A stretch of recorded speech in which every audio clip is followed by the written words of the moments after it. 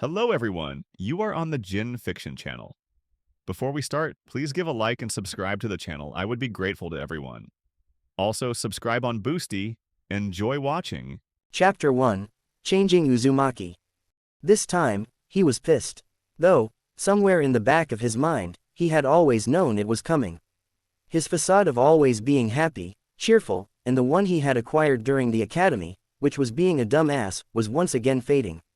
It was closing in on the time where he would drop the facade anyway, though he wanted to be strong enough to back those words up. But now, he wasn't so sure he was ever going to get the chance to show his true self. "So, you've entered us into the Chunin exams, 2 days before the exam?" Naruto inquired, a building cloud of ki surrounding him. The ki was directed at none other than their so-called sensei, as the cycloptic ninja scratched the back of his head sheepishly, akin to the loud blonde in front of him. "Well, I had hoped to inform you tomorrow, but I'm going to be busy," he said with his unusual eye smile. "That's no better," Sasuke growled, almost as pissed as Naruto. Their pink-haired comrade only stared in disbelief at their sensei, mind trying to wrap around the thought of Chunin exam. "You three shouldn't worry though, I'm sure you're all ready for this. Kakashi-sensei, all you've taught us is tree climbing. Unless walking up a tree is going to save us from a hail of kunai and Chunin-ranked jutsu, I doubt we're ready." Naruto deadpanned, gaining a raised eyebrow from the Jonin. "Honestly, Naruto, I thought you'd be excited about this." Naruto frowned. "Oh yeah, I'm the dead last who rushes into everything blindly. Of course I'd be happy to go into a deadly tournament that's sure to get my less than mediocre ass killed." At the same time as his thoughts, Naruto plastered on his fake smile. "Of course I'm excited about it. I'm just worried too is all. We're going to dominate, believe it." The next second, a fist collided with the back of Naruto's head, making him wince in pain. Leave it to Sakura to capitalize on nothing at all. "Baka, don't be so arrogant. The Chunin exams are no joke." "Well, seeing as you three have some preparing to do, I'll be on my way. See you at the academy at 7 sharp in 2 days. With a wave, Kakashi vanished into wind. "I've got to learn how he does that," Naruto exclaimed. Another fist met his head. "Don't be stupid, that jutsu's probably too advanced for a dobi like you. Isn't that right, Sasuke-kun?" Just like that, the bubblegum ninja went from yelling to fawning. Sasuke's reply was to promptly walk away. "The ever-so-faithful obsessor, which is not a word by the way, don't go using it," Sakura bonded after him like a puppy on a leash. Naruto's smile fell instantly and he rubbed the knots on his head. "The hell does she do that for? As if talking is too hard, she has to hit to get a point across." Walking back towards his apartment, Naruto pushed the thoughts away. He still had a small crush on Sakura, if that. He knew that it was a long shot from being called love, and the only reason he made it seem that way was to keep up appearances. He wouldn't turn down a date anytime soon, but he wasn't going to keep letting her hit him either.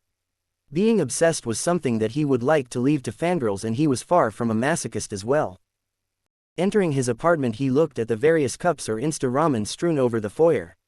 It was the only dirty place in the apartment, which was just a show to those who were at his front door. En contraire to popular village beliefs, Naruto was not a dead last. He was far from an idiot, albeit he didn't have as much knowledge as others due to the teachers sabotaging his learning at the academy. He had taken it upon himself to learn as much as possible on his own, and because of this, knew things that others his age shouldn't have known. He wasn't weak. He'd be damned if he said he was ready for Chunin though. His skills were lacking greatly, and he had to admit that most of his accomplishments were based on dumb luck. Note, pretty much it's canon Naruto, but with the insight to know his strengths and weaknesses. Asterisk. He knew that a certain Hyuga had a crush on him. Come on, when someone stalks, follows you around damn near every day, you're liable to notice them at least once. The only problem was that Naruto didn't want to get too close to her. 1. If he did, the villagers were likely to start treating her the way they treat him. 2. If he got with Sakura, the villagers would treat her the way they treated him. Oh, would he enjoy watching that until he developed actual feelings for the girl. 3. She kind of creeped him out. Past that, he just wanted the girl to be happy. So far, she was content with just watching him train. Walking into his room, he pulled off his horrid jacket and flopped onto his bed. He flared a hand sign, creating 3 clones. Go train or whatever the fuck you do while I'm sleep. Come on boss, you should actually try to train too. You're never going to get stronger this way. One of the clones said. Yeah boss, you want to prove everyone wrong don't you? Quite procrastinating and get off your lazy ass. The second one responded. Naruto rolled over on his bed. If it weren't for the fact that you were me, I'd tell you to go fuck yourself. But I don't feel like masturbating right now, and I'm already feeling silly for arguing with myself. He waved the clones off who only looked at him sadly. Because they were him, they knew what he was feeling. Kakashi hadn't really taught them much of anything, just like the academy.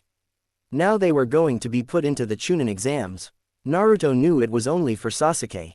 Kakashi knew perfectly Naruto and Sakura were nowhere near ready for the Chunin exams, but Sasuke was probably. All their sensei had done was set them up for humiliation, and ultimately failure. A deep chuckle inside of Naruto's mind made him wince. Priceless. You should see the look on your face. The booming voice of the QB laughed at its container. Go choke on it, furball. Naruto spat back, entering his mind. My, pretty feisty today aren't we? What happened to having a mutual relationship? Naruto dug in his ear. You're the one that keeps bugging me damn it. We agreed that you wouldn't be evil and I'd listen to your advice here or there. Yes, nowhere does it say I can't annoy the living shit out of you. Also, you haven't been listening to a word I've been saying recently. The fox's red eyes narrowed at the blonde, sending a shiver up his spine. Even knowing that the fox was one of his word, Naruto could never forget that it was also a dangerous killing machine. If it wasn't for the seal, he wouldn't have anything to do with the creature. But not being able to escape his fate as a Jinchuriki, Naruto opted to make peace with the beast, or as close to peace as he could get. The fox wasn't downright evil, but a hell ride from even being remotely good. When not being evil, it was just being annoying as all hell. The only advice you've been giving me lately is to talk to Hinata so we can mate and pop out, little kits. I don't even like her like that, much. A small blush crossed his face, earning chuckles from the demon. Fool, I've been telling you to train with the Hyuga heiress as well. She could have been helping you get stronger, as well as you helping her overcome her insecurities. She will be in the same position as you in the Chunin exams. Naruto's head shot up. What? She has been watching you train. This means that she has been neglecting her own training. As well, her father cast her aside and has not been teaching her himself. How do you know that? Your mind is not the only one accessible to a mighty demon, Kit. Naruto rose an eyebrow. You could read other people's minds this whole time. You could have been helping me, you stupid fox. No, if I were to reveal what others are thinking to you, things would only get worse. Besides, it's fun to screw with you, was the fox's only reply before bursting into laughter. Seeing as you already know my little secret now, would you like to know more? Naruto stretched before getting comfortable on the sewer floor, indicating that he was willing to listen to more. The fox laid down as well, putting its muzzle on its front paws. Listen closely, because I intend to make you take life seriously. As you are now, you are but a liability to yourself, everyone around you, and especially me. Naruto grunted at that. Of your former classmates, only the Nara child is ready to be a Chunin. His brain more than makes up for his lack of physical strength, though with his clan's stronger moves, that won't matter for long. The Inuzuka, Akamichi, Aburame, and Uchiha are ready physically. However, their mindset will hinder them from achieving that goal. Hinata would be ready physically if she was trained properly, but even so, she is far too focused on you and the problems that she deals with daily. Naruto frowned. Just off of inquiry, it sounded like Hinata was living a shitty life as well. It made him think of the Hyuga heiress even more. Finally, you have the Haruno and Yamanaka. Neither of them should even consider Chunin. Both are completely pathetic physically, in more ways than one. Mentally, they share brains with Sasuke, seeing as their heads are so far up the pompous brat's ass. Even Naruto had to giggle at that one. But the Yamanaka may take less convincing to become serious, seeing as she has spent less time with the Uchiha. Okay, so what does this have to do with me? Naruto asked. Don't you get it, Kit? None of these kids are ready because none of them are taking being a ninja seriously. They are either latched onto their Jonin senseis, or dealing with problems the way children would, which is relying on others. None of you, outside of the Nara, has the mindset of taking your future into your own hands seriously. Do you truly wish to become Hokage? Of course, Naruto shouted. Then take a page from your father's book and get serious. The fox boomed. As silence filled the area, it looked at Naruto. His mouth hung open and his eyes stared straight forward. The Kyuubi rose an eyebrow for a split second before it realized the mistake it had just made. Crap. You knew who my father was? Naruto asked, just above a whisper. The fox sighed and leaned up, stretching as it did. Of course I know who your father is, Kit. He was the one who sealed me inside of you. Just like that, pieces of a puzzle fell into place. When Naruto had learned about the Kyuubi, the third had said it was the fourth that sealed it inside of him. Now looking back on it, he felt stupid for not asking why him of all people. Then even more stupid for not seeing the resemblance between him and his hero. Finally, he felt like a moron for not seeing how obvious all of the clues were. In consolation, he could at least say most of the villagers were just as stupid. Why didn't you tell me sooner? Naruto asked, tears forming in his eyes. It doesn't mean as much coming from me as it would have coming from the Hokage. The fox replied, cold-hearted demon, he may be, but he still believed in honor. The honor of telling Naruto the truth should have been reserved for someone precious to him. Naruto held his head in frustration. The fourth Hokage was his father. Okay, it wasn't much of a shock when you did think about all the obvious clues, but it was still an overwhelming revelation. He felt so many emotions at once. Anger, joy, sadness, relief. It all washed over him like a soothing breeze, only to be yanked away by what the Kyuubi had just said. I'm not taking being a ninja seriously, the fox watched as Naruto began thinking, knowing that it was rare to see Naruto evaluate anything he had said. You're right, this whole time me and my friends have been sitting here, waiting for things to fall into our laps. The little effort we do put forth is nowhere near enough, especially when we live in a world where death is as natural as breathing. The fox nodded, actually shocked that Naruto had figured it out so quickly. Your father would not be proud of this village as it is now. He added. I know, Gigi is doing the best he can, but he's already old. And I know Dad didn't get to be Hokage by sitting around. Naruto frowned, looking at himself. He felt ashamed now, ashamed of the fact that he had been playing ninja for the most part of his life. Ashamed that he had purposely let himself get as weak as he was. Ashamed that he had accepted it. Well then, Naruto, if you know this, then what are you going to do? Are you going to keep your facade, and wait for that loathsome, pathetic excuse for a sensei to teach you something? No, not at all. I'll be stuck here for the rest of my life if I waited. He paused, standing up with a confident smirk. The fourth Hokage is my father, and knowing that only makes me want to become Hokage even more. Not just to make him proud, but to prove that I am his son. But more than that, Naruto closed his eyes. To prove that I'm better than him. I want to become a ninja that even Dad could only dream of being. I want to be able to destroy Biju if need be. The Kyuubi scoffed at Naruto's implications. Knowing that the fourth is your father has spurred all of this. The demon chuckled slightly. No, and yes, I was going to start getting a bit more serious regardless, but knowing that my father was the greatest shinobi to walk this planet makes me want to follow after him, and eventually overtake him. Plus, I want to protect those precious to me, especially Hinata. If what you said is true, then she's had a rough life just like me. I won't be able to make her happy if I'm weak. Naruto frowned again. The weight of what the Kyuubi had revealed to him was weighing completely on his shoulders. It shouldn't have taken him until now to get serious about his training. It definitely shouldn't have taken him that long to see the path they were going down. He needed to start thinking about what was truly important, even if it meant sacrificing happiness now for happiness in the future. From this point on, Naruto Uzumaki, Namikaze, is going to be the best damn ninja to walk the face of this earth. No one will forget that name. Without warning, Naruto left his mind, much to the chagrin of the demon fox. He immediately jumped out of his bed and reached for his jacket. Stopping in mid-motion, he frowned at the offending piece of clothing. No, I can't wear that crap anymore. The reality was that Naruto had always worn bright colors so people could see him when he did his pranks. They would remember him, acknowledge him. But that was the past now. He didn't need to pull pranks anymore. Though he wasn't saying he was going to stop completely, he was going to have people acknowledge him for his skills. Instead, he walked over to his dresser and pulled out a pair of black cargo pants. Switching those with his orange jumpsuit pants, he left the dark blue shirt on. But he ripped the sleeves off anyway, feeling that it was a slight variation from the jumpsuit, blue shirt combo he usually wore. Plus, it was cheaper than going to buy brand new clothes anyway. Real ninja didn't have time to worry about exactly what they had to wear. Yo, boss, what's with the new look?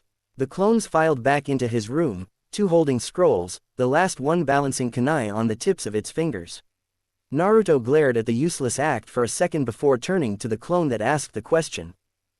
Just dispel and save me the trouble of explaining to myself. The clones did as ordered and Naruto was instantly filled with the knowledge of the scrolls, and how balancing kunai on the tips of his fingers was actually good concentration practice. Who knew? Naruto grabbed several kunai and shuriken before heading out. The sun was setting so he didn't have nearly as much time as he thought. He knew one night of intense training wasn't going to make much of a difference, but if he could be at least 1% stronger by the Chunin exams, then he'd take that 1%. Just before he reached the road, he paused. Closing his eyes, he took a deep breath and calmed down. I won't be sluggish if I go calmly. He jumped onto a rooftop and began heading towards his team's training field, using large and smooth strides as he crossed the buildings. It didn't take him long to reach field, and he smirked. The entire time he was on alert and even caught one of the villagers throwing something at him while he passed. Normally, he would have missed the little stunt. Okay, so what am I going to do until the morning? How about I show you a little jutsu? The QB boomed in his mind. Naruto rose an eyebrow. You're being a lot more helpful than normal. What's gotten into you? You are getting serious. That's it and that's all. I want you to be strong enough to give me a challenge by the time I escape and destroy everything. The QB chuckled as Naruto grimaced. Hey, no evil talk. Now what's the jutsu you're gonna show me? Naruto closed his eyes as the demon sent an image of a shadowy figure standing in a clear field. The man was surrounded by enemies and they all had weapons. The name of this technique is the Tatsumaki Renpatsu. Tornado Barrage. It's a move the fourth, your father created. Naruto remained silent and watched the scene. The person waited until all the enemies were close to him. Suddenly he spun, whipping up a large gale that quickly formed into a small twister. The enemies were sucked up and the person seemed to be flashing in and out of the twister, slashing the enemies with a katana. I can't do that, Naruto said bluntly. For one, I didn't even know I had a wind affinity until just now. So I won't be able to use anything wind related until I get at least a week of training in. Even more, Dad was known as the Golden Flash for a reason. I can't move that fast, so I wouldn't be able to attack my opponents while they're in the tornado. The QB smirked at Naruto's conclusion. It also reminded him that he was still young. Kit, you have shadow clones. You can get 1 month of training in a night. As for the speed, use your clones here too. All the blonde could do was sigh. Maybe it was going to take a little more for him to change completely. Seeing that move made him feel lazy. For a moment, he began to have second thoughts about everything. Could he really become as great a ninja as his father? He looked up towards the sky. Thinking about wasn't going to get him anywhere. Now wasn't the time to be having doubts. He needed to get stronger, for everyone's sake. Alright, let's get started. But after I've mastered that move, I want to try to make one myself. Naruto said, creating hundreds of shadow clones. As the moon began to settle into the night sky, a silent wind blew over the Leaf Village. Many who felt it, also felt the tides of change. Not good, nor bad. The serene feeling of the blessed air chilled some and brought melancholy to others. It was the last night Uzumaki Naruto wore his mask. The next day, the sun shined brilliantly down onto the sleeping face of the Uzumaki, seeming to illuminate his oblivious, yet peaceful features. The silent chirp of birds echoed off of the thousands of pieces of steel that littered the training ground. With kunai, shuriken and ninja wire in heaps all over the field, it looked more like a battleground. Silently stalking the outskirts of the field, someone drew a kunai and looked at the helpless blonde. In a blur of speed, the person dashed toward the sleeping teen. In less than a second, the person was pinned to the ground, a kunai aimed at the back of their head. Heha, wake up, call boss. The clone said nervously as Naruto held its arm behind its back. Good work, Naruto said before dispelling the clone. The clones had been trying to get the drop on him ever since training had ended earlier that morning. He had intentionally left one alive to see what it would do. I wonder if this falls under suicidal tendencies. Naruto looked around at the field, stretching and yawning.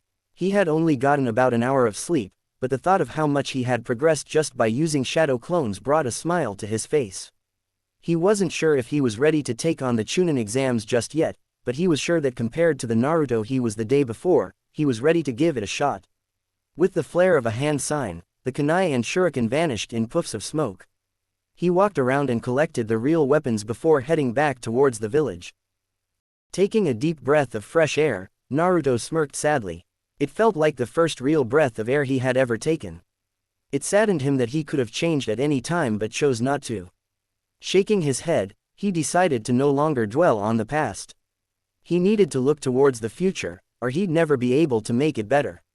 The sound of a child crying caught his attention and he rose an eyebrow. "Hey, leave Konohamaru alone." Sakura's voice was heard several seconds later. Naruto groaned and walked towards the area where the sounds were coming from. This little brat needs to watch where he's going from now on. A teen wearing what appeared to be a full body, black cat pajama suit and makeup held the little boy up by the scruff of his shirt. Moegi and Udon stood behind Sakura helplessly, and Sakura stood there screeching like a banshee. "Come on, Kankuro, we don't have time for this," a sandy-haired blonde with a fan on her back said in annoyance. She was looking around nervously as if expecting someone to show up at any moment. Naruto sighed again. He hadn't wanted anyone to see him until the Chunin exams had actually started. "Hey, drop the kid before I make you," Naruto said as he walked around the corner with his hands in his pockets. "Naruto," Sakura called, actually a bit excited to see her teammate. That excitement turned to curiosity as she noticed his new attire. "What did you say, brat?" Kankuro said, glaring at Naruto. "Come on, boss, teach this pajama-wearing freak a lesson," Konohamaru called, still struggling against the older genin's grip. "I said drop the kid." Naruto's voice was right in Kankuro's ear. A shadow clone stood right behind Kankuro, holding a kunai to his neck. "We don't want any trouble, especially right before the Chunin exams." Kankuro gulped, eyes wide as he never noticed the clone there, nor had he felt any signs of chakra building when Naruto performed the technique. He was too distracted by Konohamaru to see if he had made any hand signs at all. Kankuro prepared to release Konohamaru, but before he could, a small rock hit his hand. Everyone's gaze, save for Naruto, went up into the nearby tree. Naruto scoffed, whispering show off. "You should listen to the Dobi," Sasuke said and jumped from the tree, slowly walking towards the group. "Sasuke-kun," Sakura cried, swooning over the raven-haired Uchiha. Naruto rolled his eyes and prepared to walk away until he felt a malicious presence. His eyes widened and he turned around. "Gee Gaara," Kankuro stammered out, taking a step back from the red head that had just showed up. We were just..." "Shut up, before I kill you," Gaara spoke monotonously, and Naruto could see the kids tremble visibly. Even Sakura seemed to be shaking. Gaara's gaze passed over everyone's faces, but lingered on Sasuke's. "Mother wants your blood. I look forward to proving my existence against you." "Naruto, say this," the Kyuubi told Naruto, getting a questionable gaze. "Gaara, your existence can't be proved by killing. You're only making yourself fade further into darkness as that thing gains more power. If you're willing, meet me behind the Chunin exams building an hour before the test. I need to talk to you." Temari and Kankuro looked astonished between the blonde and their brother. Did he know that he had just gotten himself killed? The weird part was that he wasn't dead already. Sakura and Sasuke also looked on in bewilderment. "Fine, but if what you have to say doesn't interest me, I will kill you." "Works for me," Naruto said and crossed his arms. He frowned, not knowing what the Kyuubi was playing at. The sand trio walked away, Temari and Kankuro giving nervous glances back at the Leaf Nin. "Hey boss, that was cool," Konohamaru exclaimed. Naruto smiled down at him, but quickly frowned as Sakura opened her mouth. "Not as cool as Sasuke-kun." All present, including Sasuke, sighed. Naruto-senpai, what's with that new look?" Moegi asked, head cocked to the side in curiosity. Udon and Konohamaru seemed to want an answer as well. Once again, Sakura made her opinion known. Yeah, Naruto baka, why does it look like you're on your way to do laundry? She stifled her own snickers. To answer your question, Moegi, real ninja don't have time to worry about appearances all the time. As long as what you're wearing makes it easier for you fight, then it doesn't matter what you wear. He answered in a calm tone, taking all present by surprise. Now, I'd love to stay and get reacquainted with my team, but I've got a little more training to do before the exams tomorrow. Jane. With the wave of his hand, Naruto walked away from the stunned group. Konohamaru and friends left without a second thought, leaving a very confused pink-haired Kunoichi and slightly disturbed Uchiha. Sasuke-kun, I think there's something different about Naruto. Sakura inquired. Don't be stupid, Sasuke said before turning to walk away. It's obvious that's the same shirt he usually wears. Chapter 2, Fruits of Devotion. Lucky for him, he was good at predicting the stupidity of his teammates. Neither had wondered how he was able to get the drop on Kankuro several hours ago. So of course they wouldn't have thought too much about him actually going to train. He figured Sasuke just didn't care, with that whole superiority complex of his, and Sakura followed him blindly with that whole obsession complex of hers. Also going by things that he was good at predicting, he expected Hinata to be finishing her team training and being on her way to stock. Watch him. He stood up, wiping sweat from doing push-ups. He turned towards the stone pillars where he knew Hinata was hiding. She was most likely watching with her Byakugan. Chuckling, he pretended not to notice her, creating several clones before taking a fighting stance. He was used to it, and under the watchful gaze of the Hyuga heiress, Naruto felt he could train in peace. No one would come to disturb him without Hinata noticing, and when he felt her lower her chakra, he would know something was up. After several minutes of light sparring, Naruto finally stretched and looked directly at the pillar. Hey, Hinata, you can come out at any time if you want to practice before the exams. A small squeak was his only reply. He chuckled, holding back full-blown laughter and walked towards the starry-eyed girl. She blushed profusely, amazed that her long-time crush had known she was there. She looked up at him, wondering if it was the real Naruto. For reference, Hinata Hyuga was, and still is, the shyest girl to walk the Hidden Leaf Village. So as the image of her crush, puppy love or not, seemed to descend from the heavens themselves, one could only imagine that the girl was completely, utterly, speechless. As the gears in her head cranked into overdrive to prevent the pre-teen from falling back and most likely smacking her skull onto hardened soil, she let out what Naruto could only describe as a pleasure-filled moan of bliss known only to those who have felt complete in more ways than one, yet contained all the virtue of an angel. As overdramatic as it seemed, it was exactly what happened. Naruto-kun, he's talking to me.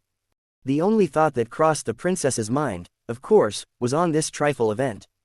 Naruto, on the other hand, was debating running from the now dream-induced girl. He was currently waving his hand in front of the spaced-out pre-teen's face, hoping that her conscience wasn't on a one-way trip to Obsession Land. Yo, Hinata, wake the hell up, he called, shaking the girl slightly. The girl shook her head before looking directly into Naruto's eyes. And diving right back into the blissful ocean of her mind. Well shit, we aren't gonna make any progress like this. Naruto picked the girl up, carrying her towards a tree. He began to sweat as the girl incoherently mumbled something along the lines of, "Don't stop, Naruto-kun." Setting her down by the tree, he sighed before going to continue his own training. Actually, maybe I should have thought that one through a little more.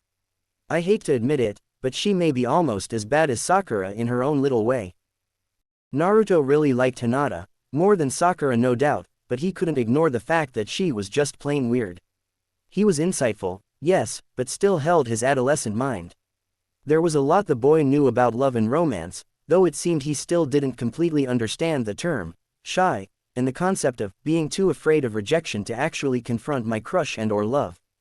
Hinata Hyuga fell into both categories. So until the young teen actually began to understand the true depth of the feelings Hinata had for him, he would never truly be able to accept the girl's heart. Nor would he be able to open his heart in the same way. The Hyuga heiress began to stir in her semi-conscious state. Naruto-kun. Naruto paused from his exercise and smiled at the princess. He dispelled the remaining clones and walked over to the girl. Of course, she blushed, and a flurry of questions ran through her mind. Is that really Naruto-kun? He looks so different. Where's the orange? Yo, Hinata, if you keep fainting on me like that, we'll never get any training done. Naruto called, flopping down next to the girl. Her blush grew at the close proximity, and she suddenly found herself holding her breath. It was unbelievable, to actually be having real interaction with the blonde. Though she hadn't spoken one coherent word the entire time, now's better than never. And Naruto-kun, and she had nothing. Nothing could come to her to describe exactly what she wanted to say to him. She didn't know herself. In the back of her mind, she wanted to speak up, to engage a conversation or anything, instead of just sitting there like a choking ditz. Her irrational side was telling her to be reckless and admit her feelings on the spot. However, the Hyuga could have a level head, to some degree, and could easily push that thought away. The fact that Naruto was taking his time to talk to her meant that he was interested in her, even if just bordering slight curiosity. She knew she wasn't very articulate to begin with, and her courage was just a shot above none. So tears came to her eyes as she realized that she wouldn't be able to speak to him comfortably at that time. She cursed herself on the inside, feeling weak and helpless, unable to confront Naruto in a simple conversation, and unable to stand up to her father over her own usefulness. Pathetic. She felt pathetic, in her own right. All the talks of her being useless and being shunned by her own family. She was finally starting to think that maybe there was a reason. How would she change her entire clan if she couldn't even talk to her crush? Now she couldn't even look at him. He must have felt the same way. Everyone around her thought she was pathetic. Her father, her sister, Neji, her teammates, and now even Naruto. Naruto froze in shock as tears streamed down the pre-teen's face, and she rose, darting from the area before Naruto could utter a single word. His gaze followed the girl until she was gone from his sight. Half of him thought that the girl was, of course, being weird. However, a sliver of acknowledgement showed that he was seriously worried about the girl. He hoped he hadn't done anything to cause the sudden emotional change in the girl. Yeah, you just fucked up, Kit. The QB barked in a calm tone, as calm as a bellowing demon could get. What did I do? What's wrong with her? Naruto asked, hoping he could find a way to fix whatever had just happened. She's hurting, Kit. That's all I can tell you. This is a problem you will have to fix on your own. Naruto frowned. Maybe he did come on too strong. He startled the girl, but why would she run off crying? For a split second, he wondered if Hinata felt just like the villagers. He wondered if she had hated him all along. Stop it, Kit. It's not like that at all. The fox coaxed the blonde as the thoughts began to sadden him. He could care less about what many people thought of him, but he had thought Hinata admired him the entire time. The demon knew that Naruto was still young, so he couldn't completely blame the blonde for being oblivious. Focus on your training for tomorrow. Naruto silently nodded his head, knowing that dwelling on the girl would distract from his training. Of course he wouldn't just push her to the side, opting instead to find out what was wrong with her during the Chunin exams. Besides, maybe pushing her away now would be a good thing. The thought itself both confused and hurt him. She was one of the only kind people to him, so he didn't want her to vanish from his life altogether. But if she were to be away from him, then he'd be able to get stronger and rebuild whatever bond they had over time. Kit, if you continue to practice tonight, you will be able to master the Tatsumaki Renden. You will have enough time to practice those other moves you've been working on as well. The fox was trying to refocus him, albeit with a bit more effort for his comfort. He'd be damned if Naruto was killed during the Chunin exams because he continued to neglect his training. Okay. Naruto sighed and created 5 clones.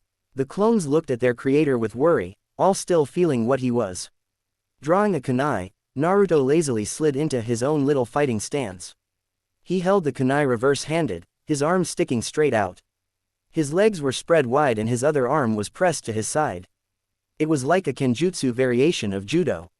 The clones sighed themselves before rushing the original all at once. Naruto spun effortlessly, plunging the kunai into one of the clones. As another one drew close, he brutally front-snap kicked it into smoke. Spinning one more time, he used his forearm to block a jump kick from the third clone. The fourth clone used the distraction to sweep Naruto. Using the momentum from his backwards motion, he planted his hands on the ground and vaulted into a backflip. In the air, He flashed through hand signs before putting his fingers to his lips. Fudan. Kei's Yari. Wind technique. Wind javelin. After taking a deep inhale, Naruto fired one swift stream of wind down onto the two clones, destroying them instantly. As he landed, he cursed. The sounds of sizzling paper surrounded him. The last clone had surrounded him with exploding tags. Desperately looking around, he spotted the clone hiding in a tree. Quickly, he flared one last hand sign. The clone's eyes widened as it was switched with the original in a substitution jutsu, and was destroyed by its own trap. Naruto dropped from the tree, sighing in indignation. That's good, Kit. Quick and efficient. You're starting to show the true prowess of you shinobi. Naruto didn't respond for several seconds, mind drifting to everywhere and nowhere. 2 days of training still wasn't enough for him to dominate in the Chunin exams, but he had one small advantage. Everyone that knew him would be thinking that he's still the same weak, dead last.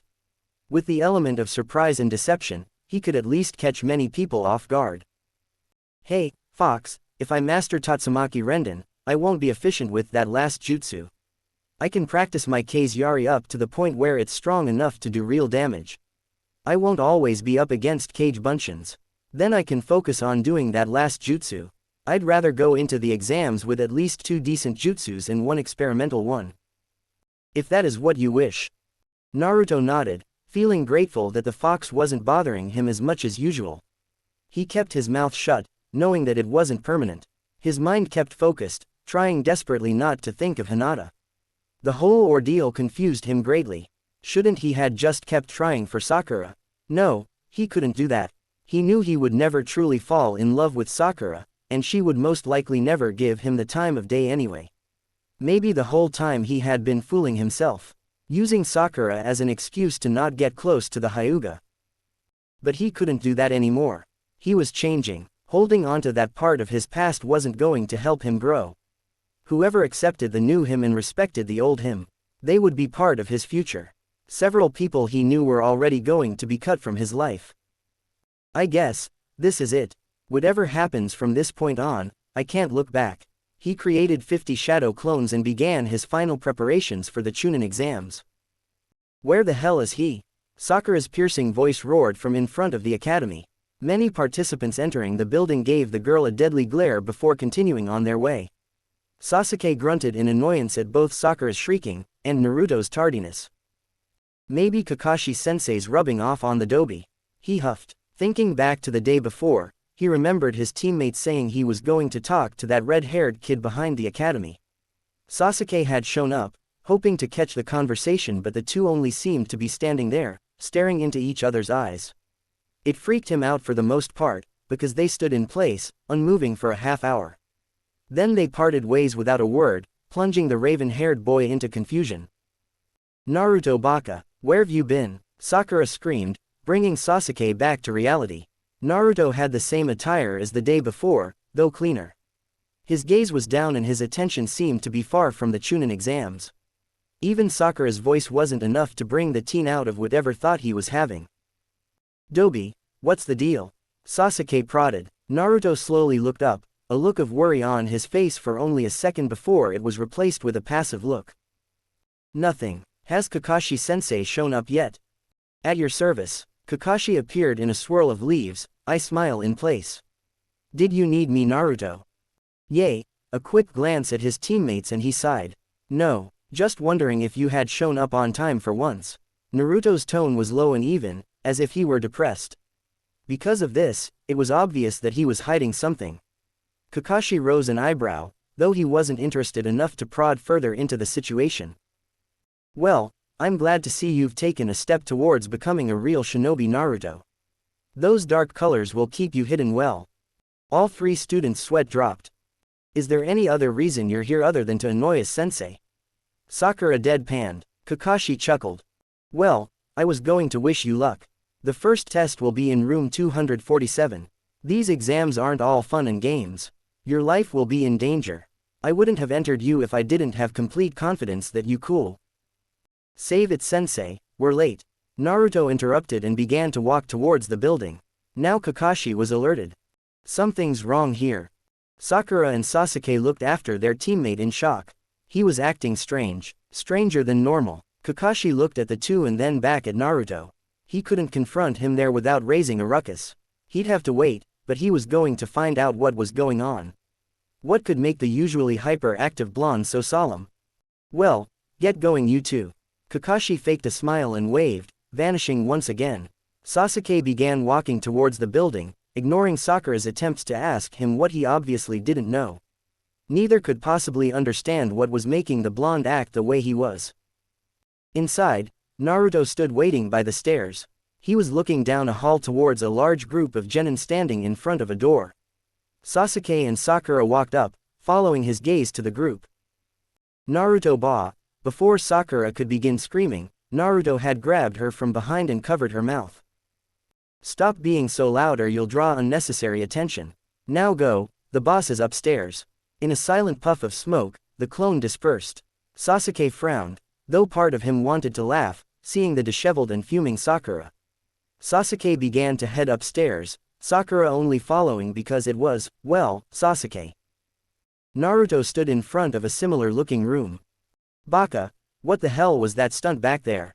Sakura cried, stomping forward with a ready fist. She swung, and hit air. In the next second, Naruto had her arm twisted behind her back and she was pinned against the wall. Sasuke's mouth dropped and Sakura grew motionless. Save your strength for the exams. And stop trying to hit me, or I'll start retaliating. All of his words were even. It made her shiver, knowing that he could give her advice and threaten her all in one tone. Her mind was far behind the thought process of the position he had her in. Dobi, we're already late. What the hell did you drag us up here for? Sasuke called. Naruto pointed to the room number on the wall next to the door. That was the first floor. Kakashi-sensei said the room was 247. I'm pretty sure everyone else just saw the group down there and instantly decided that was the testing room. You can't just follow the crowd or you'll end up dead. Naruto was once again subject to the shocked gazes of his teammates. Blushing slightly, he turned from them and opened the door. They entered a wide room, full of Chunin exam hopefuls. Naruto spotted Gaara instantly leaning against a wall. The sand genin nodded towards Naruto and Naruto nodded back ever so slightly. No one caught the movement. Naruto was about to begin scanning the competition until a blur of purple and blonde soared past him. Sasuke-kun, a voice almost as loud as Sakura's shouted out. Without even having to turn around, Naruto knew Sasuke's number 2 fangirl had latched onto him. Beat it, Ino pig. Yep, Ino, Naruto thought with a sigh. She's pretty much a female version of me with a bad obsession problem and a tendency for sadism. I'll gut you, Sakura yelled out. I take that back, Sakura's the sadist. Yo, Naruto, you guys made it too. What's with the new get-up? Shikamaru lazily asked while lazily trudging forward, showing the world exactly how lazy he was. A few steps behind Shikamaru was his forever-eating friend, Choji. This team, together, was a force to be reckoned with, Naruto knew. With Shikamaru's brain, Choji's brute strength, and Ino's, well, loud annoying voice, they would definitely be an obstacle were they to come across each other. On nice terms, Naruto had his exact opinions about all three. Shikamaru was the coolest person he'd ever met, hands down. Lazy as all living hell, but everything he did do, he made it look effortless. Plus the pineapple-haired teen was also one of the only nice people to Naruto. They were good friends. He wasn't sure if he could beat the Nara in a one-on-one due to his superior tactical thinking. Choji was jolly. That was the only way he could describe him, mainly for the fact that Choji tried to smash Naruto every time he called him fat. They were friends because of Shikamaru, though they did have a few things in common, aka Ichiraku's ramen. Without knowing what type of training he's been through, Naruto didn't know if he could win. But if Choji hadn't worked on his speed, then Naruto would have no problem. Ino. He almost rolled his eyes thinking of the girl. She may not have been as bad as Sakura, but damn, she was almost as annoying. They had shared little to no interaction during the academy, except for eating lunch together once. And that was because she had almost passed out from dieting. He never knew if she really appreciated what he had done for her, and as of late didn't care. Sasuke was all she thought about. She would be too easy to beat. Hey, looks like the old rookie 9 is back together again. A series of barks followed the brash voice. Kiba and Shino walked towards the small group, Akamaru in its partner's jacket. Yo, it's dog breath and Akamaru. Ino called happily. Kiba scowled at the blonde. Hey, where's Hinata? Choji asked. Naruto's eyes widened and he looked around, noticing that she was indeed missing. She said she would await seeing everyone until the exams have started. She has undergone a change, you could say. Shino spoke in his usual monotone. What do you mean? Naruto asked, speaking for the first time since entering the room. Several of the genin jumped. Whoa, Naruto, is that you? Kiba asked. Naruto ignored the boy and looked at Shino for an answer to his question. It is hard to explain, Uzumaki-san. Please await the exams to see for yourself. Naruto frowned, hearing the saddened tone in Shino's voice. In the back of his mind, he had a feeling that whatever was wrong with Hinata was his fault. Naruto, what are you wearing? Ino asked, actually detaching herself from Sasuke to his and Sakura's delight. Just normal clothes, nothing flashy, he replied. Naruto walked away from the group, leaning on the wall. This brought up questions in all of the genin's minds. Naruto didn't care for the looks, though he did catch Shino looking for a split second longer than the rest. Shino had what could be called a silent friendship with Naruto. Until recently, he never knew what the boy was feeling. But now, just looking at small body movements, Naruto could tell what the bug user was feeling, if only slightly. With his clan's techniques, Shino would be a big problem. He wouldn't be surprised if he had already put a bug on every single last participant in the room already. Kiba was almost just like the old Naruto. The only difference was that he actually had his own strength to back up most of his words. And he was 10 times cockier. Actually, he was cockier now than he was in the academy. They were good friends in the academy, but now, Kiba had followed the crowd. He was underestimating Naruto too. Because of his brashness, he would be a mediocre challenge, a little more than a warm-up for Naruto. Naruto frowned as the last person was Hinata. In the academy, she had won every single sparring match against the girls. Actually, she only ever lost to Sasuke. Outside of that, he didn't know any of her skills. He cursed himself, starting to understand why he should have been training with the girl. She was far too timid to actually utilize any of her latent abilities.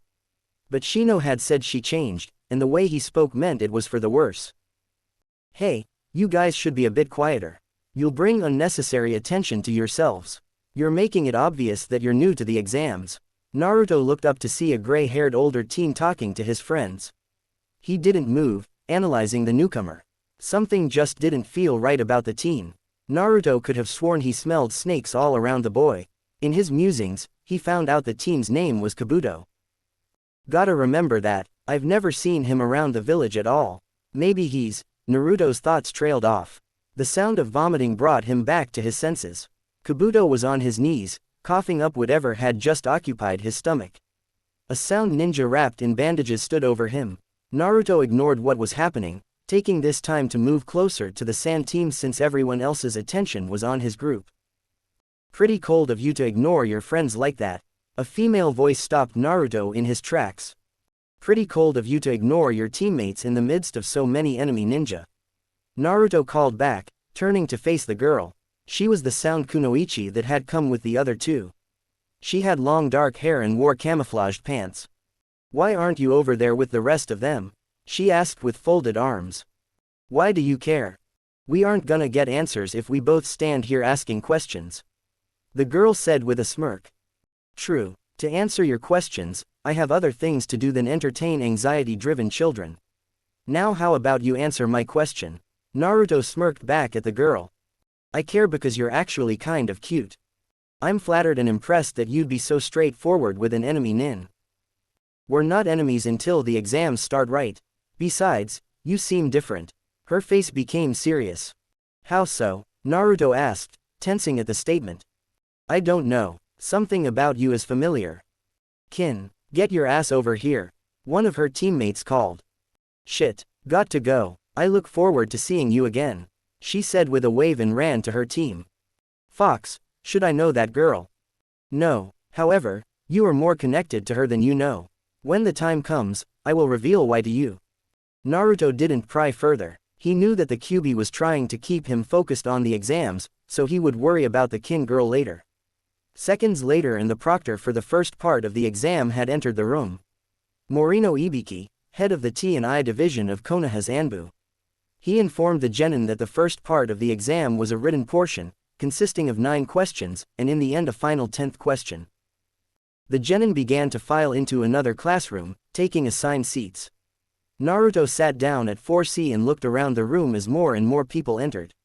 Wolf whistles drew his attention to the back of the room and his eyes widened. Hinata walked down the row, her winter jacket nowhere to be seen. She was left in her black short-sleeved undershirt and her black ninja pants. Holy, her rack is huge. Naruto's jaw hung open, getting snickers from several of the ninja around him. In reality, they too wondered how a 12-year-old could develop that fast. Hinata never noticed the people around her due to her being focused on the paper she held. Her assigned seat, 4B, her heart skipped a beat. Naruto's gaze made her blush, but it also brought tears to her eyes. Why Kami-sama? Am I really to be punished so? She ignored his gaze and sat down next to him, hands in her lap and eyes on the desk. No, I don't care anymore. Hi, Hinata, Naruto stammered out. She shifted slightly, gazing at him out of the corner of her eyes. She held a passive look, but it was just short of a scowl. Naruto felt his stomach sink. Hinata's eyes looked dead. She held his gaze for several seconds. Seeing that he had nothing to say, she looked away sighing in disgust. Okay, that actually hurt. Naruto looked away as well. Now he was truly worried. The two didn't look at each other as the test rules were explained, the tests were handed out, and even when silence enveloped the room. Hinata felt like crying. She had told herself she would stop harboring feelings for the blonde, but it was getting harder every second. Just being around him was bad. The words on the paper began to blur as tears entered her eyes. Why am I pathetic to you, Naruto-kun? No matter how much he wanted to fix things with the young Hyuga heiress, he knew he needed to focus on the test. Scanning over the paper, he almost immediately came to a single conclusion. I can't do this shit. It was impossible. Nothing on the paper had been taught to them at the academy. Of course, Kakashi had taught them jack shit, so that probably factored in as well. Seriously, the questions weren't meant for genins. So Naruto narrowed down the results to 2 single options. Either they really expect us to answer this shit, and me, Sakura, and Sasuke are going to fail miserably because of a neglectful bastard sensei. Or the more likely, they want us to cheat our asses off without getting caught, the way ninja would take a test. Naruto was about to do exactly that until he noticed a smudge at the top right-hand corner of the test. His brow furrowed and he looked at it closer. It looked like a tiny N. What the hell? Looking at the illustrations to some of the questions, he began to find more smudge-like letters. At first, he thought they were typos, but then he began to put the letters together. N, O, R, I, G, he continued on until he could find no more. His eyes would have widened, but he didn't want to draw attention to himself or be suspected of cheating. The message was clear. No right answers. Good, Kit, good. That's it, there are no right answers. Then what's the purpose of this crap then? He paused. That really is it then. They want us to cheat without getting caught. Which means, someone here isn't a genin and has fake answers. They would know we were cheating without even having to catch us. As time passed, Ibiki spoke up, prepared to give the 10th question. He sprayed bullshit about quitting now and taking the exams another year. Naruto paid it no attention, knowing that it was all lies. A majority of the room raised their hands and gave up on the spot. All of the rookie 9 remained. Now then, on to the 10th question. Everyone that stayed has passed. He smirked at the shocked expressions on the faces of the genin. What the hell? What do you mean we pass? What about the 10th question?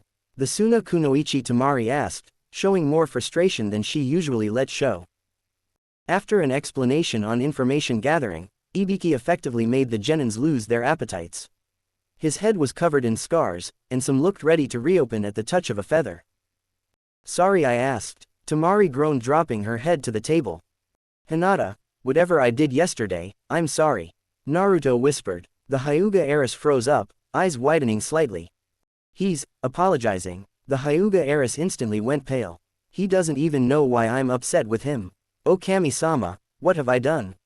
Before the starry-eyed girl could explain herself, a blur of tan crashed through the windows. 2 kunai lodged into the upper parts of room, revealing a banner overhead. "What's up, chumps? I'm the deadly, sexy, Anko Midarashi, and I'll be your proctor for the second part of the exams." Silence enveloped the room, crickets chirped, getting Shino several glares from his teammates. Too soon. The special Jonin sweated and looked at Ibiki. Like always. Anko's demeanor instantly changed, and she smirked evilly at the group of genin. "Well, looks like we've got a decent turnout. Not too many, not too few. This is going to be fun. Every one of you chumps meet me at the entrance to the forest of happy kittens and rainbows in half an hour." "Don't you mean the forest of death?" Ibiki asked. "Exactly," she called with a sadistic chuckle before shining from the room. "Holy shit, that chick's almost as scary as my mom," Shikamaru called, getting nervous chuckles from friends and foes alike. Everyone began to leave, save Hinata and Naruto. "I need to talk to you, Hinata," Naruto whispered. Hinata's gaze held his, and though she was listening finally, he could see that she still held indifference towards him. "She never hated me, that was foolish to think that, but why can't I figure out what's wrong with her now?" Naruto's heart ached at not hearing Kun at the end of his name. "Forgive me, I may have misunderstood our positions yesterday. But please, give me some time to think. This is the first time you've actually talked to me," Naruto said, not wanting the girl to go. "Wah." Shock settled in as she realized that it was. She couldn't put together a sentence the day before, but now here she was telling him that she wanted to be away from him. She looked away sadly. "Hinata, for the record, I like you a lot. So if I gave you any doubts about that yesterday, I'm sorry." "I figured," she said silently. "Just now, I had a feeling that it was all in my imagination." She laughed sadly, tears starting to fall. "I went home and told my father to go fuck himself." Naruto rose an eyebrow. "You did what?" "I thought that you thought I was pathetic. I thought that you were looking down on me too, Naruto." Wiping tears away, she looked at him. Her gaze was more calculating than before. "If you felt that way, then nothing else mattered. So I finally went off on my father. And you know the funny part?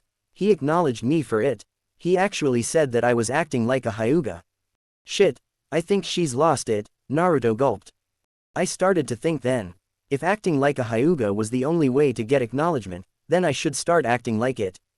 Her fists were clenched. "But you say that you like me now, and I'm wondering, should I be happy and go back to how I used to be, or should I give up on you and continue to get the acknowledgement of my father?" "Do both," Naruto said quickly, not wanting an answer to that statement. Hinata looked at him confused. "Hinata, don't give up on me. I know I did things wrong, I should have been there for you.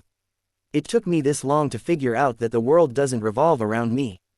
I should have talked to you the moment I knew you were watching me train." The hyuga blushed deeply, wondering how he could have known the entire time. "Be my friend and still get the acknowledgement of your father. If you proved yourself to him last night, then you know that you're not pathetic. You just needed to fall before you could truly stand on your own. I'm sorry that it was me that had to make you fall though." Hinata's mind was developing like Naruto's now. She was thinking more than she used to. So analyzing everything Naruto had just said, she realized where her mistake lied. "Naruto-kun, it wasn't your fault. I preemptively thought that you were looking down on me. I know now that you weren't and I'm happy for that." "But," Naruto added sadly. He was happy that she wasn't upset with him anymore, but he was sure that she had more to say. "You know what I feel about you."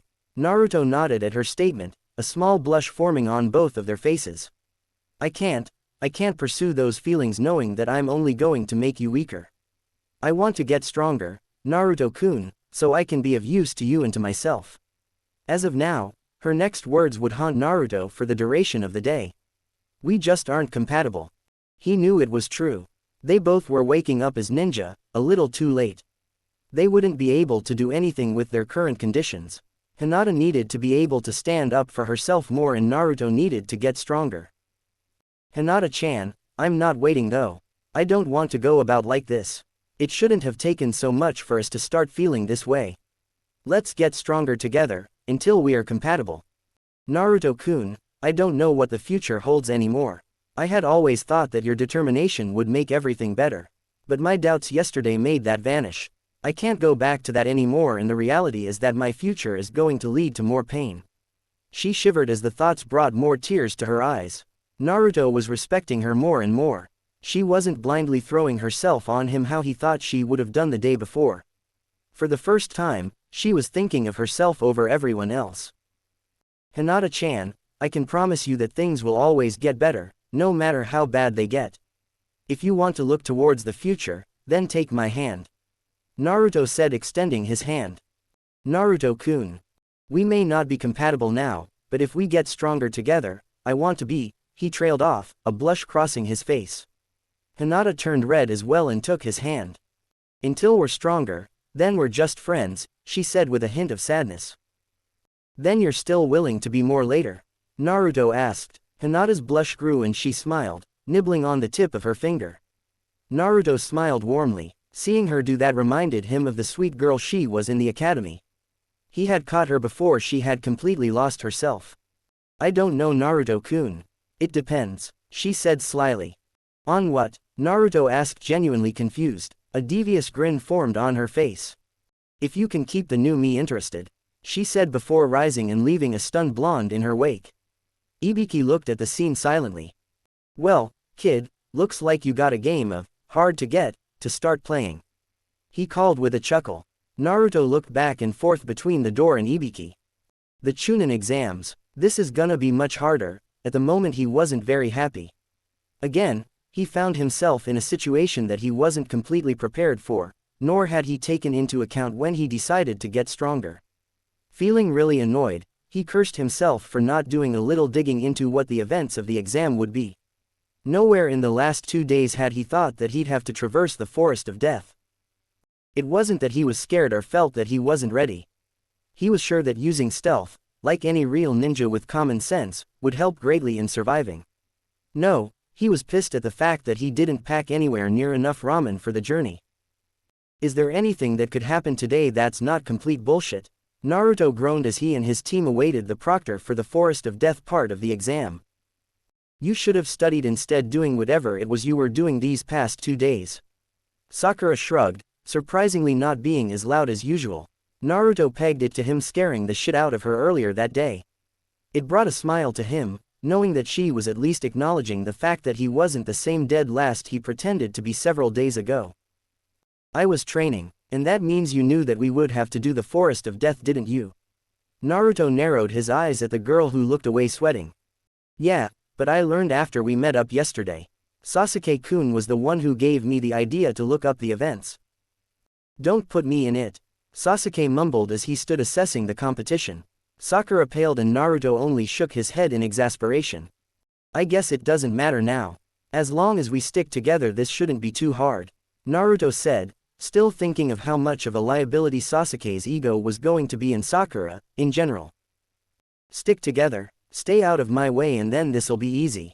You might actually learn a thing or two about being a real ninja. Sasuke shot at Naruto. Sakura beamed, her inner self shouting agreements. Naruto held his head in frustration. You know what, if it weren't for the fact that this is a team exam, I would let them both get eaten by a snake that's sure to show up in there. Naruto immediately frowned, looking around for several key people. First, his gaze landed on Gaara. Gaara looked forward towards the gate, but his eyes were on Naruto as well. With a nod, Gaara faced away and walked towards his elder siblings. Next, Naruto caught sight of the sound ninja.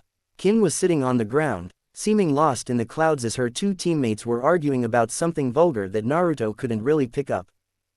Third, Hinata stood with her arms folded under her breast, a stern, somewhat dark look on her face. Naruto could see a trace of the small smile that he had seen before, and a slight tint of pink on her cheeks. She hid it well, but he could tell that she was still a bit embarrassed for not wearing her jacket. She looked towards him and they both blushed, turning away just as fast. Finally, Naruto's gaze landed on the grass nin team. None seemed to be paying anyone attention. Naruto narrowed his eyes but looked away before anyone could see him looking. A snake in the grass, Naruto thought before sensing something off. A kunai was speeding straight for his face. On instinct, Naruto pulled his own out, deflecting the kunai in the air. With a quick hop and turn, he caught the kunai and held both up towards the throat of the assailant that was behind him. Of course, one Anko Mitarashi stood behind the teen, shocked, speechless. Several gazes about the crowd looked on in awe, none more so than his own teammates. Wow, and here I thought that you weren't paying attention. The special Jonin said with a dark smile. Hey, sorry. Naruto said, putting his own kunai away and holding Anko's towards her. She took it with a smile and then slammed her fist into his gut. Naruto dropped to his knees coughing. Damn, she hits harder than Zabuza. Never point a kunai at me unless you're prepared to use it. She whispered into his ear before licking the tip. She stood and returned to the front of the crowd. Naruto, are you okay? Sakura asked, actually worried for her teammate. However, her gaze slowly shifted as a large amount of ki was radiating from somewhere off to their right. Looking over, they saw Hinata with her eyes closed and a tick mark on her forehead. Her brow twitched and she seemed to be tensed.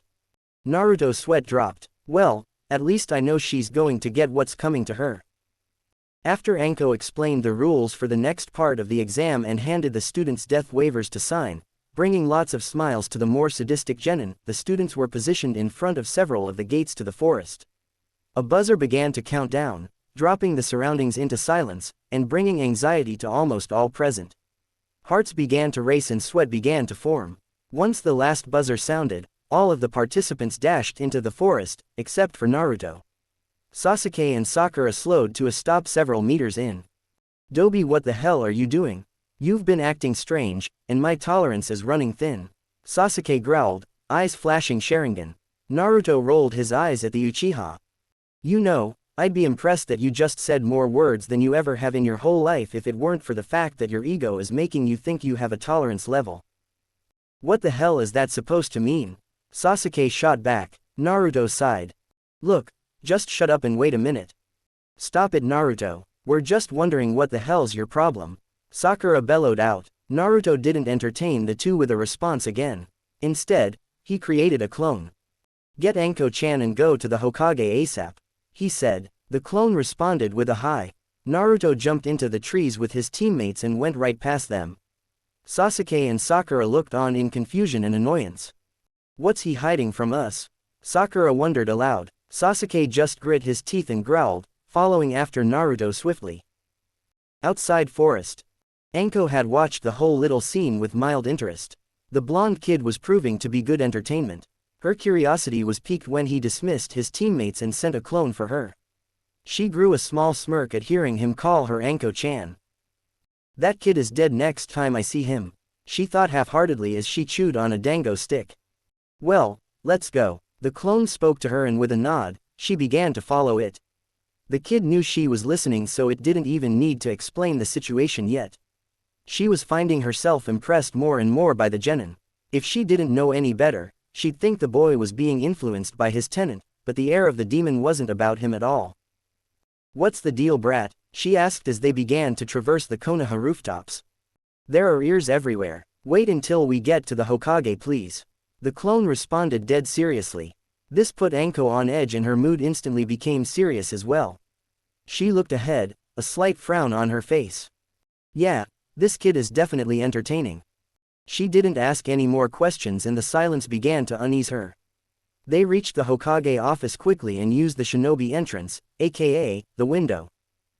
Anko-san, Naruto-kun, what is going on? Shouldn't you be at the Chunin exams? The third immediately asked. Don't know, this is a clone of the brat, and he dragged me here saying it was important. Naruto bowed. Forgive me, Hokage-sama, but this is an emergency. The boss. Who?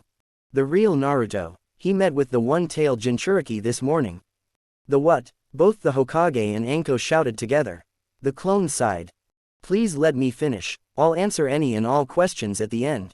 The two older shinobi frowned but complied.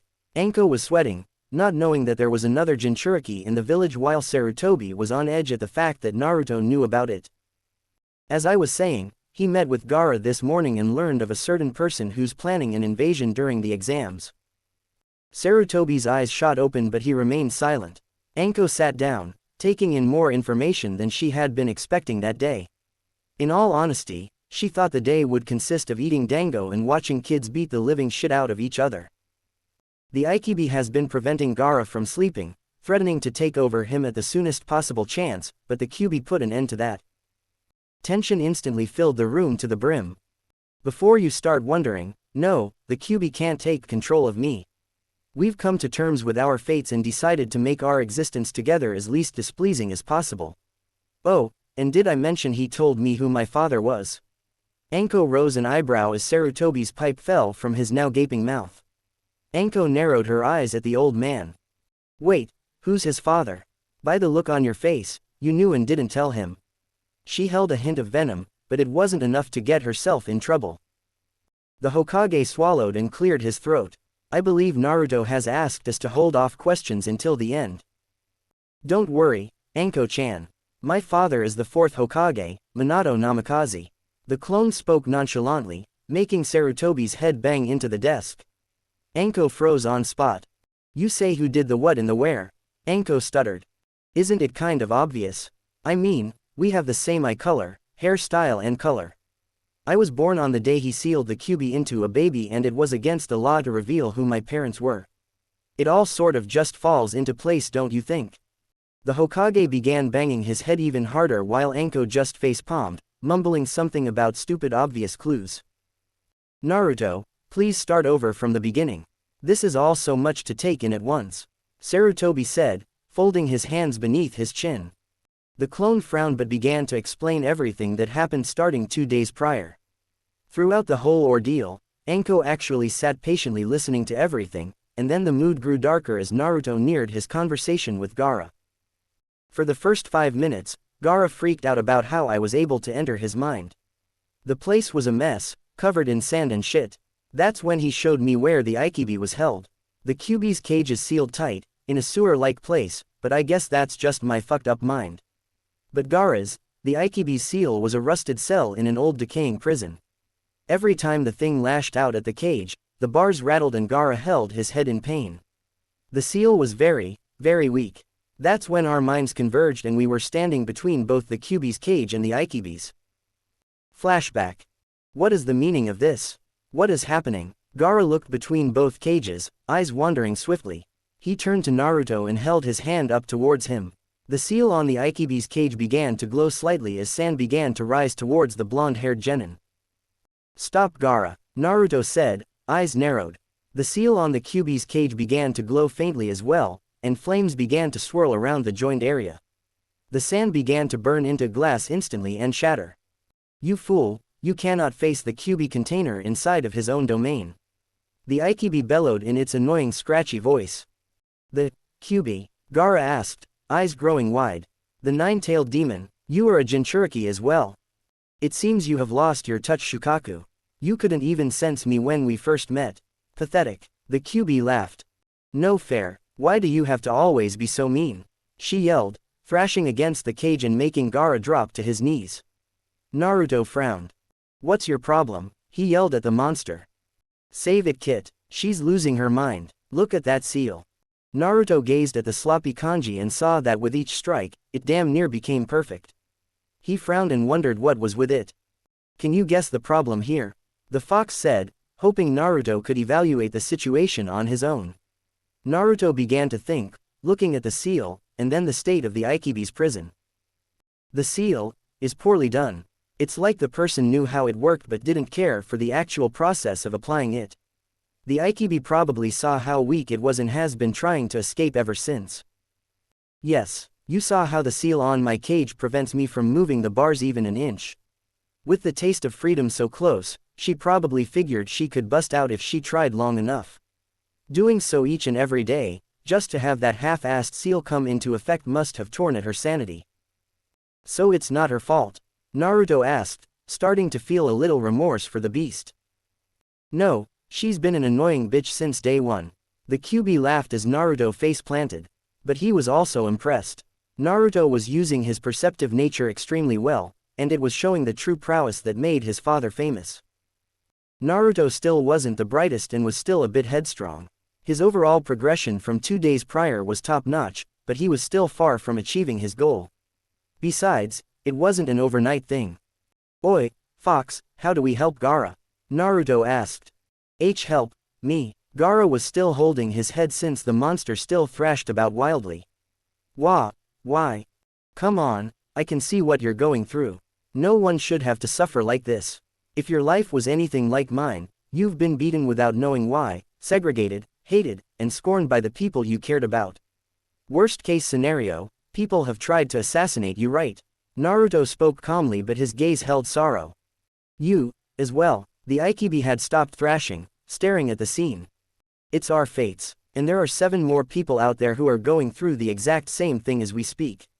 Naruto knelt in front of Gaara and held out a hand. Life is fucked up and sucks ass. As Jinchuriki, we have the right to want to crush anyone who comes in our way. Both demons chuckled at the statement, but Gaara looked up at the blonde confused. I'm not saying that's the right thing to do though. Don't you think it'll be a lot easier if you got people to accept you by being you instead of the demon? No offense. Naruto looked up at the Aikibi, who only shrugged. But, after so many years, all I've done is kill. I'm but a weapon for Suna, they will never see me as more. Gaara hung his head, but Naruto forced him to look up, releasing a bit of ki. Don't start this self-pity shit. I get enough of it when Sasuke gets those moods. Hey, Uchiha PMS, priceless. Shut up, Fox. Like I was saying, you won't ever know what people will think until you try. Most people in my village hate me because of the fox, but I've already made friends that accept me for me. Hell, even Sasuke considers me a friend sometimes. I bet your brother and sister worry for you all the time, even if you can't tell. I'm not saying it's going to be easy, but if you don't try it will never happen. The blonde paused and looked up. The ceiling of the prison gave way, turning into the open sky. The Aikibi's bars extended into the bright sky and began to mirror the Kyubi's. This is nice, the demon spoke as she looked around. You don't deserve this. Kyubi spoke and laid down, seeming to take a nap.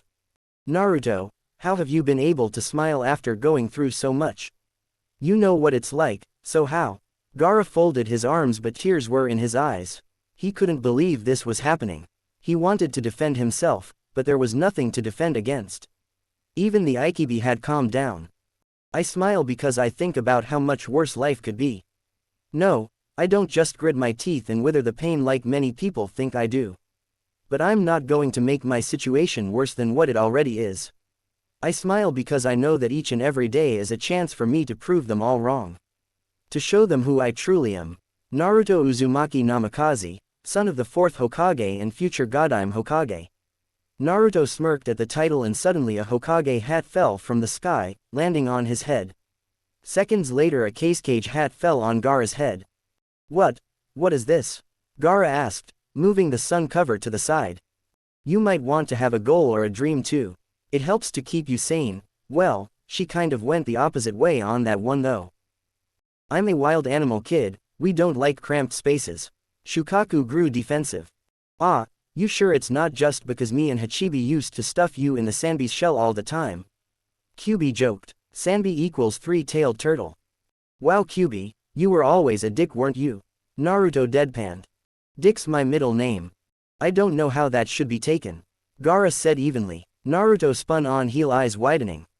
Did he just make a joke? Gaara scratched his cheek and looked away. Kit, I would love to sit here and socialize since I truly am enjoying the company, but you have a bit more training to do before the exams. Let's get this over with now. Naruto groaned but nodded. He was honestly having fun with the 2 demons himself. Weird, right? Shukaku, you may not like it, but you will have to accept your fate. Escape is no longer an option from this child. Truly, I may have known it all along. But the sight of this damn worthless seal infuriates me. The accommodation of this place is terrible, and the only entertainment I get is by having Gaara slay people. Can you blame me for being a little loopy? She sighed in defeat. If you're honestly not as bad as you've been these past few years, then you're not a little loopy, you've plunged off the deep end. Gaara spat, glaring. Naruto chuckled. The fox was the same way, threatening to devour my flesh and such. Both demons blushed slightly and groaned. Give it a rest, Kit. Now down to business. A calligraphy brush and ink appeared, falling into Naruto's hands. All you have to do is smooth the lines of that seal and add several that I tell you to. What are you doing? Shukaku asked. Even though I think you're an ugly, fat, disgusting rodent, I'm going to make your imprisonment a bit more bearable. The rest is up to you and your container. The Aikibi scoffed at the insult but didn't argue. Naruto set to work, concentrating hard as it was the first time he was doing seals. Of course he wouldn't be able to duplicate them anytime soon, nor would he have been able to do a seal from scratch. With the Kyuubi coaching him it was made simple, but it wasn't an art Naruto would be able to learn quickly, even if his father was a seal master. Is this it? Naruto asked and got a nod from the fox. Now I'm going to give you a bit of my chakra so you can power it up. Place your hand on the seal and begin channeling chakra into it. Naruto did as told. Blue chakra began to feed into the seal and the bars of the prison began to creak and groan. Soon, red chakra began to blaze around the seal and the bars shined like new. The bars extended and grew, making the cell itself bigger. Once it was done, it was just a bit smaller than the Kyuubi's. Naruto, I can't thank you enough for this, Gaara said as tears actually left his eyes. He wiped them away quickly, trying his hardest to hold his stoic demeanor. It failed as Naruto put a hand on his shoulder. I haven't slept in years. Then let's get out of here so you can get a quick nap in before the exams. Naruto stated with a smile. He was happy for Gaara. But more so, he felt like he had truly taken a step to becoming a great shinobi. Being able to help another person who was just like him, it brought the greatest sense of pride and joy to him that he'd ever felt in his life. To him, he had just become Hokage. Comparing the looks of Gaara from the day before and then, he knew that he had truly done something worthy of his father. Maybe even greater. This is what I want. This is how I'm going to live my life. He thought proudly. Wait, Naruto, there's something that I must tell you though. Gaara said, finally falling back into his monotone, though he held a small smirk now. My father, the Kazekage, he has allied with Otogakur in an attempt to stage an invasion against Konoha during the exams. They planned on using me to distract you all while he and a monster known as Orochimaru slayed the Hokage. Orochimaru, the Orochimaru of the Sannin that went rogue a few days before I was born. Orochimaru. Yes, he is in disguise as a grass ninja, but his ultimate motive remains unclear to us all. This is bad, Naruto thought. There's no way in hell Konoha is ready for an invasion from both Suna and Oto. What are you going to do, Naruto? Gaara asked, not knowing how things would play out. He knew even if Naruto went to the Hokage, it wouldn't change a thing. The pieces were almost completely set. I'm going to tell the Hokage, but not until after the exams have started. We don't want to draw attention from the wrong people. Plus, we should let the exams continue as normal to let your father and Orochimaru think that things are going exactly as they planned. That's brilliant, Kit. Your thinking is becoming quicker. I'm a fox, I'm supposed to be cunning. Naruto said with a grin. It was true. Though he didn't call himself a nine-tailed demon, he had to admit that foxes and strangely enough toads were his favorite animals. If that is all, then I would like to get some rest, Naruto. Gaara called, drooping slightly. Naruto agreed and the two Jinchuriki decided to part ways. End flashback. Both the Hokage and Anko sat in both shock and horror. The story itself seemed so unbelievable, but at the same time they could tell that Naruto wasn't lying. Feeling his chakra, they knew that he wasn't being influenced by the demon either. But both older nin also had their own lines of thought about the information that was just revealed. The Hokage held a pensive look, staring sternly ahead. So Orochimaru and the Kazekage are staging a coup. I doubt that Suna would truly betray us like this, so Orochimaru must be threatening them. This is most disturbing, but Naruto's plan does seem the most viable. I can silently prepare my own forces, but research must be done first.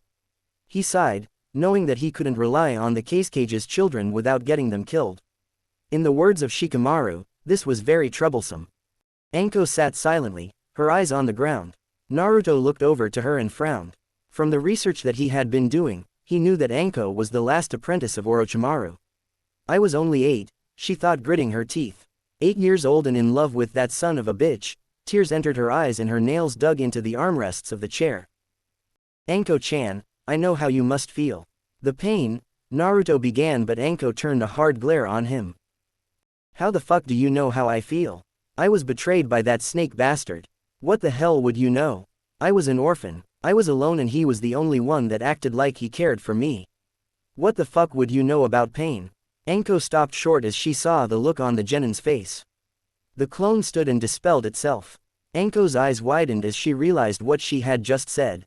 Her heart actually hurt. The look on the face of the clone before it vanished was just like hers once she found out that Orochimaru had betrayed the village. Anko, Sarutobi spoke low.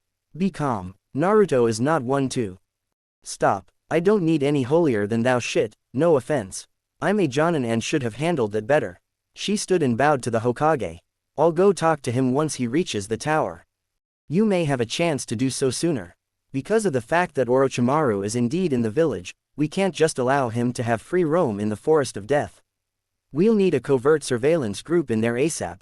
He sat up in his chair, a dark look upon his face. Orochimaru will not have his way. Naruto, Sasuke, and Sakura had been traversing in complete silence. The last two were thinking of their usually exuberant comrade and his newly found don't give a shit attitude. Sasuke was actually worried about the blonde, thinking that it was something they had done to make him act that way.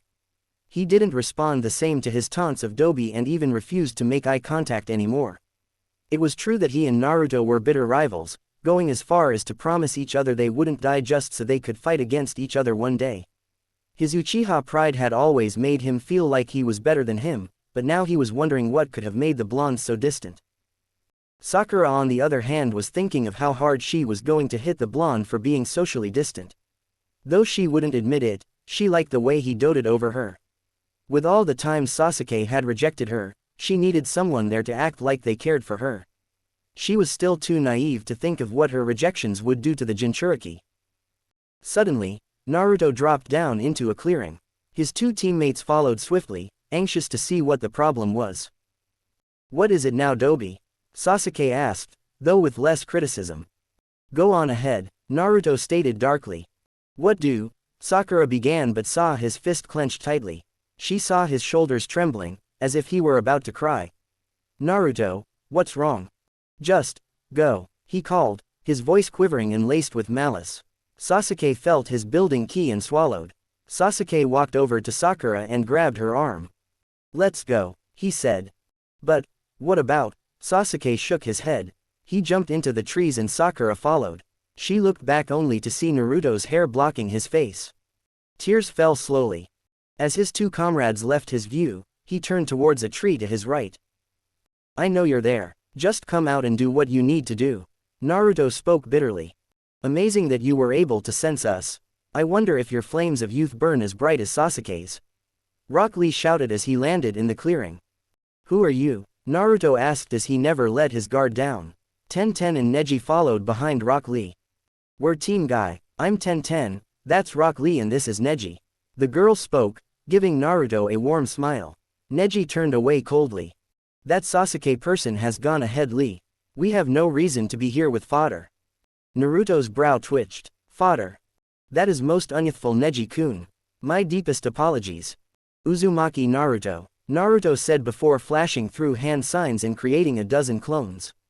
Team Guy jumped back, getting into their battle positions. Hey, what are you doing? We didn't come here to fight. Ten called. Naruto was silent. Neji noticed that he wasn't looking at them and activated his Byakugan. Neji. Ten gasped. He held a finger to his mouth. Naruto nodded. We're surrounded. Hinata, Shino, and Kiba had made it a good distance into the forest, deciding to make it close to the tower before they began to acquire the opposite scroll. They landed in a small clearing, Hinata scanning the area with her Byakugan before giving the sign for clear. Kiba instantly fell to his back, Akamaru laying on his chest. Man, I'm beat. We haven't traveled that fast since that day Kurenai-sensei caught us peeking in on the hot springs. He called with a chuckle. Correction, she caught you peeking in on the hot springs, Shino said as he settled down for a quick rest as well. His gaze left his uninhibited comrade to settle on their female partner. She was standing still in a pose that he hadn't seen before. 64 palms defense, her eyes were closed and she held one hand in front of her face in a single hand sign. Shino's bugs began to stir unpleasantly. Hinata, what is it you are about to do? Kiba looked over as well as he saw Hinata stock still, deep in concentration. You okay? He asked. The wind began to blow and leaves began to drift all over the clearing. As many of them surrounded Hinata, she slowly put both hands out to the side. Shino stood up as Kiba just looked on confused. Shino, what's going on? Kiba asked, moving to a sitting position. Shino's bugs grew irate. A defense and offense that can even stop my Kikaichu, he said almost as a question. Hinata's eyes flared open, Byakugan instantly activating. Suddenly her arms became blurs and the leaves around her began to be shredded to bits faster than the normal eyes could see. Hinata's face contorted into rage as she tried her hardest to keep the jutsu going. Her arms were beginning to slow as sweat dripped from her face. Her two teammates watched in stunned silence as she finally stopped, dropping to her knees. It's still not good enough, she thought, tears entering her eyes. I won't be ready to face Neji without it. Hinata, what was that? Kiba called out in amazement. That is unlike any technique I have seen before. Did you create that? Shino asked. Yes, it's supposed to be a counterattack to swarm techniques, and to the 64-palm jutsu of my clan. She breathed out. I've been working on it for several months now, but I haven't had the time or the skill to finish it. But you just diced those leaves to bits. That's amazing, Kiba shouted. Keep your voice down, Kiba, Hinata said as she moved to a sitting position. Her chest bounced slightly, making Kiba hold his nose in fear of blood. I neglected my training. That technique should have been done by now. Shino frowned and faced away from his teammates. His analysis of the attack showed that she had used very little chakra when she started. From what his bugs told him, she used two extremely thin chakra blades and used her flexibility to move them at extreme speeds in a 360-degree rotation. His bugs were dead scared of the technique, and she did say it was a counterattack to swarming jutsus. The only drawback that he saw was that Hinata hadn't kept it going for very long. Hinata, that was acceptable. The skill level and nature of that attack greatly increase the effectiveness regardless of the time that you can sustain it for. Hinata nodded. That's nice, Shino-kun, but my goal is to be able to move while performing the technique. In that sense, I'm sorely behind. Shino nodded, seeing as how that was a problem. He had no advice to give her, seeing as she was probably the best close-ranged fighter out of all three. Kiba was a mid-ranged fighter and of course he was the long-ranged. Hinata was technically their first line of defense. Even with Hinata's training, Shino was worried for the girl. She hadn't completely changed, but she was much different than she was a few days prior. He didn't want her to do anything that she couldn't handle, and her new attitude, though more worthy of being a shinobi, was not going to be able to cater to her emotions as well. She seemed more distant than before, and from the start of the exams, she seemed to rarely smile. Hinata was like a little sister to him, so this truly upset him. Hinata, what is the reason for your sudden change in attitude? Shino asked bluntly. Kiba frowned as they gazed upon Hinata. The Hyuga heiress herself looked down and crossed her legs. It's nothing, just a few misunderstandings is all, she replied. Misunderstandings with whom? Shino asked. Kiba sighed and laid back down. Naruto. Hinata blushed and rose an eyebrow. How would you know that? She asked. Honestly, I don't think there's anybody in the village who doesn't know you have a crush on him. If you're acting differently so suddenly, it has to have something to do with him. Besides, you and him were the only two left in the academy after the written exam. Kiba called. What happened between you two? Shino asked. Since when were you one to bother about my personal life, Shino? Hinata snapped, getting surprised gazes from both of her teammates. She looked away, slightly angry. I'm sorry, but it is truly none of your business. I understand that you're worried for me, but there is nothing to concern yourself over. Me and Naruto-kun have settled things already. Whatever you say, Hinata, Shino said and ended the conversation. Kiba looked sadly at their partner. Hinata frowned too but stood to walk the opposite direction. She hadn't meant to snap at him like that, but she didn't want them messing with what she was trying to do. If they knew about her and Naruto trying to get stronger for each other, they'd try to help her. She was sick of people thinking that she couldn't do anything on her own. With both teammates on opposite sides of the clearing, Kiba looked back and forth between the two. With a sigh, he hung his head. This is going to be a long day. This is why we don't let you lead on missions. A young teen with glasses and short black hair called. He sighed and scratched his head as he looked around. Well, excuse me, I didn't expect to get lost from just going forward. A girl just as young, short turquoise hair with a ruby clip called. She had on a red and white tank top and white forearm protectors. She wore white baggy pants that slightly hung off her hips and wore her forehead protector on her arm like Shikamaru. Would both of you shut up? I'm trying to sleep. The third and last member of the team called. He had on a long white shirt with a short blue jean jacket over it. He wore blue jeans and wore his forehead protector around his neck like a collar. When he opened his eyes, the irises were yellow and his pupils were slit-like. Seriously, Train, do you have to do that creepy eye thing right now? The first team called. Shut up, Yuryu, he shot back, his eyes returning to their natural brown. The young girl sighed and fell to her back. Aw man, at this rate, I won't be able to get any ramen today. She called and her stomach grumbled. Both of her comrades' sweat dropped. Fu, you ate 12 bowls before we got here. Mr. Ichiraku was crying tears of joy on how much of our money you spent. Yuryu said, pushing his glasses up. Yeah, he said it was amazing that there was someone else in the village that could eat as much as, what's that kid's name? Naruto. Train finished. He dropped down from the tree he was sitting in and stretched. Fu's stomach growled again. She looked up at her two teammates with fake tears streaming down her cheeks. Feed me. Suddenly, Yuryu paused, turning on spot. Be quiet, someone's coming. He instantly jumped back into some bushes, Fu and Train following swiftly. Seconds later, a team, Naruto's team, dropped into the clearing they had just entered. They watched silently as the short one with blonde hair seemed to get upset and tell his two teammates to go on ahead. What's up with him? Fu whispered, but neither of her teammates responded. She frowned and rose an eyebrow when they didn't answer and turned around. Looking back, she found both of her teammates bound and captured by enemy ninja. In the clearing, Naruto now stood with Neji and the others. Tenten looked around startled, finally registering the many chakra signatures around them.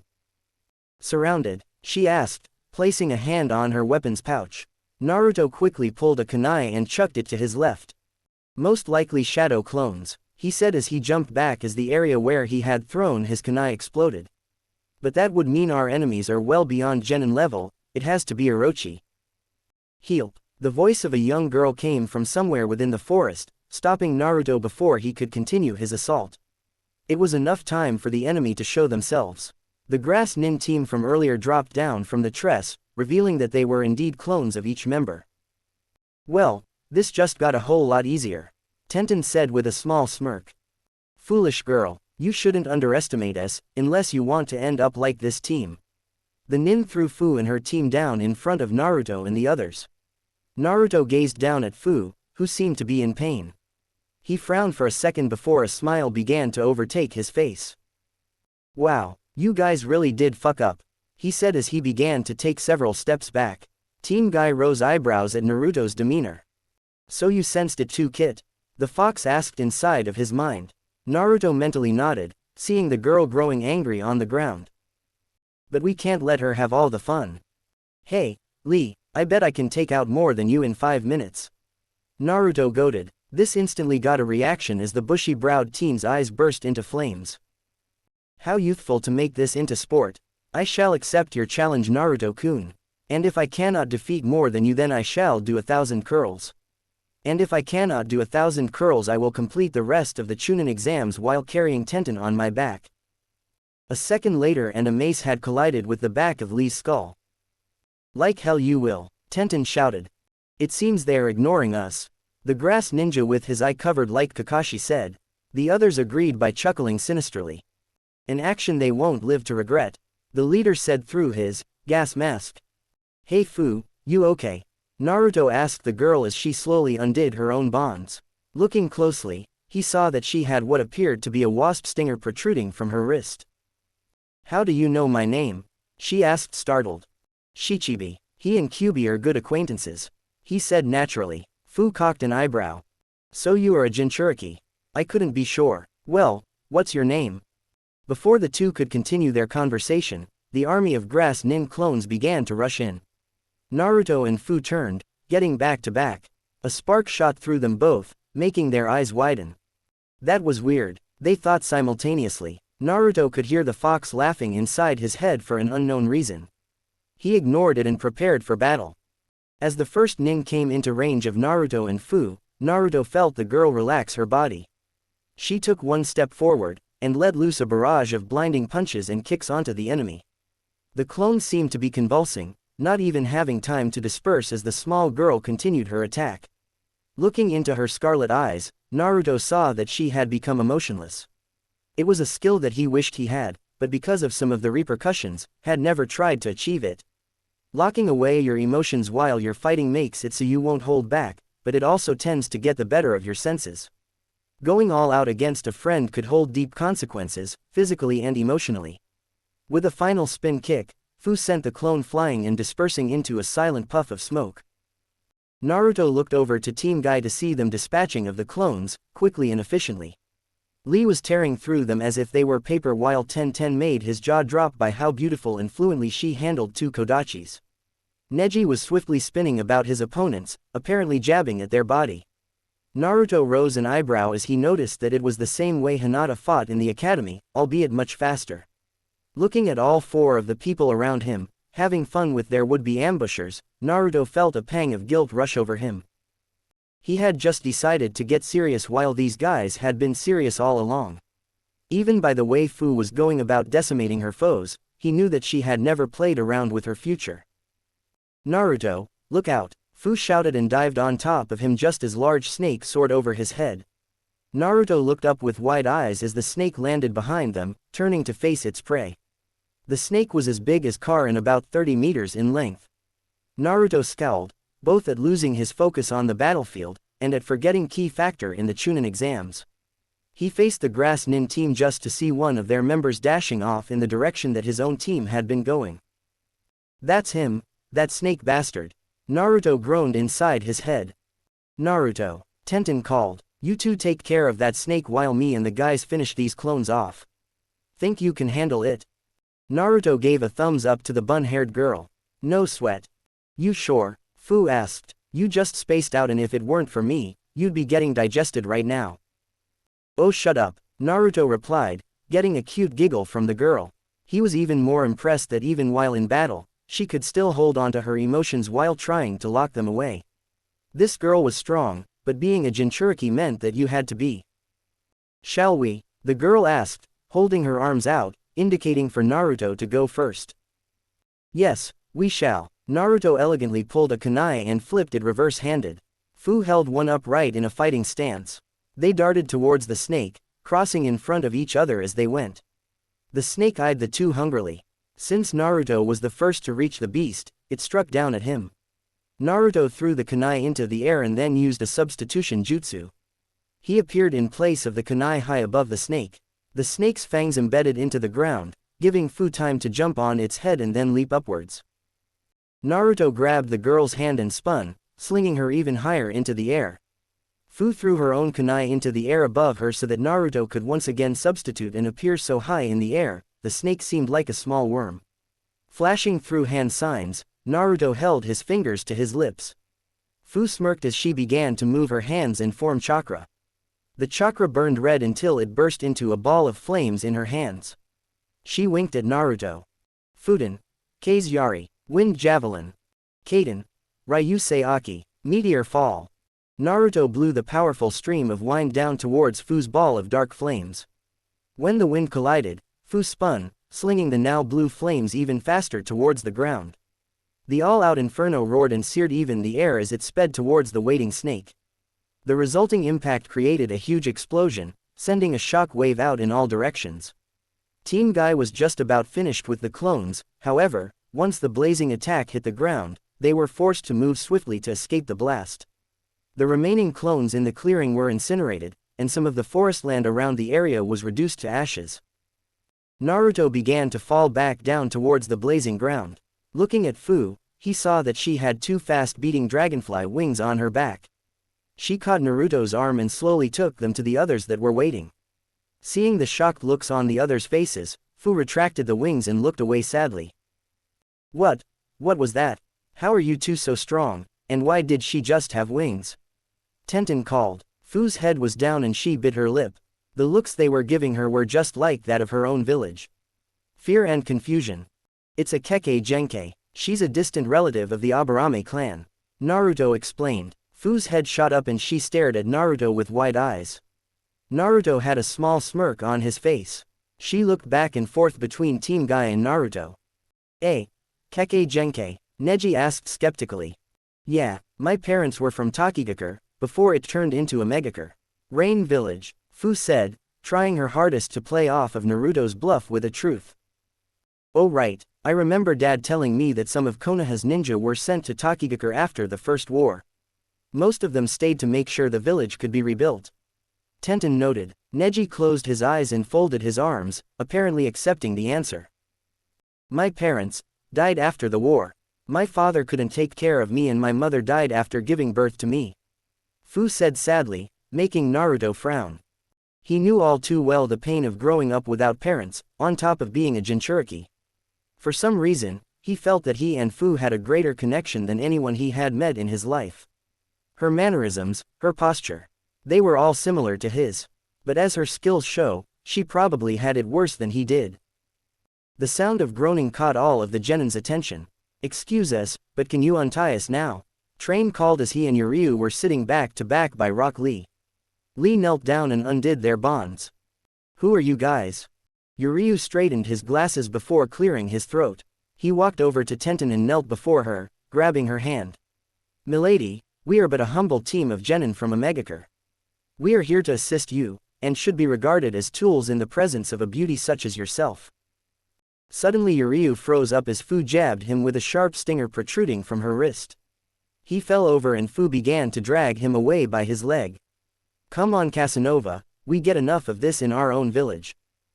Tenten's sweat dropped but blushed nonetheless. It was rare for anyone at all to hit on her, so it actually just made her day a whole lot better. She held her head up a bit higher, unbeknownst to her two teammates. I hate to cut this short, but I have a feeling that my team is in over their heads right now. Naruto called, preparing to run after his team in the grass ninja that had gone ahead. When he turned, Fu suddenly grabbed his wrist. Naruto faced the girl to see her with a slight blush and uncertain look on her face. You sense it too, don't you? She asked. Naruto looked at the worry in the girl's eyes and once again saw himself in them. He smiled warmly at the girl, hoping to ease her worries even if just a bit. Yeah, but I have no intentions of fighting it. I promise. The girl looked at him for a second longer, still unsure. What confused her even more was the fact that she was worried about this person she had never met before. Maybe it was just because they were both Jinchuriki, which would have been a likely and plausible reason. However, she felt something more than that. Something about him, and him alone, made her want to be there by him. With a sigh she stepped next to the blonde. I guess we don't have a choice now, do we? She asked in fake exasperation. Naruto rose an eyebrow. Fu, what are you doing? What does it look like? I'm coming with you. But you said yourself, it's something up ahead. That I won't let you take on by yourself. You saved me and my team, so now it's time for me to help you out. The smile that she gave Naruto reminded him too much of Hinata's, and he found himself looking away with tinted cheeks and scratching the back of his neck. Naruto, what are you two? Before Tenten could finish, Naruto and Fu darted forward, going a speed that made Rock Lee's flames ignite once again. Pulled by the urge to catch, or best the two, Lee threw himself forward as well. Having no other choice in the matter, Train, Yuryu, Tenten and Neji began to follow at a leisure pace. As the two darted side by side, Naruto and Fu glanced at each other from the corner of their eyes. When their eyes met, everything around them seemed to fade. Ah, here are the two honorable bastards now. The gruff voice of the Kyuubi boomed as Naruto and Fu appeared between two similar cells. It was obvious, once again, that the Kyuubi's cell was bigger. However, the seal on the Shichibi's cage seemed to be in perfect condition. Do I even want to know what you two were talking about? Naruto deadpanned. He gazed over to Fu's cell to see the Shichibi hovering by 6 extremely fast-beating wings. The monster was a large blue beetle with 6 wings and a stinger, which indicated 7 tails. With a large horn on its head, and 2 freakishly large arms, the monster looked more grotesque than anything Naruto had seen in his life, including the Ikibi. But, outside of appearances, Naruto could feel a strong sense of pride radiating from the demon. Long time no see, shithead. Fu called to the demon with a wave. And to think I was starting to miss your company. The Shichibi feigned hurt and chuckled along with the Kyuubi. So, do you guys have a history, like with Kyuubi and the Ikibi? Naruto asked. The Kyuubi shrugged. Nah, we just like to beat the shit out of each other once in a while. What do you mean beat the shit out of each other? You used to whip my ass from the Bunta's castle to that damn snake's lair. Naruto and Fu couldn't help but laugh at the demon's unfortunate friendship with the Kyuubi. When things began to grow quiet, Naruto saw the two demons eyeing him. He looked between them both in confusion. What? Something on my face? That's when he turned his gaze to Fu, to see the girl eyeing him somewhat dangerously. The Shichibi folded its massive arms. Emotions cannot be hidden inside of the mind. Kit, run for it. Naruto swallowed as he saw Fu lick her lips. With a gleam in her eyes, she jumped towards the blonde, pinning him to the ground in one swift movement. Honestly, she reminds me of the Nibi. Two-tailed cat, the Kyuubi said with a shiver, though with a hint of reverie. Shichibi nodded his head in agreement. I think she would have made a better tenant than I. Then the demon grew a small smile. And I think you would have much more preferred to meet the Nibi today than myself. Everything went silent again, including Fu, who still had Naruto pinned to the ground and was only an inch from his face. Both genin looked up towards the Kyuubi to see the already red fox, blushing. Oh, no way, Naruto called through fits of laughter. You've got a crush on the Nibi. Kit, I will give you nightmares until you're 66 if you don't drop it right now. The Kyuubi huffed and then turned to the other cage. And now I remember why I used to beat your ass all the time. You couldn't keep your damn mouth shut. Hey, by the time you told her anything, the gobi would have had her eating out of his paws. Five-tailed wolf. As entertaining as this may be, Fu, we need to get back now. Naruto slowly inched the girl from atop him, getting a sad groan from her. He stood and offered the turquoise-haired girl a hand. The girl grinned and faded away without taking his hand, leaving a stunned blonde in her wake. I'm in trouble, aren't I?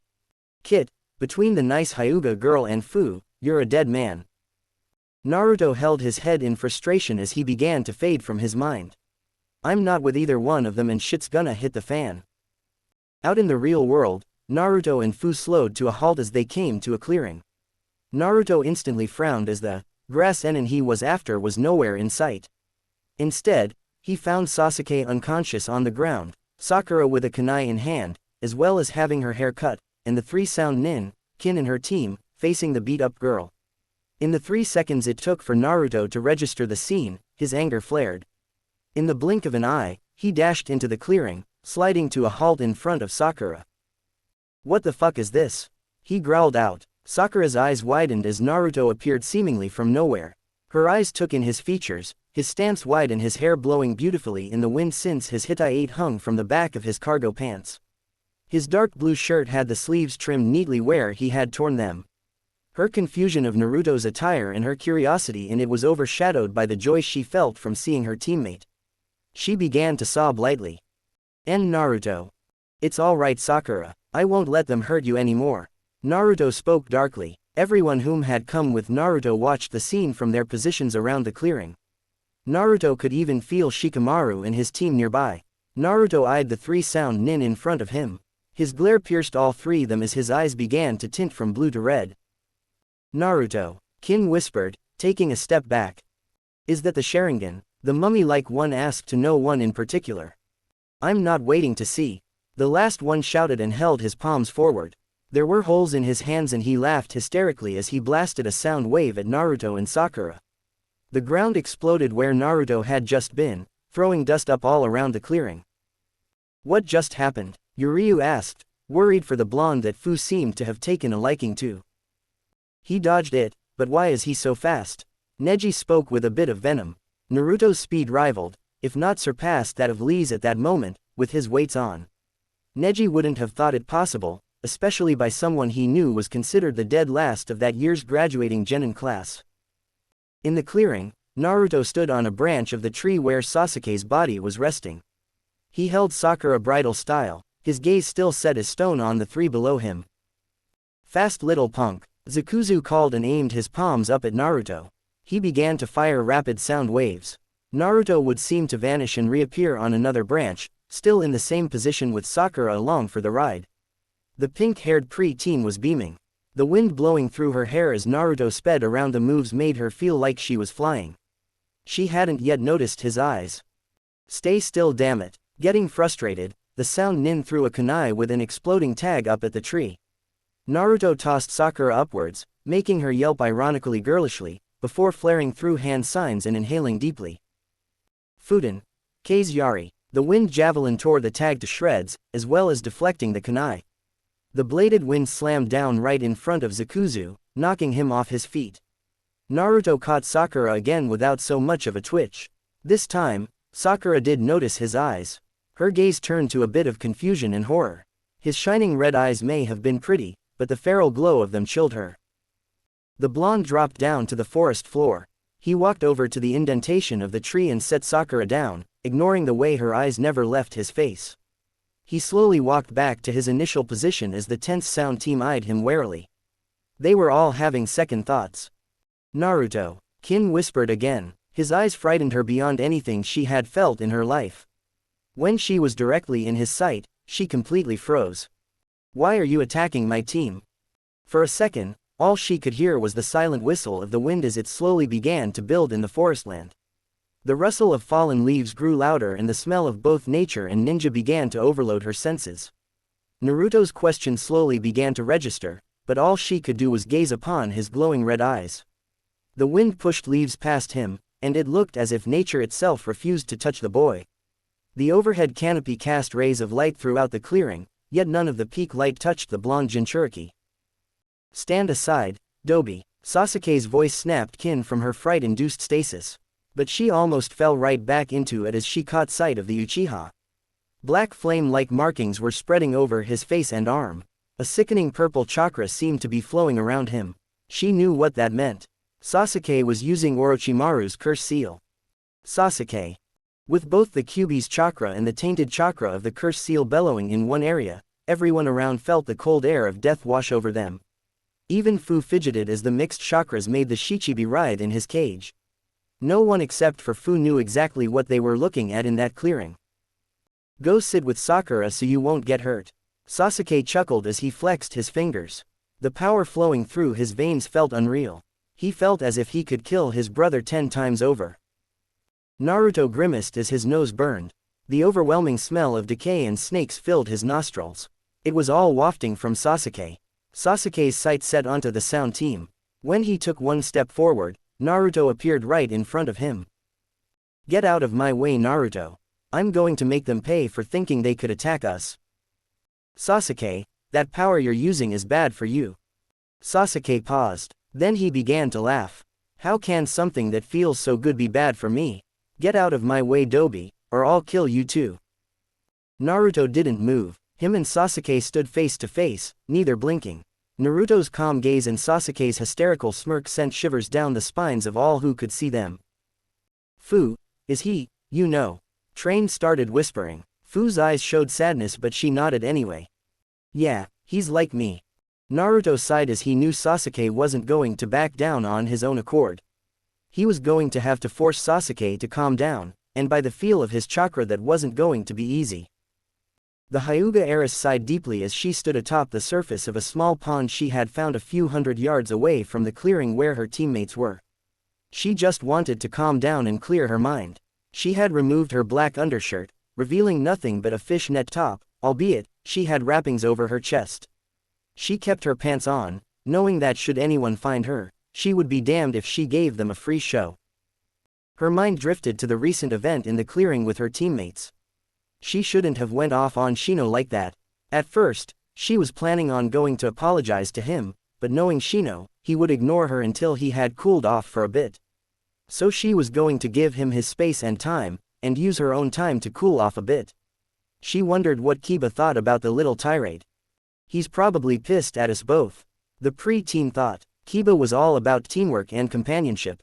Though he was arrogant, Shino and Hinata knew the real him.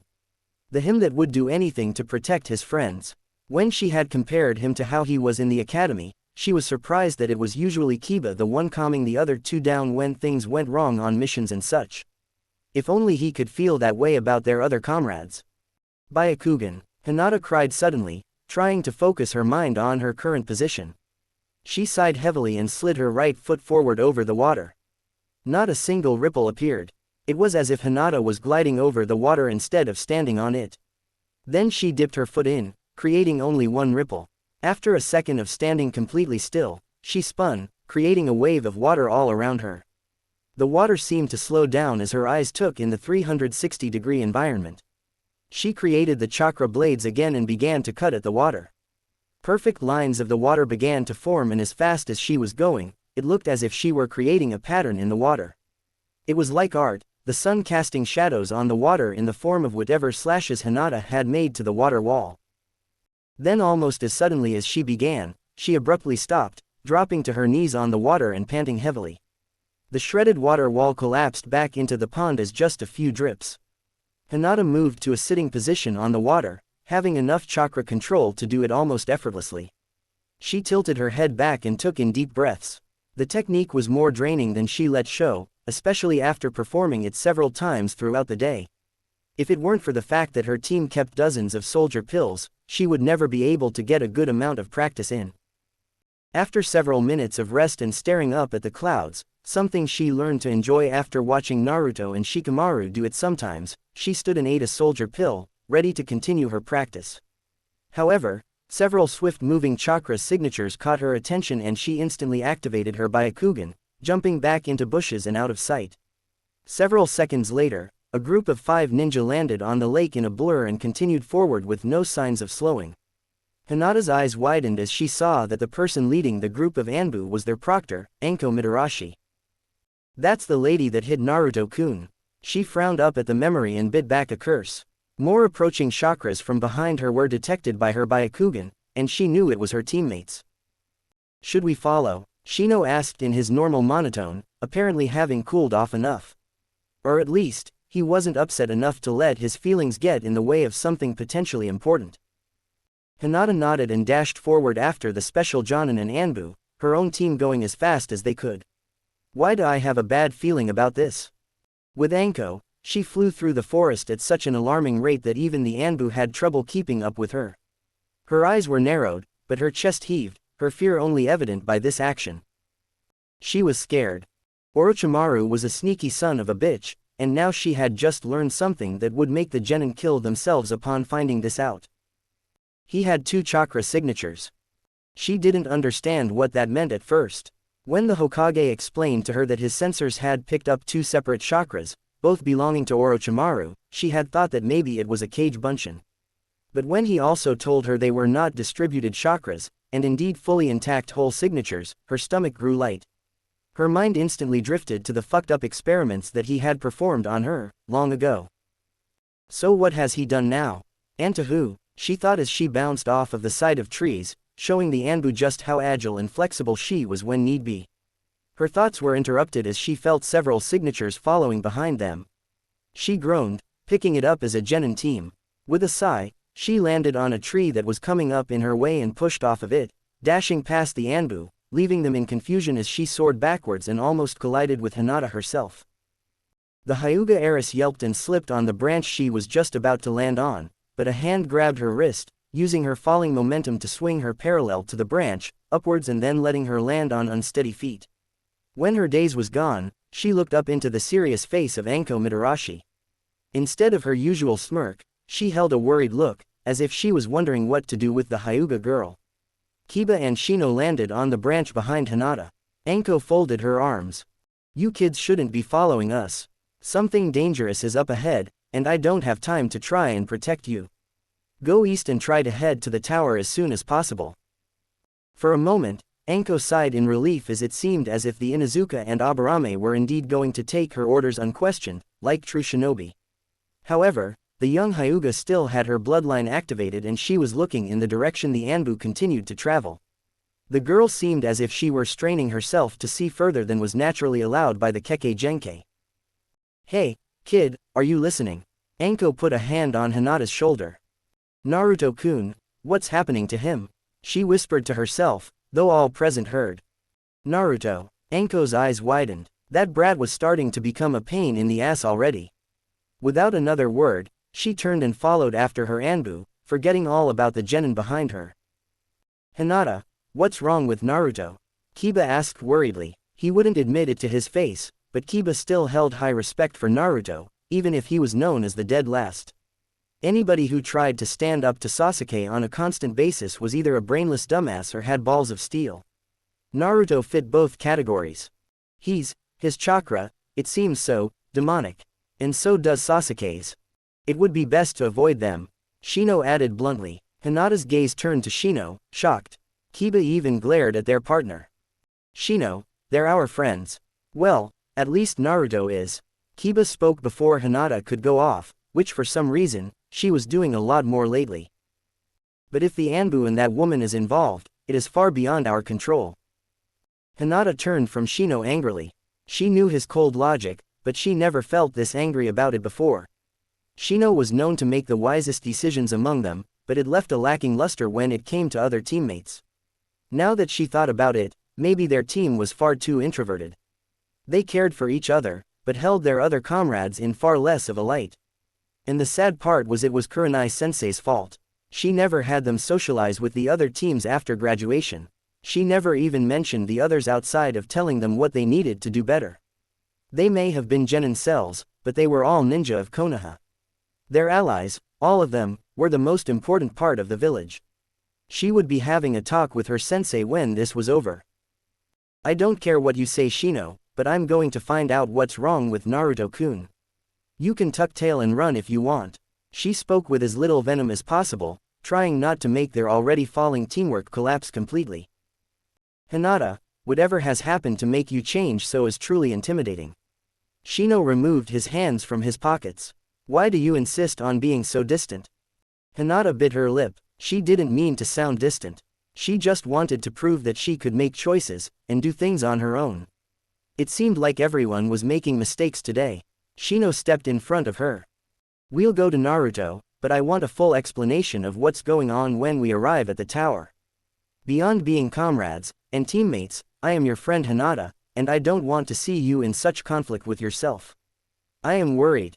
Kiba grinned, happy that Shino had finally came out and said what he was truly feeling. Hinata had successfully pushed the boy to show some emotion.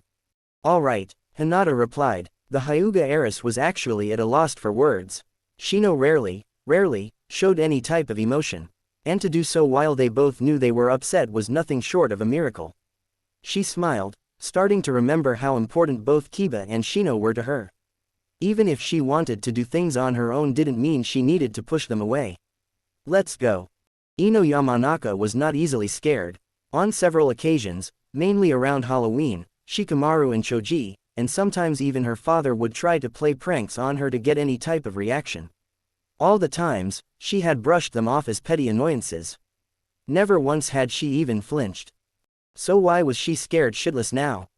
The two people standing several yards in front of her were people she had thought she had known for several years now. You had Sasuke, the boy with dark eyes that seemed to suck you in, skills that would make the average genin drool, and he was an Uchiha, making him every girl's fantasy. Then you had Naruto, the kid almost as loud as Sakura, with ocean blue eyes that she secretly knew shined in the sunlight, too bright a shade of blonde hair, but ironically no longer wearing the scream, aim, fire, orange jumpsuit. So what was wrong with this picture? Right, Sasuke had just threatened to kill Naruto with some weird purple chakra swirling around him and Naruto's eyes were glowing red, not in any memories she had of either one. Shikamaru, what the hell is going on here? The Yamanaka diva asked, eyes and mind trying to both fool themselves into making a logical explanation to what was being watched. The hell should I know? Shikamaru replied, but his eyes were glued to the scene as well. Their last partner sat behind them, mouth agape and chip in mid-travel to his mouth. The young girl's thoughts were swiftly trying to break down the scene, the way any Yamanaka would. However, several missing key factors just made figuring it out impossible. Why was Naruto's eyes glowing and what the hell was happening to Sasuke? Without even a clue as to what was going on, she couldn't fathom an answer. Then there was the fact that Sasuke had just threatened to kill Naruto. As far as she could tell, Naruto had arrived and gotten the situation under control, which was surprising by itself. A lot of things had been worrying her ever since they started these damn Chunin exams. First was the new appearance of Naruto, which she did analyze regardless of what the others thought. His attire, along with his attitude, were obviously different. He was acting much more serious than he had in the academy. And from what Sakura had been telling her, he was acting more different than he had been a week ago. Then when she saw Hinata, she knew something was wrong. People don't just change like that overnight, do they? Though she didn't have much time, she looked at herself before they entered the forest of death. From what she could tell, she had changed the least out of everyone. Sure, she had built up some of her skills by training with Asuma-sensei and her team, but she spent more of her time trying to look good and thinking of ways to woo Sasuke. But her world had just been shattered. Sasuke, no matter how gorgeous she thought he was, had just threatened to kill his own teammate. Now, if she hadn't seen all the changes as of late, Ino probably would have dismissed the comment. However, since the Chunin exam started, her brain had been working overtime, finding more questions than answers. By now, anything dealing with Sasuke was like looking at a video game you want to play but having much more important things to do. So the latest surprise to Grace Ino Yamanaka was herself thinking. That bastard, what's his problem? Her eyes immediately widened. Did I just call Sasuke? She shook her head, writing it off to the stress of the exams finally getting to her. Naruto Baka was annoying, so maybe Sasuke was just trying to shut him up. No, even she couldn't make an excuse like that for him. When this was over, she was going to need a very, very long rest. Because this was one hell of a reality check. Naruto and Sasuke still faced each other, Naruto using the few seconds he had to formulate any way to calm him down or subdue him in as little time as possible. Nothing seemed like it worked with no knowledge of what was happening to Sasuke. All he knew was that he had a power that had obviously come from the snake bastard Orochimaru. Where the bastard went was beyond him, but he was fast enough to get in and get out before even the Anbu could show up. What's wrong, Dobi? Scared yet? Sasuke's left wrist twitched and Naruto knew he was out of time. He jumped back just as Sasuke brought up his left hand, a kunai coming upwards as well, aimed at slashing Naruto in the face. Naruto landed in front of the sound team, making Kin fall to her butt. She looked at the back of Naruto's head as her body shook violently. She couldn't move. Shit, let's get the fuck out of here. Come on, Kin. Kin, the bandaged one shouted. However, Kin seemed to be frozen in fear. He growled and began to dash away. Wait, we're just gonna leave her. Zakuzu called following after his partner. Hell yeah, let her die on her own. Naruto heard the two but decided to keep focused on Sasuke, who was now stalking forward with an arrogant smirk, the kunai held lazily in his hand. So you're protecting enemy ninja now, Naruto. Doesn't that make you a traitor? I'm not the one who attacked a comrade. Naruto spat back calmly. Now stand down, Sasuke, or I'll defend myself and turn you over to the Hokage when this is over. As if, I'll be turning your body into the morgue. Sasuke's eyes seemed to darken as he activated his Sharingan. He licked the kunai, much like a snake, before dashing forward towards Naruto. Naruto parried the first strike with a kunai he had been preparing to pull out. Catching Sasuke off guard with the block, he thrusted his shoulder into Sasuke's abs and pushed him backwards several feet. Naruto threw the kunai he held in his hand towards Sasuke's feet, forcing him to jump back even more. Fuden. Kei's Yari. Naruto fired the drilling wind towards Sasuke's feet once again. However, he frowned as Sasuke copied his hand signs and put his fingers to his mouth. Fuden. Kei's Yari. Sasuke repeated back and fired Naruto's own move towards him. Instead of aiming at his feet, Sasuke aimed at Naruto's chest. Naruto didn't have a chance to move and was sent hurtling backwards, the front of his shirt ripping to shreds from the powerful wind. Naruto put a hand on the ground and pushed himself up, flipping him over Kin so that he wouldn't hit her. He landed on his hands and knees right behind the sound kunoichi. She flinched but otherwise didn't move. Good, I'll kill you both at once. Kaden. Gukaku no Jutsu. Sasuke inhaled once more and unleashed large ball of flames towards Naruto and Kin. Still frozen in fear, Kin stared straight forward as her death seemed imminent. Naruto growled and scooped the girl up in his arms, much how he did with Sakura, and jumped straight up. The fireball scorched his foot and collided with the trees behind them, igniting a blaze just like that. Naruto landed several yards to the right of his initial position, however, he dropped to one knee and set Kin down as a sharp pain shot through his burned foot. Still weak, Dobi. Don't tell me that's all you've got after all the big talk you did earlier. I can't go in like this, not with the fox's chakra. Naruto thought to himself. He was about to try to stand again until he felt a tug on his arms. He looked down into the crying face of Kin. Thank you, Naruto-kun, she said before passing out due to shock. Naruto nodded, even if the girl couldn't see him. He glanced to his left. Fu, come get her, he called in a dangerously low tone. Without a question, Fu darted out of the bushes she had been hiding in and towards Naruto. Sasuke saw the girl and rushed towards her. In the instant that Sasuke had appeared in front of Fu, Naruto had appeared at Sasuke's side. The sheer speed that they both were showing caused less trained eyes to blink in disbelief. She didn't do anything, Naruto called, driving his fist into Sasuke's face. Sasuke left the ground, soaring backwards but regained his balance in a flip. Naruto winced again as he landed on his burned foot. Fu, though she was startled by Sasuke's sudden attack, continued on to grab Kin and then head over to where Sakura was watching in horror. Fu turned to Naruto with sad eyes and a pain in her heart. She knew what he was going through right now, fighting a teammate all the while trying to keep himself from going insane from using the Kyuubi's chakra. She wanted to help, but she didn't want to be a burden to Naruto. Who are you? Sakura demanded, glancing between Fu and the unconscious Kin. Fu frowned at the pink-haired preteen. After being attacked by enemy Nin, she couldn't blame the girl for being suspicious. And knowing this, she took a sitting position between Sakura and Kin, to keep her from doing anything she'd regret. A friend of Naruto's. Her gaze remained on the battle between Naruto and Sasuke. Sakura seemed to relax a bit, but the feeling of the destructive chakras put her on alert again. Why is Naruto doing this? Sakura whispered, though from the tensing of Fu's shoulders, she had heard. What are you talking about? Fu asked, not turning towards the girl. Why is Naruto attacking Sasuke-kun? For a moment, Fu felt like backhanding the girl, but held in her anger, for Naruto's sake. Didn't you hear that Sasuke kid threaten Naruto? This is just self-defense. And if anything, Sasuke's the one that's been attacking this whole time.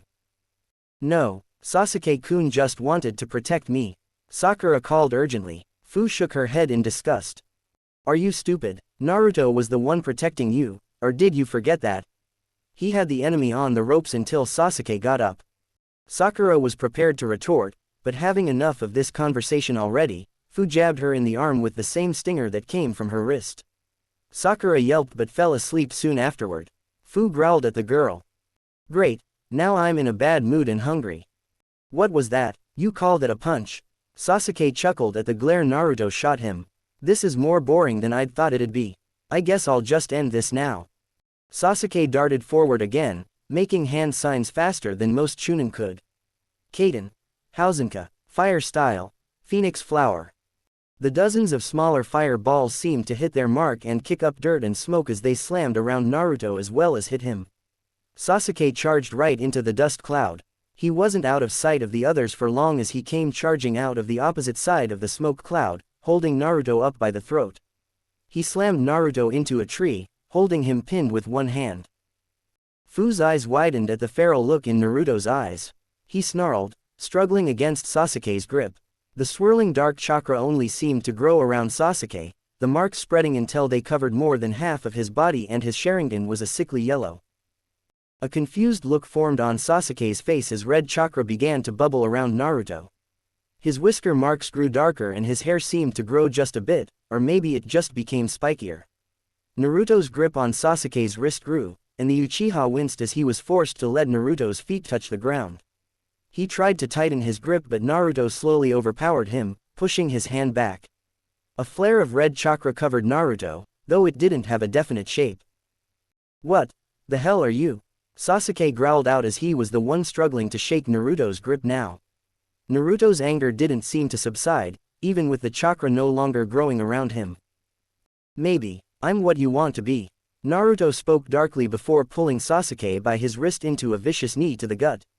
A loud crack was heard around the clearing, as it was obvious Naruto had broken something with the force of the blow. In the process, Naruto had also dislocated Sasuke's wrist. The Uchiha was in too much pain to even scream, and settled for dropping to his knees. The boiling red chakra that had been surrounding Naruto slowly began to dissipate. Naruto took deep breaths as he gazed at Sasuke's cowering form, the marks of the curse seal fading as well. Naruto looked around, feeling more than seeing the gazes of the other genin around him. Naruto. The QB started in his mind. However, the blonde's gaze fell onto Fu. The fear in her eyes reflected that of the villagers before they began to attack him. Calm down, Naruto. Naruto's breathing quickened. He could only picture the gazes of all the others on him. Instantly, chants of monster and demon began to play in his head. He held his head in pain, not wanting to be seen like that again. Not by his friends. Naruto, it's not like that. As if he hadn't heard him, Naruto darted from the clearing, taking the only route that seemed unoccupied by eavesdroppers. And just as Naruto left the clearing, Anko, the Anbu, and Hinata's team landed. Anko looked around startled, sensing Naruto's chakra getting further and further away. The other genin teams began to make themselves known, each one by one coming from their hiding spots. Shit, what the fuck happened here? Anko demanded the confused and scared-looking genin. Hey, Fu's cry attracted her attention as the Anbu held the girl down with her arms pinned behind her back. Sitting in an indentation of a tree with an unconscious leaf nin while another was currently gasping for breath and damn near broken on the ground didn't look good for a kunoichi of another village. Anko was definitely not in the mood for games and swiftly walked over to the downed girl. She pulled out a kunai and held it to Fu's throat, bringing protest from Train and Yuryu before the glare she shot them effectively silenced them. What the fuck happened here? She demanded again. Sensei, don't. They had nothing to do with this. If anything, that girl helped the situation. Ino was the first to cry out. That bitch didn't help. Sasuke gasped from on the ground, still clutching his stomach, but also his neck. Once again, Anko's attention was drawn elsewhere, and to Fu's relief, she dismissed the girl. However, the Anbu did not release her. Anko stormed over to Sasuke, kicking him to his back and ignoring the howl of pain it caused him. She moved his hand forcefully and felt her stomach drop at seeing the handiwork of her former sensei on the boy's neck. She sighed as half of her fears were confirmed. Shit, shit, shit, shit, shit. She growled out, having the urge to cut the skin from Sasuke's neck just to prevent looking at the damned seal. Anyo, what's wrong sensei? Tenten asked, sending worried glances in the direction Naruto had ran off to. Anko looked around the confused genin, finally registering that this confrontation is much too public for her liking. She looked back at the Anbu. Get them their damn scrolls and escort them to the tower. Have medical nin waiting and alert their jonin senseis. Separate the Uchiha to his own quarters. Keep the Omegakure team under surveillance until you contact their sensei and alert the Hokage of the new issue. What about this girl? One of the Anbu asked, motioning towards the still unconscious form of Kin. Keep her with the AIM team. Get moving, now, Anko ordered and the Anbu began to round up the genin. Where's Naruto-kun? Hinata demanded as the Anbu tried to herd them away. Don't worry, Anko spoke without looking back. The worried look in Anko's eyes surprised Hinata. I'll find him, I promise. Hinata wanted to argue more, but found it in her best interest to stay silent for now. Something big was going on, that much was for certain. She silently nodded her thanks to Anko before following orders and heading away with the Anbu and the other teams. Anko waited until the Anbu and genin were out of sensing distance. She bit her thumb and flashed through hand seals before slamming her palm to the ground and summoning a house-sized snake. She jumped on its back and issued a simple command of go as the snake darted forward into the brush after Naruto. That brat, Anko called aloud though she didn't mean to. She grit her teeth as she could feel his chakra up ahead. But it wasn't why she was in such a rush. Naruto was headed straight for Orochimaru. If you would have said something weird was happening, she would have completely agreed with you. It had taken her all of 2 minutes of being in her brother's company to know that something had changed. If the less glares, and wetter environment due to no sand conjuring was any indication, she'd say that hell had indeed frozen over. What? The monotonous voice of the person on her mind asked. What the hell was she supposed to say? Hey Gaara, it's been over a day since you've killed anyone, want to talk about it? Ever since he had went to have that talk with that blonde kid, Naruto, he had seemed a lot more refined than normal. Hell, for the fact that he was refined in itself was a miracle. He hadn't threatened her nor Kankuro at all. He hadn't said one word of mother, and he definitely hadn't killed anyone since they entered the forest of death. In a nutshell, Gaara wasn't acting like Gaara. Their sensei Baki was too busy to notice anything different. The Jonin didn't want to have anything to do with the group in the first place. He was focused on the mission at hand, which was plotting behind Konoha's back. Much good that would do, seeing that if Gaara was acting differently after talking with a Konoha ninja, then they were probably already compromised. Not that she would care though. She had no grudge against Konoha, albeit, she felt they were arrogant and lazy bastards. "You look like you swallowed a bug," Gaara simply stated, making Temari's eyes widen. Sitting to their left, Kankuro was in the middle of messing with his puppet when his hands stopped moving and his mouth dropped open, just like his sister's. Did he just make a joke? They thought simultaneously. They couldn't tell, seeing as his face remained as stoic and passive as they'd ever seen it. Gaara. Temari flinched as his gaze instantly landed on her at the sound of his name. She rubbed the back of her neck as she sat with her legs hanging from the side of the branch they were on. Is everything alright? Gaara cocked and, well, he did something with his face to show confusion. Why wouldn't I be? Temari gulped. She couldn't understand why she felt no malice when he spoke. Now it was her turn to cock an eyebrow in confusion. She would word these next words carefully. You don't want to hurt anyone. Okay, so that wasn't so careful, but Gaara's not so murderous attitude was really throwing her off. And now for the icing on the cake, the one moment that would leave Temari completely speechless, Gaara smiled. Well, I do want to hurt Kankuro for not showering this morning, but by the time this is over, we're all gonna need the water. Gaara dropped down from the tree, ready to continue on towards the tower after being fully rested. Temari, as stated, was completely and utterly speechless. Kankuro's jaw, if possible, went even lower. Then after a moment, he rose an arm and sniffed. Ew, he's right. Naruto dashed through the forest as fast as he could with his burned, but slowly healing foot. The tears in his eyes were slowly drying as he focused more on the pain in his foot than the pain of feeling isolated from Fu and the others. He was starting to get upset that the fox wouldn't heal him as fast as he usually did. After going several hundred meters in silence, he slowed down near a clearing, landing just on its outskirts in a tree. What the hell, fox? He cried out. Oh, so I take it you are willing to listen now. Naruto frowned and sat down, rubbing the reddened appendage. He set his hinata on the branch next to him and held his foot in his lap.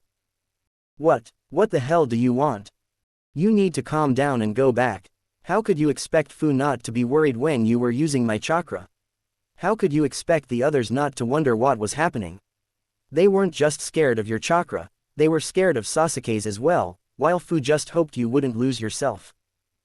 Fu wasn't scared. Naruto slowly stopped his massaging. He gazed upon the ground in front of him. He had impulsively assumed they were all scared of him, just like how the villagers were. It wasn't the group as a whole, since he knew that people would always fear him for his burden. Others would see him as a weapon and others would border the line between those two, and acceptance. For all it was worth, he didn't give a shit. He just didn't want certain people to see him in that light. Hinata, Fu and her group, Shikamaru, Choji, and maybe even Lee and his group. The others didn't really matter. No Kit, Naruto, we have company. The fox growled inside of his mind. And I can't read his mind.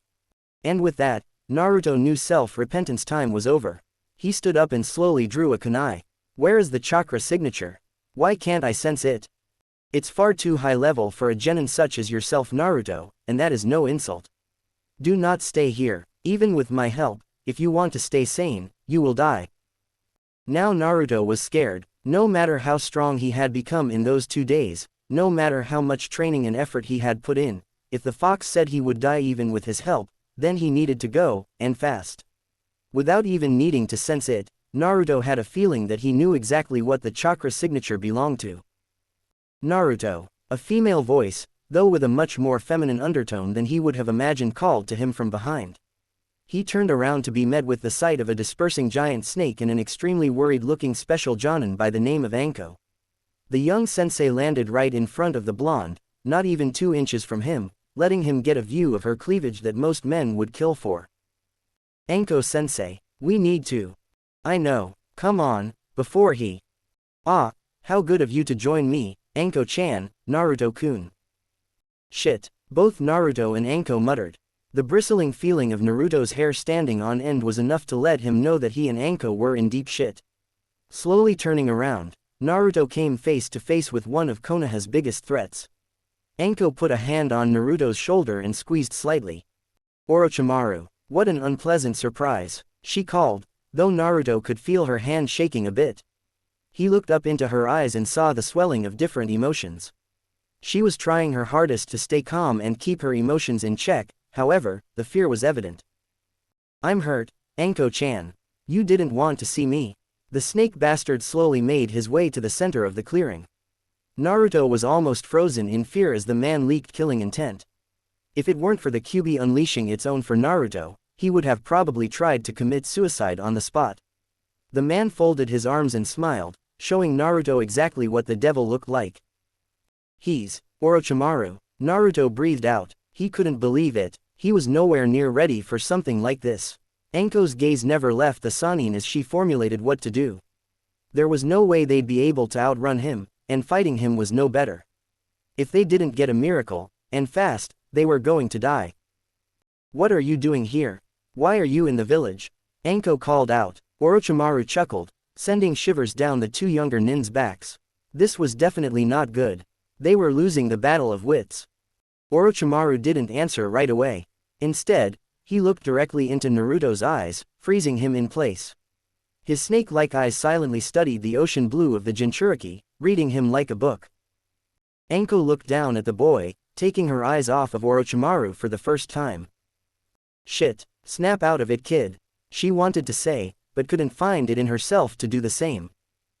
I find it unsettling that the leaf leaves its security so lax during the Chunin exams. I'm just paying my contributions to this little fact. The old man has gotten soft over these years. How noble of you to point out our mistakes, Naruto called, surprising both Anko and Orochimaru. The special Jonin's stomach dropped lower, if possible, when she noticed Naruto's red irises and slit pupils. His voice was more guttural and held a darker edge than it did before. Always happy to oblige, Naruto-kun. I don't believe we have formally met, Kyuubi container. No, I don't believe we have. I've heard enough about you though. You were kicked out of the village for being a traitor, doing inhumane experiments under the Hokage's nose, and for just being an all-around weird son of a bitch. Naruto dropped down to the clearing right in front of the aging Sannin. Orochimaru's smirk faltered just a bit.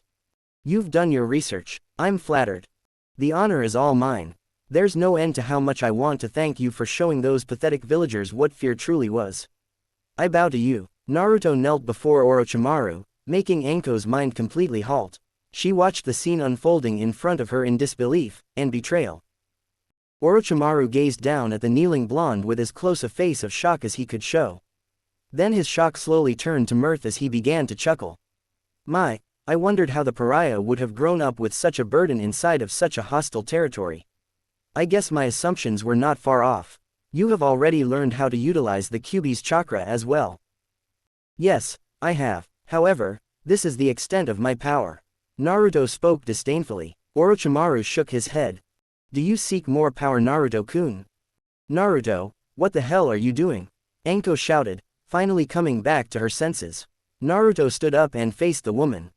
What does it look like? Did you really think I still held allegiance to this god-forsaken village? After all they've done to me, after every single last day going through strife, wondering if my own sensei would kill me when he got the chance. All of the backstabbing bullshit that I've grown with, what normal human could stay sane through that? Naruto chuckled. Hell, I still wonder why you of all people aren't just like me. Anko's heart skipped a beat. Naruto. She bit back tears at hearing that.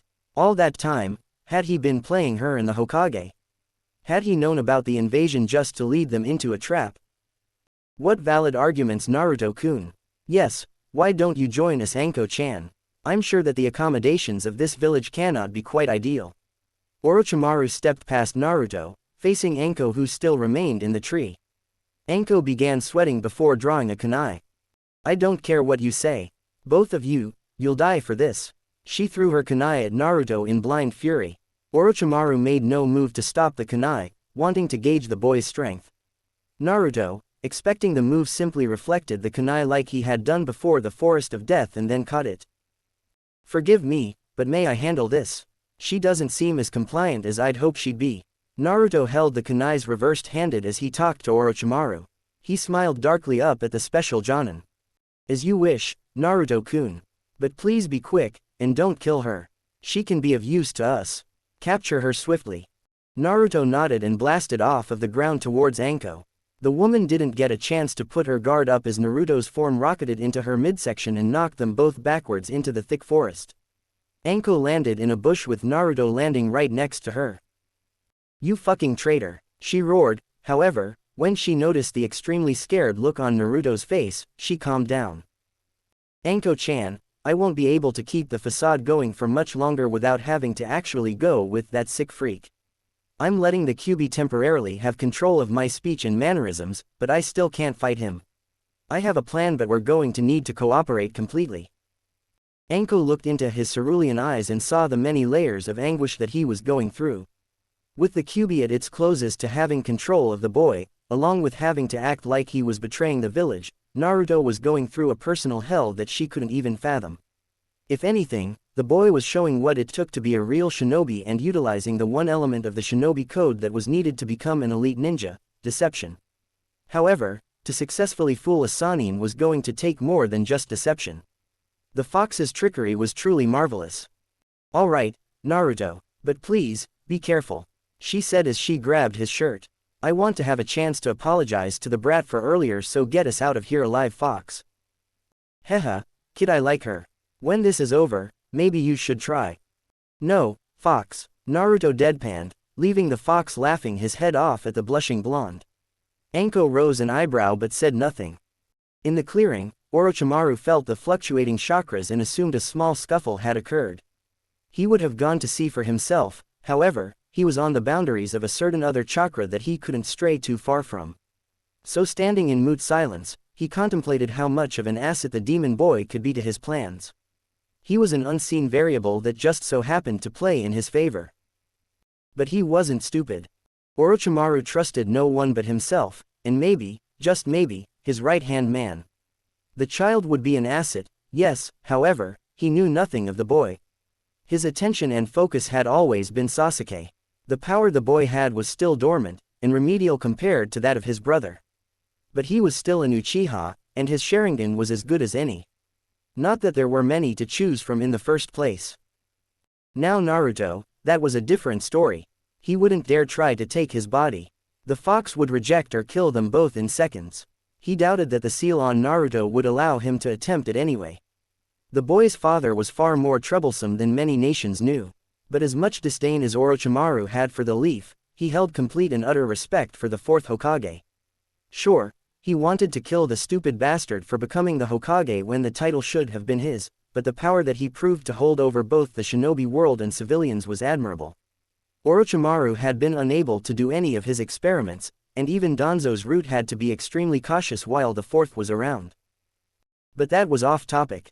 Naruto himself seemed to be growing almost in a mindset that his father had. While his father wanted to protect Konoha, albeit with a no-nonsense attitude, Naruto seemed to want to be rid of it just as much. Ah, the Namikaze bloodline and their determination was truly a fascinating thing. Maybe if he let Naruto mate and breed with one of the girls he had under his wing, he'd be able to study the Namikaze line further. But that would have to wait, seeing that it all came back down to the fourth Hokage's seal. As long as Naruto had that seal, and the Kyuubi remained inside of him, the child was nearly invincible to Orochimaru. So it was better to let the bait hang while the biting was good. I have her, Lord Orochimaru. Naruto called as he came back into the clearing, looking a tad beat up but nothing bad, carrying Anko unconscious over his shoulder and tied with ninja wire. Excellent, Naruto-kun. You are indeed a skilled shinobi. Your talents will not be overlooked. Orochimaru walked over to the blonde, and Naruto knelt before him again. Now listen carefully, Naruto-kun. Until I can gauge your true loyalty, I'm going to have to do something that you're not going to like. Naruto tensed at that and the fox grew silent. Suddenly, Naruto's eyes shot up into the face of the Sannin as he slammed his fingers into Naruto's gut. Naruto felt the Kyuubi's chakra slipping slowly out of his grasp and soon the fox all but vanished from his mind. Naruto dropped to his knees coughing up blood and clutching his stomach. He glared up at Orochimaru. What the hell did you just do? I've sealed your use of the Kyuubi. Forgive me Naruto-kun, but I can't let you continue using that power, especially with the risk of you doing something upsetting during the Chunin exams and exposing me. You will continue on as if you have never seen me, and when the time comes, I will call you with that seal. Naruto groaned, his vision blurring. He tried to call the fox but couldn't even reach its chakra. He groaned and forced himself to look calm as he answered Orochimaru. All right, but will you remove the seal when the time comes? Of course Naruto-kun. Now, for the next part. Orochimaru stepped over to Anko and rolled her to her back. He moved her head so that he had a clear look at the curse mark. He opened his mouth and bit over the seal, making it glow again, and Anko cringed in her sleep. Naruto looked in horror. What are you doing? He called, trying to hold his anger. Orochimaru didn't answer until he watched the seal pulse for several seconds and then fade back to normal. I have reawakened and upgraded the seal I gave to Anko all those years ago.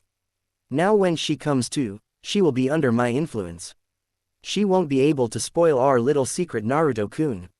Naruto begrudgingly nodded at that and just thanked Kami that Orochimaru trusted him enough to not speak on his own. Then his eyes widened. That's it, he sealed the QB so that if I do try to talk, he or someone he has watching us could easily silence me. Damn this snake, he's not a Sannin for nothing. Naruto grit his teeth but held in a growl. He needed Orochimaru to think that he was still loyal to him. What do you want me to do now, Orochimaru? Sama? Naruto had to force out the honorific as if he were trying to choke back vomit. Orochimaru chuckled and turned from the two young shinobi. Get back to the Chunin exams. Go about it as if nothing has happened. However, wait for her to wake up and explain everything I have told you. I must be going now, for our other friends are waiting. Orochimaru leapt up into the trees, headed away from the tower. Oh, and Naruto-kun. It would be wise not to cross me. With that, the snake Sannin left a trembling blonde and unconscious snake Jonin. What do you mean we're suspects in an unassociated case? If it's unassociated, then why the hell are you keeping us here? Fu, sit down and be quiet. You're not helping us get out of here any faster. It's not fair, Yuryu. We didn't do anything. The turquoise-haired girl spun on her heels and glared at the spectacled preteen. They were inside of the tower, however, they were in a holding cell room. One door, a one-sided mirror and 4 stone gray walls. 3 chairs sat in the middle of the room, 2 being occupied by Train and Yuryu while Fu angrily paced the floor. An Anbu stood in front of the door while Ibiki himself stood in front of the 3. In the corner of the room, Kin had yet to awaken. If anything, you should be questioning her. Fu pointed to the still knocked-out girl. She attacked Naruto-kun's team and Naruto-kun came to rescue them. He even went as far as rescuing her when his own teammate tried to viciously attack her. Ibiki's interest was piqued by the statement. What do you mean his teammate tried to viciously attack her? Fu looked up at the man and noticed that he didn't seem as scary as he had at the written portion of the exam. She didn't know why, seeing that if they were supposed to be getting accused of something, then the man should have been exerting his full ki on them. So not wanting to look a gift horse in the mouth, she sat down and calmed down.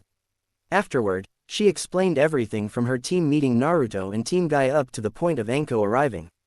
Ibiki's face showed a stern concern, however, he didn't show just how upset he truly was. Anko went after the brat, but they're not back yet, which means that they had to have run into Ibiki-sama. We have word that Anko and Naruto are on their way to the tower. The Anbu team found them halfway here. Ibiki frowned. What the hell? They were on their way back. Then that means they didn't meet Orochimaru after all. Then why did it take them so long to start returning? Knowing Anko, she would have knocked the brat out and dragged him back by his hair without a second thought. Something weird was going on here. Excuse me, sir, but what's going on? Train asked. Ibiki met the boy's gaze and saw a dead serious look. It's none of your concern. You will remain here until we get the story from the other teams and your Jonin-sensei arrives. Until then, get comfortable. Ibiki turned to walk out of the door. The Anbu stepped aside and opened the door. When Ibiki was next to him, he whispered, "Be nice to them, and alert me when the sound Kunoichi wakes up." The Anbu gave a minuscule nod and shut the door behind Ibiki. Train glared at the Anbu and then faced Fu and Yuryu. Something's not right, he was worried about something. Plus, these are the Chunin exams. They wouldn't have went off on us like that because they know teams can kill other teams. Something that's not supposed to be here is causing a disturbance in the village. Yuryu nodded, pushing his glasses up on his face. It may have something to do with the strange chakra that the Uchiha was using. It was not an Uchiha trait, and it seemed to influence the boy's aggressiveness greatly. Fu looked between the two boys in confusion. What the hell are you talking about? Speak normal Japanese please. Train and Yuryu chuckled at the flustered girl. Train put an arm around the girl's shoulder, pulling her close and activating his dujutsu, making his irises yellow and his pupils slit, just like those of a cat. Fu shivered at the close-up view of the creepy eye technique and she shut her eyes tight. Listen closely Fu, the Grim Reaper is going to eat your soul.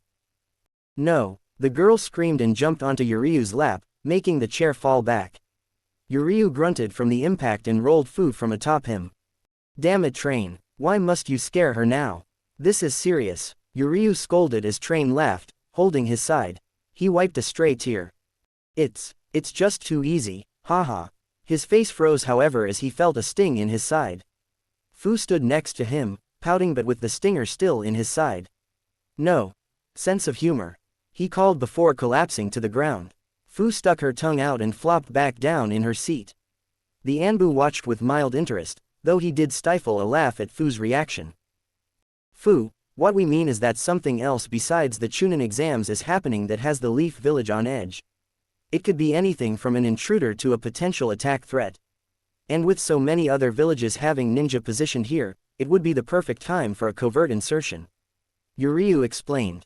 Fu nodded her head in understanding. But who would dare attack the Leaf Village? The Leaf, Sand, and Rain villages are all allies.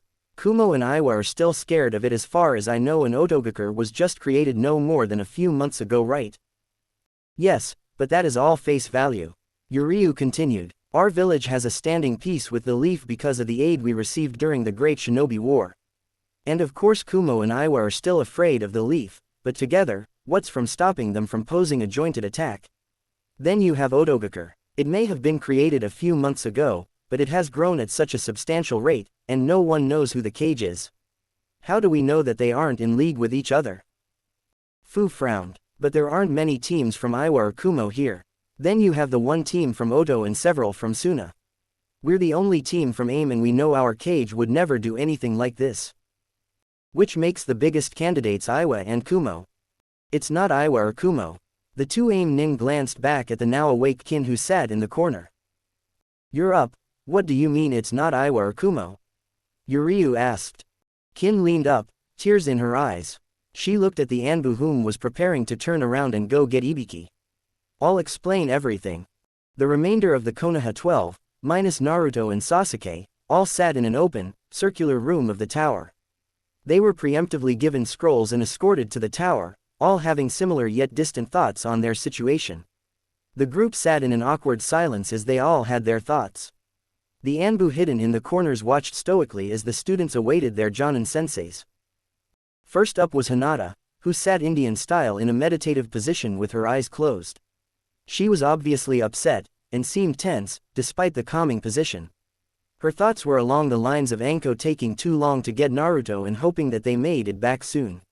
She was worried about the blonde, and wanted to know the full story of what had happened before they showed up. However, the solemn gazes throughout the group made the tension too much to bear and she stayed silent. Kiba sat next to Hinata, stroking Akamaru and thinking the same thing. He wasn't as worried for the blonde as Hinata was, but he was still worried. The scene they had come upon was indescribable, and with Kiba's limited brain span, there was no point in trying to make sense of it. All he knew was that something big had to be going down if the Anbu had to escort them to the tower. Shino stood by his two teammates, leaning on the wall. He kept his gaze on the floor in front of him, not that it would make a difference with the shades. The Aburame was trying to read the vibes of the others, but the overwhelming sense of confusion and fear pretty much spoke for itself. Without a verbal lyric of what happened before he and his team arrived on the scene, he would be in the dark. So the logical thing to do was just wait. Shikamaru sat with his back leaned against the opposite wall of Hinata's team. He had his eyes closed and a scowl on his face as if he were asleep. However, he was far from it as he contemplated everything that they had just seen, piece by piece. First off, Sasuke's situation made no sense with no prior experiences with the power. He and his team had only arrived when the sound team had started picking on the girl and Sasuke was already unconscious. So there wasn't much he could deduce about Sasuke's condition. However, Naruto was a different story. The boy had already been acting different when they had met up for the first part of the exams. And then he showed just how much he had changed when he protected Sakura and even fought against Sasuke. He was much stronger than he was in the academy, but the strangest part had to be his red eyes and chakra. Shikamaru didn't know how to describe it, but he felt a raw sense of fear overwhelm him when Naruto used the chakra. He had to use all of his wits just to keep from running away in fear of the chakra. Then you got the Anbu showing up and now things really get confusing. The mark on Sasuke's neck caught his attention, and then Naruto running off into the forest topped it off. Something was definitely wrong and it surrounded both Naruto and Sasuke. Choji was still eating, of course, but taking longer to chew his food. Probably something that everyone around him had felt, fear was the main feeling on his mind. Though he wouldn't mindlessly run from Naruto, that chakra was pretty intimidating. All he wanted to do was ask Naruto what it was about, but that'd have to wait until he arrived. Ino sat with her legs pulled up to her chest, and eyes on the ground. She didn't know what she was feeling, trying to think of the Uchiha she had claimed to be in love with but finding her mind drifting only to the fear she had of feeling Naruto's chakra and the fear of hearing just how bloodthirsty Sasuke had sounded. She was trying her hardest to remember what her father said to do in a situation like this, but for the life of her, she couldn't remember ever going over a situation like this. So with the only forefront facts being that she knew nothing of Naruto and Sasuke, and that both of them well surpassed her in her team's skills, she needed to reevaluate everything she had planned out for herself. She was going to slow down and start looking at things with a more open mind. But that was easier said than done. So as of now, Ino Yamanaka could not move toward the future. Neji's thoughts were plain and simple. Fate was working in overtime today, and only time would tell what the outcome would be. Tenten sat next to the standing Neji with a book on different short swords open in front of her. She was really worried about Naruto and Fu. When she looked into Naruto's eyes, her own fear of him was completely overshadowed by the pain that the boy looked to be in. She had wanted to run out to him and make him stop, or to at least help calm down the irrational Uchiha. But she had been cemented to her spot by the overwhelming chakras. There was nothing she could do. Then the Anbu took Fu and her team away when they hadn't done anything. The bun-haired girl just wanted this to be over with and hopefully, she'd be able to meet up with her newfound friends again. Lee was as quiet as he had ever been in his life. Leaning on the opposite side of Tenten from Neji, his gaze scanned the ground as he was lost in thought. He had been tracking Naruto's team in order to fight Sasuke, whom he had heard was the rookie of that year's graduating class. In his search, he had also found out that Naruto was the so-called dead last of that year's class. So his joy was sparked when he saw just how strong Naruto truly was, and his mind instantly made the connections that if the weakest person of that class was that strong, then surely Sasuke had to be something special. Lee sighed, shaking his head. That line of thinking disappointed even himself. He was the dead last of his own graduating class, and now here he was almost as strong as Neji. But that was only the first part of his falling mood that day. After following after Naruto and coming to the scene in the clearing, he was left speechless at Sasuke's attitude. To threaten to kill your own comrade was beyond unyouthful. It was downright criminal. As cold and distant as Neji was, he was still a team player, mostly. In the end, however, Lee was able to smile. As the optimist of the group, he had no choice but to think of what would happen if he was to face Naruto later on in the Chunin exams. So holding on to that one line of wishful thinking, Lee stood up a bit straighter, anticipating that time where he would be able to show off his most youthful skills. Sakura sat alone, in the farthest northern part of the room. She looked around at all of the sullen faces and couldn't help but feel down herself. Something was happening to her teammates and she was worried sick. First that weird snake guy attacked them, dressed as a grass nin, then he bit Sasuke and gave him a weird mark on his neck. Then when Naruto showed back up, he and Sasuke got into it, and with her limited fangirl attention span, it was obvious that Naruto had attacked Sasuke, which she knew was a blatant lie. Thinking back on the confrontation, Naruto did get in Sasuke's way, however, it was Sasuke himself that threatened and attacked Naruto. As much as she didn't want to believe that, she had seen it with her own eyes. And now that the Anbu were involved, lying would get her into more trouble than she would want. So now it came down to getting Naruto in trouble, or Sasuke. A quick blush crossed the blossom-haired girl's face as she remembered how Naruto had come to her rescue. Where was her mind when she was talking to Fu if she could remember that now? With nothing but a setting sense of confusion washing in over her, Sakura decided to drop the whole thing completely. She was almost in the same position as Ino, however, there were just several things that she couldn't admit to the others, or to herself, and especially Naruto. The door to the circular room opened and all eyes drifted to the intruder. Ibiki stepped in and gazed around at all of the children before sighing and shutting the door behind him. He casually strode to the center of the room, returning the gazes of each and every one of the genin there. In the middle, he stayed silent for several seconds, gauging the looks of them all. While some were passive, most held loathing, likely due to the haste treatment they had gotten on entering the tower. But he was impressed that none of the children jumped up or shouted at him for an explanation. "I take it you all are wondering what exactly is going on here, right?" He spoke to drop a bit of the tension in the room, however, he kept his voice stern to let them know that he would not tolerate anything but the utmost respect. The several nods and grunts gave his answer. Then the girl that he identified as a Hyuga rose her hand. Ibiki acknowledged her. "Anyo, sensei, where is Naruto-kun and Mitarashi-sensei?" Hinata asked. "They are currently on their way here." Ibiki smiled, remembering that she was the girl in the classroom that had been talking to the blonde kid. It seemed even with her playing hard to get, she didn't want to lose the boy. "Now before I answer any more of your questions, let me make this clear.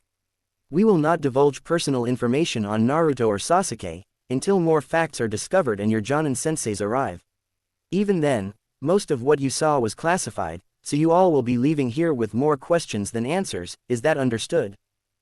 "That defeats the purpose of us asking questions then," Shikamaru thought, though he nodded in understanding anyway. "Now, I have some questions for you all and I need you to answer with nothing but facts and the truth." Ibiki released a bit of ki to emphasize his point. Seeing the shivers go down the genin's spines, he knew he had gotten their attention. How did Sasuke Uchiha end up in the state he was in when Anko and her Anbu team arrived? The genin looked between each other, wondering whom to designate as the speaker. Letting the question roll around for a bit, Ibiki looked over to the oldest team. "You." Tenten squeaked and shut her book, blushing from the attention. She scratched the back of her head sheepishly, finding the movement quite contagious, and groaned. "Well, me and my team arrived following after Naruto. Sasuke was already unconscious and Sakura looked to have been attacked by that team from Otogakure." At this point, Ino spoke up. My team and I arrived because we felt the disturbance. We got there a few minutes before everyone else, but since we were all low on chakra, we would have been no help to Sakura." Ino felt like that was more of an excuse now though. Even with their team low on chakra, they could have overpowered the sound team with numbers. Ibiki nodded at the girl and then looked to Sakura, who seemed to be trying to shrink into nothingness. He turned back to Tenten and motioned for her to continue. Naruto got upset at seeing his teammates in such a position and jumped in to intervene. There was a sound ninja with holes in the palms of his hands. He began to fire chakra-enhanced sound at him and Sakura, but Naruto protected her the whole time. After realizing that they were no match for him, the sound team prepared to retreat. However, the Uchiha woke up at this point. Tenten spoke with a bit of malice, gaining supported nods from many of the other ninja present. "So Sasuke fought the sound team?" Ibiki asked. When Tenten shook her head, he rose an eyebrow. So far, everything the girl from AIM said was true. "No, he was going to, but Naruto stopped him. I don't know what Naruto was thinking, but seeing as the Oto team was going to retreat anyway, there was no need to continue after them. Plus, Sasuke seemed to be more aggressive than what we've heard about him. We think it may have something to do with that weird purple chakra he had been using." Ibiki nodded once more. It was a logical and sound conclusion, also most likely correct. He knew very little about the curse mark itself, outside of what Anko had told him, and apparently it was a stronger version than the one he had given Anko 13 years ago. Sasuke didn't like Naruto getting in his way and he threatened to kill him. Ibiki's eyes widened. There was no playing around either. I could sense the full intent of it rolling off of Sasuke.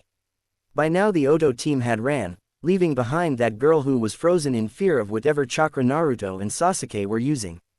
Sasuke still tried to attack the girl, though she wasn't any threat to them and Naruto began to protect her too. When she passed out, Naruto called for Fu, the girl from the AIM team, to take her to safety. When she appeared, Sasuke attacked her as well. The whole time, Naruto only attacked back to protect others. He was even injured by Sasuke's fireball technique. After Sasuke used another fire attack on Naruto, he pinned him against a tree. That's when Naruto began to use some weird, and extremely frightening red chakra. Tenten visibly shivered as she remembered the overwhelming fear that had frozen her in place along with the others. He overpowered Sasuke. All he did was squeeze his wrist and then he hit him in the gut, making the purple chakra go back into Sasuke. After that, the red chakra left Naruto too, but before we could go to him, he ran.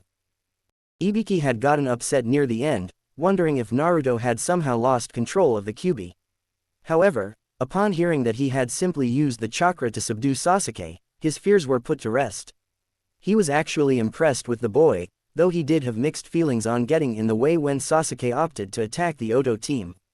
On one hand, he could understand why Naruto would have tried to stop him, but these were the Chunin exams. Sasuke had the right to attack them, not that Ibiki was saying that it would have been better. If it wasn't for Naruto intervening, then Sasuke would have been allowed to use the power of the curse mark to his heart's content. Though he didn't like hearing that Sasuke had threatened to kill a comrade not one bit. Can this be confirmed by all here present? Ibiki asked, looking around at all the genin. Almost instantly, most of the room nodded. However, his gaze dropped onto Sakura and Ino. Sakura was on the verge of tears while Ino fidgeted with a frown on her face. She looked up at Ibiki and flinched under his glare. She shakingly nodded as well. And you? Sakura looked up at Ibiki with a single tear sliding down her cheek. She looked around the room at the rest of her comrades. Most of them looked upon her with disgust, most likely having a feeling that the pink-haired teen was going to make up an excuse or take up for Sasuke. The look from Hinata was the worse, while Ino's looked sympathetic, yet scrutinizing.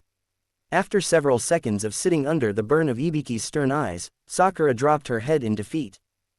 It's all true. The words left her lips like air, barely audible but heard by all. The respectful nods her way were missed as her eyes were on the ground in front of her, tears hitting the stone floor from the now crying pre-teen. Ibiki showed no sympathy for the girl and found it almost pathetic that she cried at a moment like this. They were ninja, and making a choice as simple as this was child's play to what would happen on the field. He thought that he had proven that point when he talked to them earlier that day. You say that the Uchiha was already unconscious when you all arrived. Then you were the only one there to know what happened to him, right? Ibiki asked Sakura. She looked up with pink eyes that were starting to swell. Why yes, we were attacked. Stop, the Anbu captain interrupted. I'll discuss that with you privately. Many of the others present took note of it, hoping to ask Sakura about it later. As the room fell into a short silence, the door opened. The Anbu from Fu's holding room motioned for Ibiki to come. Ibiki nodded and dismissed the genin without a word. When the door was firmly shut behind him, the genin all let out sighs of relief. As some began to ponder all the happenings, while others conversed amongst themselves, Ino looked over to her childhood friend. Sakura was shaking as she tried to hold in tears. The pre-teen blonde hesitated for a moment, but decided to play the bigger role and walked over to the blossom-haired girl. Sakura looked up startled at Ino, expecting it to be Ibiki for some odd reason. Hey, you okay? Ino asked, knowing that it wasn't a good question, but what else could she say? No, Sakura whined. Naruto and Sasuke were fighting again, but this time was the worse. I don't know what's wrong with either one of them. Ever since Naruto changed, Sasuke's been worried about him. And now Sasuke's changed too, thanks to... Sakura paused. What happened, Sakura? Before we got to the clearing, Ino asked gently. However, a kunai embedded in the ground in front of the two girls from one of the shadows of the room. Classified. An Anbu appeared and disappeared just like that, leaving the two girls shivering at knowing that could have easily been aimed at a vital part of their bodies. I guess I can't tell you. Sakura whispered. Ino put an arm around Sakura. Fine, then let's at least deal with what we can. Ino wiped a stray tear from the younger girl's cheek. Sakura wiped the rest herself and grew quiet, hoping that Ino would at least feel the same way as her. Ino, on the other hand, was going to try to explain this to both Sakura and herself.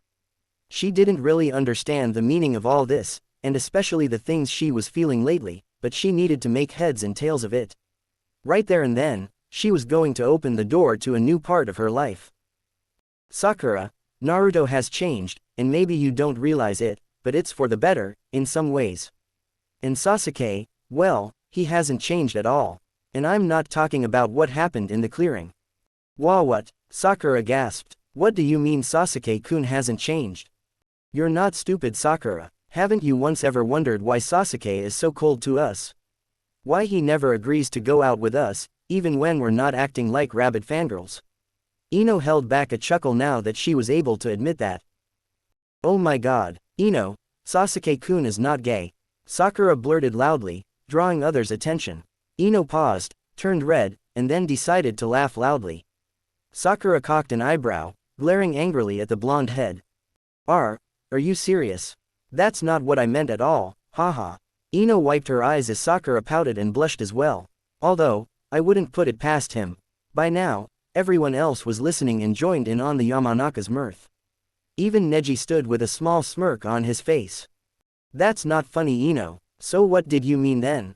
The pink-haired pre-teen demanded angrily. Ino took a few more moments to calm down before continuing. I meant that Sasuke isn't as great as you and I made him out to be in our imaginations. He's always been cold, and he acts like he doesn't want anything to do with us.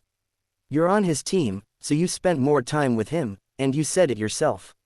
He's the same as he was in the academy, probably worse. The only person he actually opens up and talks to is Naruto, but even that's starting to wear thin. That's not true. Naruto is always bugging Sasuke-kun, so. Sakura stopped herself, finding that she was once again saying something that sounded pretentious. She shook her head and actually thought about what Ino said. No, I'm the one always bugging Sasuke-kun. What else? Ino urged, finding everything she was saying dead true. However, after Sasuke, both Ino and Sakura's paths took huge turns in opposite directions. He finds us, me annoying. He gives Naruto far more respect than me, because he deserves it. Naruto never did anything to me and I treated him like crap. Even now. Ino nodded. She was also someone who had treated Naruto badly while growing up. She didn't know if he did, but she remembered the time where he shared his lunch with her because she was dieting and had passed out. He was worried for her, even after she had insulted him countless times, even as he tried to help her. Naruto was a genuinely nice person, and after that event, she didn't pick on him anymore. She didn't try to get to know the older boy either, and right about now she was regretting it. Sasuke-kun. Sasuke isn't all bad though. He just needs someone there to be strong for him, Sakura said, though she did show maturity by looking at the situation from an outside perspective. Instead of seeing Sasuke like a boy toy, she decided to look at him as a person and shinobi. Ino, we messed up. I messed up. Naruto, Sasuke, all of you. I bet all of you are stronger than me. I wasted so much time, and Kakashi-sensei hasn't really taught us anything. Tears were falling again. Ino, I could die here.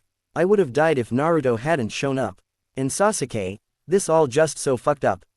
Ino blinked at the language Sakura used, but she patted the girl's back. She was happy that Sakura held up to her role as the smartest female genin of their class. She understood, or at least seemed to understand everything so far. Now Ino needed to start believing in everything she had told to Sakura. Sakura felt like a weight was lifted off of her chest, and was now hung over her head. Realization was the first step. But, could she truly change? Or would she continue to be the same girl she was starting to regret being? But her main question remained, what could she do for Naruto and Sasuke? Ibiki walked the halls once more, deep in thought. He wanted to have something settled before Naruto and Anko arrived because that in itself would raise more questions than he had time for at the moment. He needed to do 3 things at once. So taking a page out of a certain blonde's book, he flared one hand sign and created 2 simple shadow clones. Without needing to explain to the clones, they parted ways. The first clone headed to the cell containing the AIM team while the other clone headed back the opposite direction to speak to Sakura about just how Sasuke had acquired the curse seal. The real Ibiki headed towards the cell Sasuke was in. If you could call it a cell. It was more of a room set aside from the rest, far out of sensory of even Hinata and her Byakugan. It was deep inside the tower, Several floors down and Anbu were not hidden as they patrolled the sanctum of the floors below. Ibiki walked towards a double door with blue flames on each side. The Anbu guarding the door stepped aside and allowed Ibiki to enter, silently shutting the door behind him. Inside the room, several of the same blue flame torches sat on pillars. It was the only light and cast a dark ambiance over the room. Ibiki approached the center of the room, and as he walked addressed the other person beside Sasuke that was in the room. "How is coming along?" he asked. "All I did was apply the over seal. If Sasuke can resist, he can stop the effects of the seal. However, I've never seen anything like this before. It's far from an expert seal, but it emits a poisonous chakra in the process. I can't undo it without knowing the base form of the poison chakra." Kakashi spoke while still gazing over the crew's mark. Sasuke sat in the middle of what appeared to be a large seal on the floor. His shirt was off and black marks were weaving in intricate patterns from his back, chest and around his neck. He sat quietly, leaving the other two guessing at what could be on his mind. Of course Orochimaru must have come up with some other type of monstrosity. Hell, I doubt we could even discern a fraction of the chakra without a medic nin on Tsunade's level. Ibiki spoke remorsefully, Kakashi nodding his agreement. The copycat nin knelt down and put a hand over the curse seal and applied chakra. Sasuke winced before the marks all around the mark began to recede into his skin. "Kakashi-sensei," Sasuke spoke for the first time since he had been brought into the tower. It had seemed as if his memory was a bit fuzzy after the curse mark had receded. "Oh, what is it?" the silver-haired man asked. I threatened Naruto," he said low, as if telling to himself as well. It sounded like a question, and Sasuke couldn't believe he had done it. Kakashi, still oblivious to most of the situation, merely smiled. "He'll be fine. You threaten him all the time, no big deal." He waved it off. However, when Sasuke spun on him, eyes set in the Sharingan, he almost flinched. "I threatened to kill him." Sasuke spat. "I would never. I wouldn't." Sasuke grit his teeth and clenched his fist as he held in his anger. He wanted to strike the Jonin. Out of all the times Kakashi had dismissed Naruto, this may have been the worst. It always irked him that Kakashi showed favoritism, even if it was towards him. Even if Sasuke had forgotten at some point, he and Naruto were merely rivals, not bitter enemies. From the way Naruto was looking at Sasuke lately, they both had forgotten. But after his run-in with Orochimaru in the Forest of Death, he remembered what happened during their fight against Zabuza and Haku. We're supposed to protect each other. Kakashi glanced back at Ibiki, who said nothing and watched the scene play out. Kakashi sighed, knowing that he was his own with this one. "Sasuke, Naruto's bounced back from a lot worse. Don't worry yourself about it." Neither heard Ibiki sigh as Sasuke snapped on his sensei. "Bounced back from worse. Bounced back from worse. Who the fuck says that?" Sasuke clenched his fist until they bled. "You call yourself a sensei, but all you ever do is train me to use my Sharingan, and that's rarely. We haven't had a team assignment since we've come back from Wave Country, and that was last month. Me, Naruto, and Sakura barely see each other, and when we did go to train you always showed up late. What happened, Hatake? Weren't you the one preaching about how those who disobey the rules are trash but those who abandon their comrades are worse than that?" Sasuke groaned and clutched his neck with one hand, but he didn't let up on Kakashi, even with the worried look he was leveling. When Kakashi reached out to touch him, Sasuke roughly smacked his hand away. "Now I tell you something that I can't even stand to remember and you say it's not a big deal.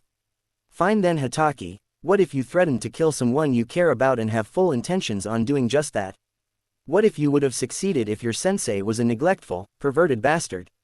Sasuke's anger slowly began to fade. The pain from the curse mark and overseal putting too much strain on him to continue ranting.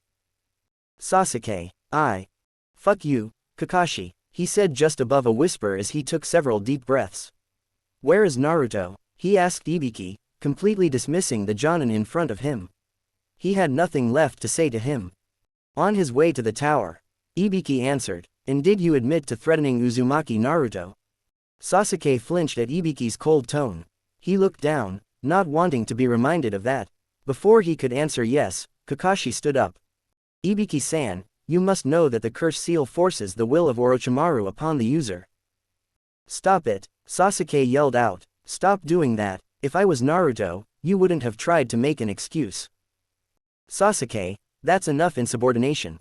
Ibiki spoke much more calmly than the situation seemed to need. His gaze, however, made Sasuke cement his mouth shut, though he did continue to send glares towards his sensei. Ibiki looked right into Kakashi's eyes when he spoke.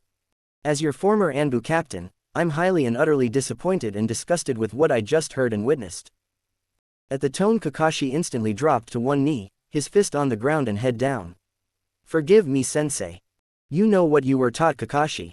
You had me and the fourth Hokage himself teach you. I don't understand how you could have turned out like this.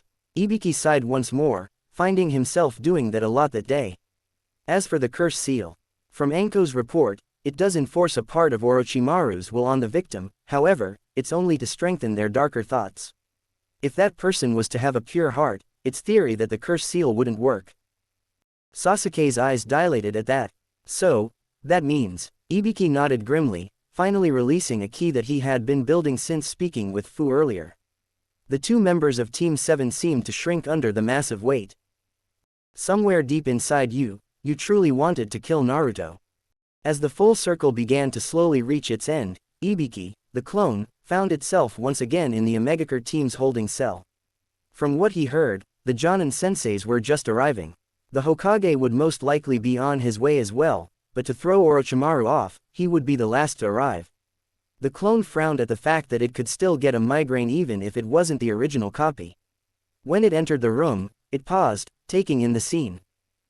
Damn it, Train, leave them alone, Yuryu shouted from the wall on the left, right next to the door. Train stood on a chair, seeming to be taking a monster pose as he once again used his dujutsu. Looking to the corner, he found Fu and Kin huddled together, shivering under the gaze of the boy. What the hell is going on here? Ibiki boomed, startling Train and making him lose his balance on the chair. He tottered for several moments before the chair gave into vertigo and sent him tumbling backwards to the floor. Uch, he whined and opened one eye to see an upside-down Ibiki. The Anbu head captain looked around when he heard a snicker. When he realized it was coming from the Anbu watching and guarding the room, he turned hard glares on them all, halting the laughs and instilling a moment of awkwardness. When he looked back into the room, all three Aim Genin were sitting in their seats with their hands folded on their laps and Kin sat next to Yuryu on the floor in the same position. If Ibiki didn't know any better, he would have sworn he could see angel halos over their heads. Sir, she's awake, Train said, sickeningly sweet-like. I can see that, the clone replied with a small growl. It rubbed the bridge of its nose in annoyance, though he had to admit the sight of Train toppling was quite comical. But this wasn't a moment to be joking around. I'm not going to beat around the bush. I have questions for you, and I want honest answers. If I believe you are lying, I will escort you to the T&I headquarters, and trust me, you don't want to go there. Kin nodded her head rapidly after paling at what Ibiki had just said. What was the condition of Uchiha Sasuke when you attacked his team? He was unconscious after receiving Orochimaru's curse seal. Kin blurted out without hesitation, getting shocked gazes from the AIM team. Orochimaru, the Orochimaru of the Sannin, Orochimaru. Train called in awe. So that's what that powerful chakra was. Fu mumbled to herself. Ibiki, for what he hoped would be the last time that day, sighed. He hadn't expected the girl to just come out and say it like that. If it weren't for the fact that he needed answers fast, he would have dismissed the Omegakure Genin. However, he would just hold them in contempt with the information should they try to release it to the public. How do you know Orochimaru did it? Are you working for him? Yes, and no. Orochimaru is the cage of Otogakure, and now that I'm in your custody, I have no plans on returning to him. As far as he's concerned, I'm dead, or will be if he sees me again. He destroyed the orphanage I was staying in and kidnapped me and a lot of the other children as well. So that's why she's singing like a canary. Ibiki thought. He once again glanced at the AIM team to see them soaking up knowledge like sponges. He would need to question them once more to make sure what was being said did not leave that room. Is there anything else? Ibiki asked, his headache slowly going away as the girl was far more compliant than he expected. It made things so much more easier. Yes, Kin stated looking down. She began to go into detail about the upcoming invasion on Konohagakure that was supposed to take place within a month's time during the finals of the Chunin exams. She told them only what she herself knew, seeing as she wasn't important to the plan itself. Hell, Orochimaru didn't even think she was worthy of getting a weak version of his cursed seal. "Sir, the team from Omegacure's Jonin-sensei is here," the Anbu at the door called. "Send him in." The door opened and the AIM team's eyes lit up. A man wearing a long red trench coat buttoned fro top to bottom with 2 rows of buttons stepped into the room. He had hair that defied gravity just as Kakashi's but was platinum blonde, like Ino's. Over his eyes he wore fire orange shades, and was eating a meat bun. The AIM team face planted as the cool look was instantly thrown off. "Damn it, Vash-sensei, don't you ever stop engorging yourself," Fu called with a pulse mark on her forehead. The man inhaled the last of the food and smiled. "Nay, Fu, it's too loud, I can't see you." "That makes no sense," she cried again. "Excuse me," Ibiki interrupted loudly. Vash faced the Anbu leader with the same smile. "Oh, I'm sorry. Hello, my name is Vash Strife, I'm this team's." "I know who you are." Ibiki stepped aside, letting the genin know they were just about free to go.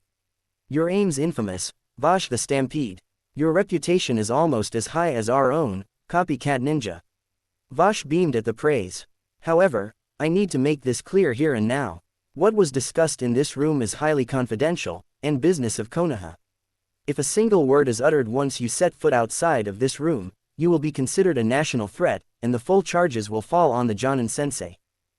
Vash's smile was frozen on his face, but his students could see that he was sweating bullets. They groaned at the man. "Sensei, we won't talk.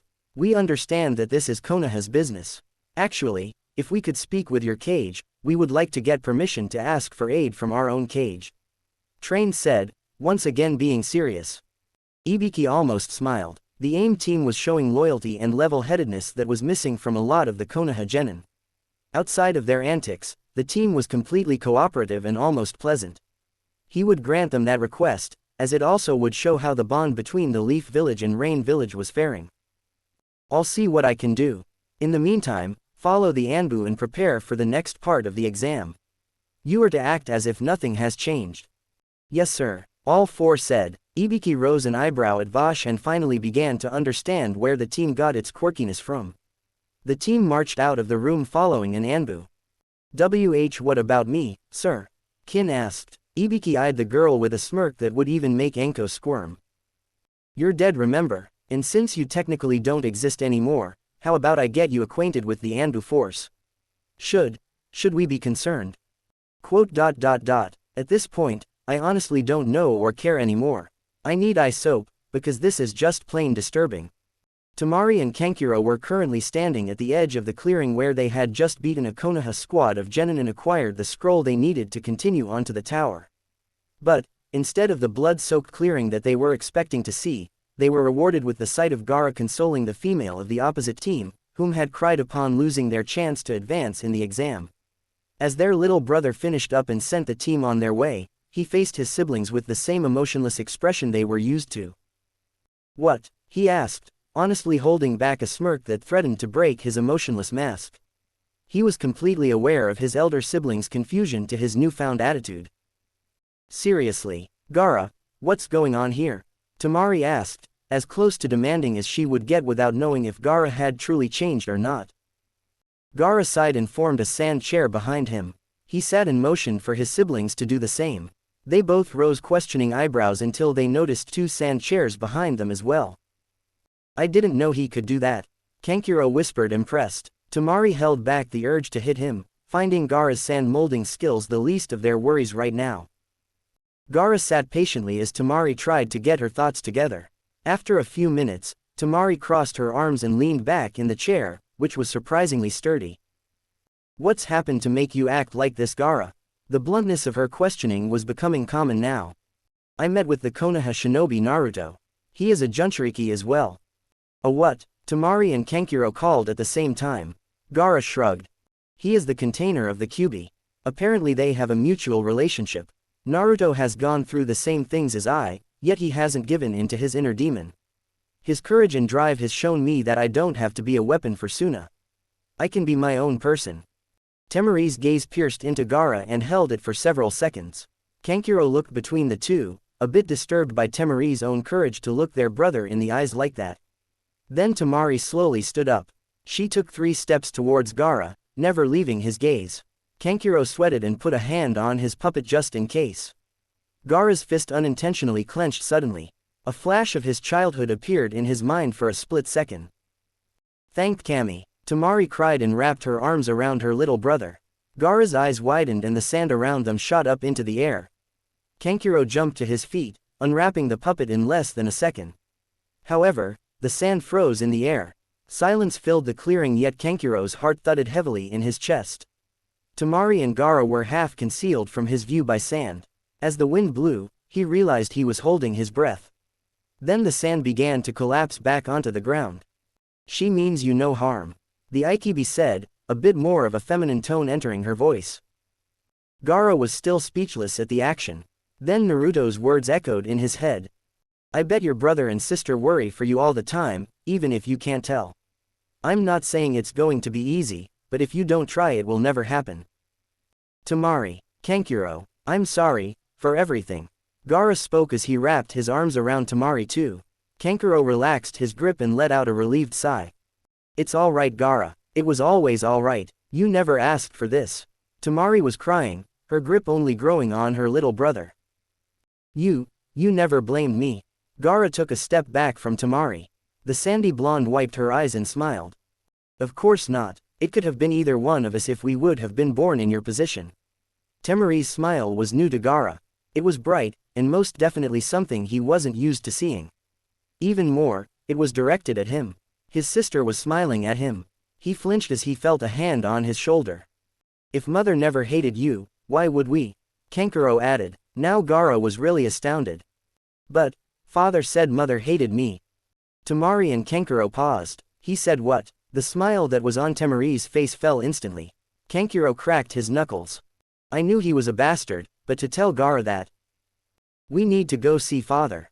Temari called. No, we can't, not yet. Gaara said, eyes pleading. I've already alerted Konoha of the invasion. Naruto plans to let everything seem like they're normal so that father and Orochimaru won't get suspicious. We have to continue on as if nothing has changed. The entire situation was almost overwhelming for the older Sand siblings. Everything they had prepared for was gone out the window. But seeing Gaara act normal was a bigger conundrum, one that was gladly welcomed. Though they didn't, they felt as if they had a decent enough grasp on the situation to go with the flow.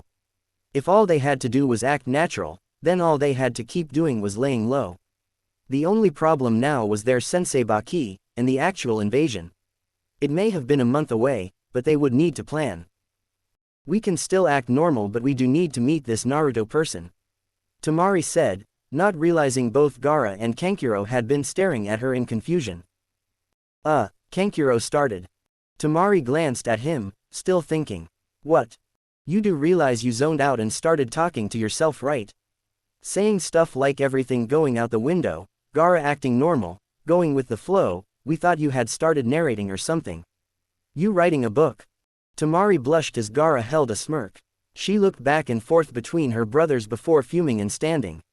Oh, screw you guys, I'm trying to figure out what we're going to do. What? Like you narrated, all we have to do is act natural. Gaara teased.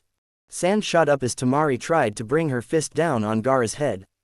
Damn it, I liked you better when you didn't talk. She called, continuing to rain down punches on the sand shield. Gaara looked at Kankuro.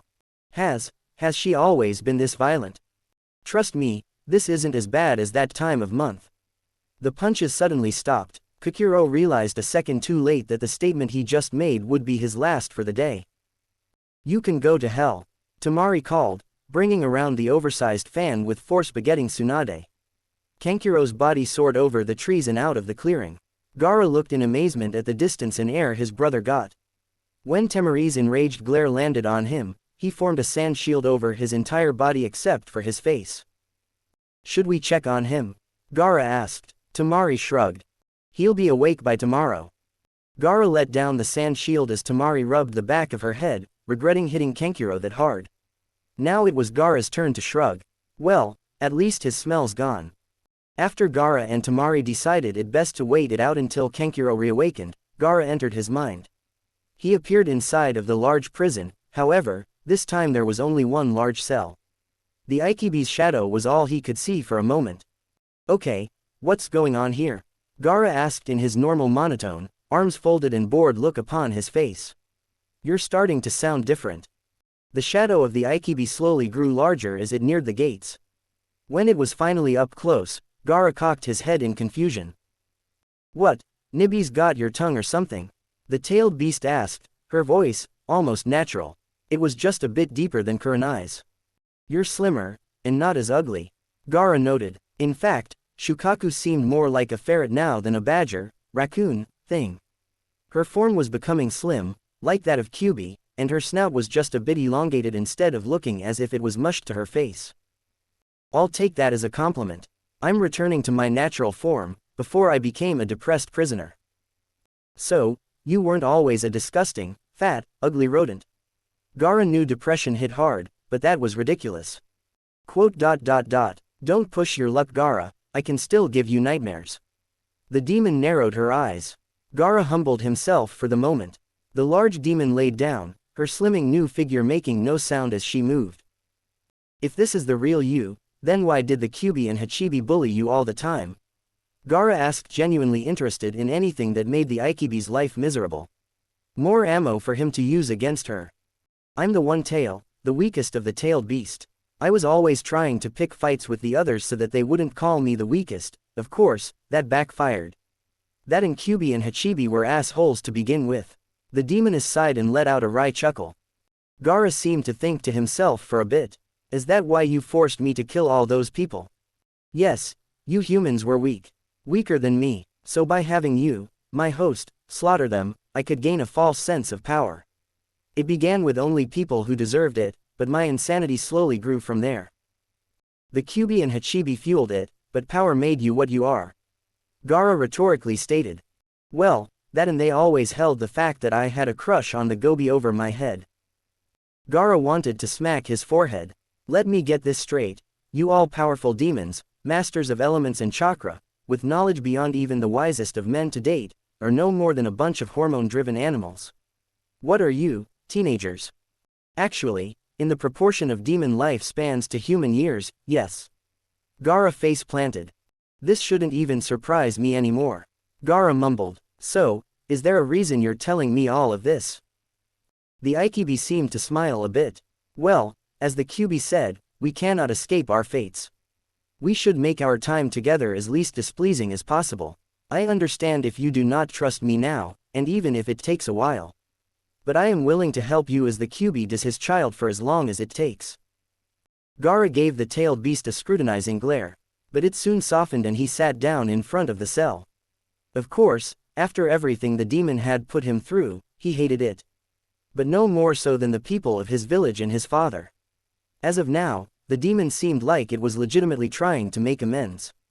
As far-fetched as it seemed, Gaara was willing to look towards the future. But only because of Naruto. You've made my life hell since the day I was born, had me kill dozens upon dozens of people. You are the reason my entire village hates me, including my own father, and the reason my brother and sister feared me until today. Gaara watched as Shukaku fidgeted under his glare. I guess if you call me Gaara-sama and never talk about killing anyone again, then I can work with you. Gaara-sama, really? Aikibi stood up, almost as if to walk away. I can always ask Naruto to bring the Kyubi in here too. Oh Gaara-sama, stop joking around so much. Gaara couldn't help but smirk. He turned to leave the prison with the same mirth. Ah, this is the start of a beautiful friendship. The two hurtled through the forest at a leisure pace. There was too much tension in the air to try and go at full speed, and very few words had been spoken since they started moving. Naruto had already explained the situation to Anko, and after several painful jabs and near-fatal cuts from a poison-tipped kunai, they were on their way to the tower. Anko was well beyond pissed, of course. But she wasn't pissed at Naruto. They would be in much more trouble than this if the boy hadn't tricked Orochimaru. She was most definitely upset about the reactivation of her curse mark, but she was already thinking of ways to make it work for herself. She still remembered the curse mark giving a power boost to the user, but at the cost of enforcing Orchi-Tems will on the user progressively.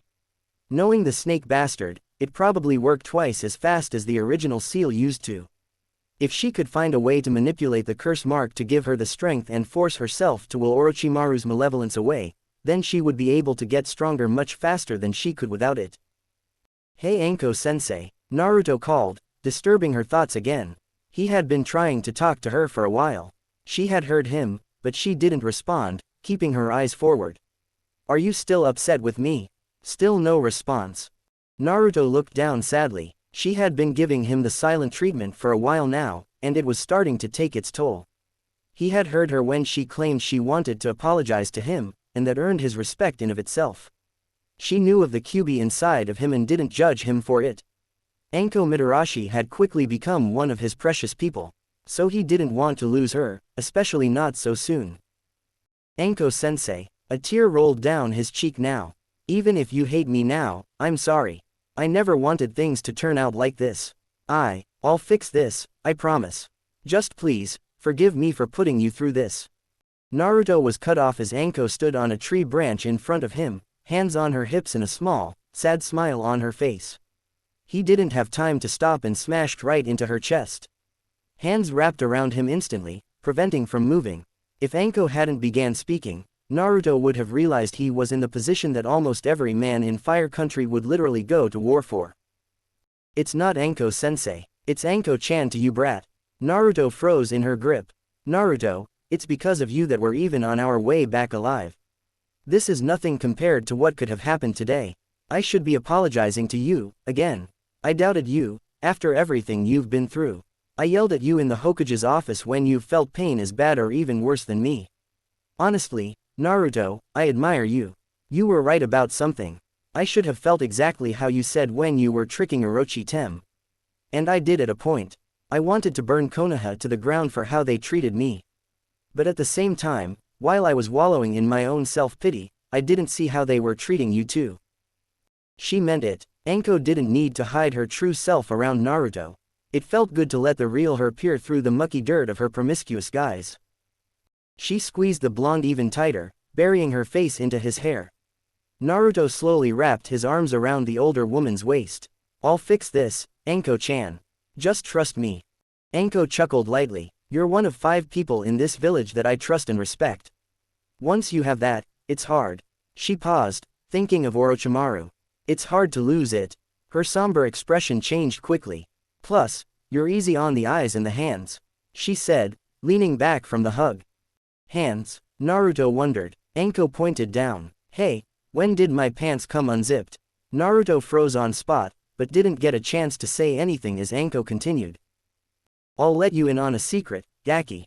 Shinobi of any ages are allowed to court, as long as it doesn't compromise the village's security and hinder work ethics." She seemed as if she had entered lecture mode. "By technical means, as soon as you put on that Hitai-8, you are a grown man.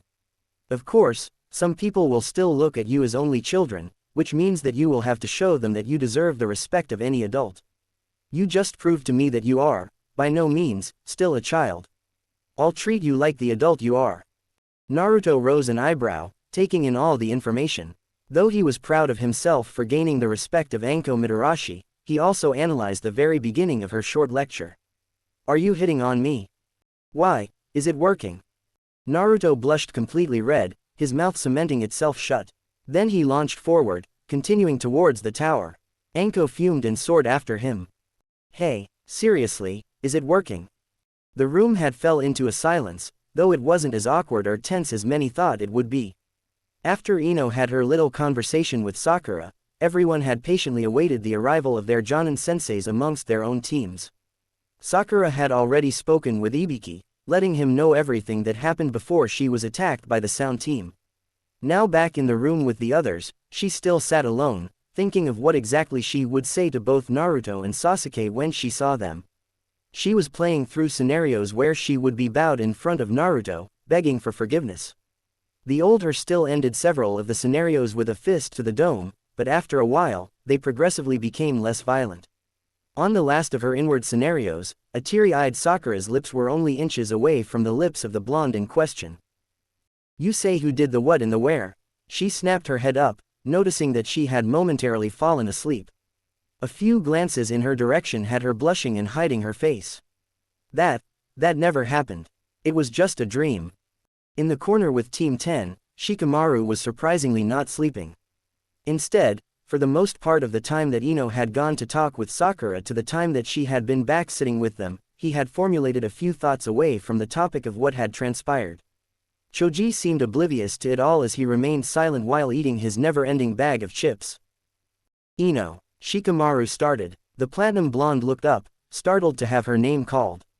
She seemed to have been deep in thought, most likely like everyone else that sat quietly around the room. "What is it, Maru-kun?" she asked, almost giggling at the quick blush that formed on her surrogate brother's face. She had only used that nickname with the boy when she was either extremely happy about something or when she just wanted to mess with him. She would be using it a lot more often from then on. "You're starting to act different. Like Hinata. Like Naruto. Hell, like damn near everyone now. What's your reason?" he asked honestly. He made it a point to know when his sister was doing something potentially stupid, dangerous, and hopefully in this case beneficial to her overall as a person. Ino blushed slightly. It was as if Shikamaru had read her mind, but knowing the genius, he had probably just put two and two together. Even after her conversation with Sakura, she was still thinking of everything she wanted to do for herself and for the others. Ironically, even if off-characteristically, she had began to think of trying to befriend Naruto again.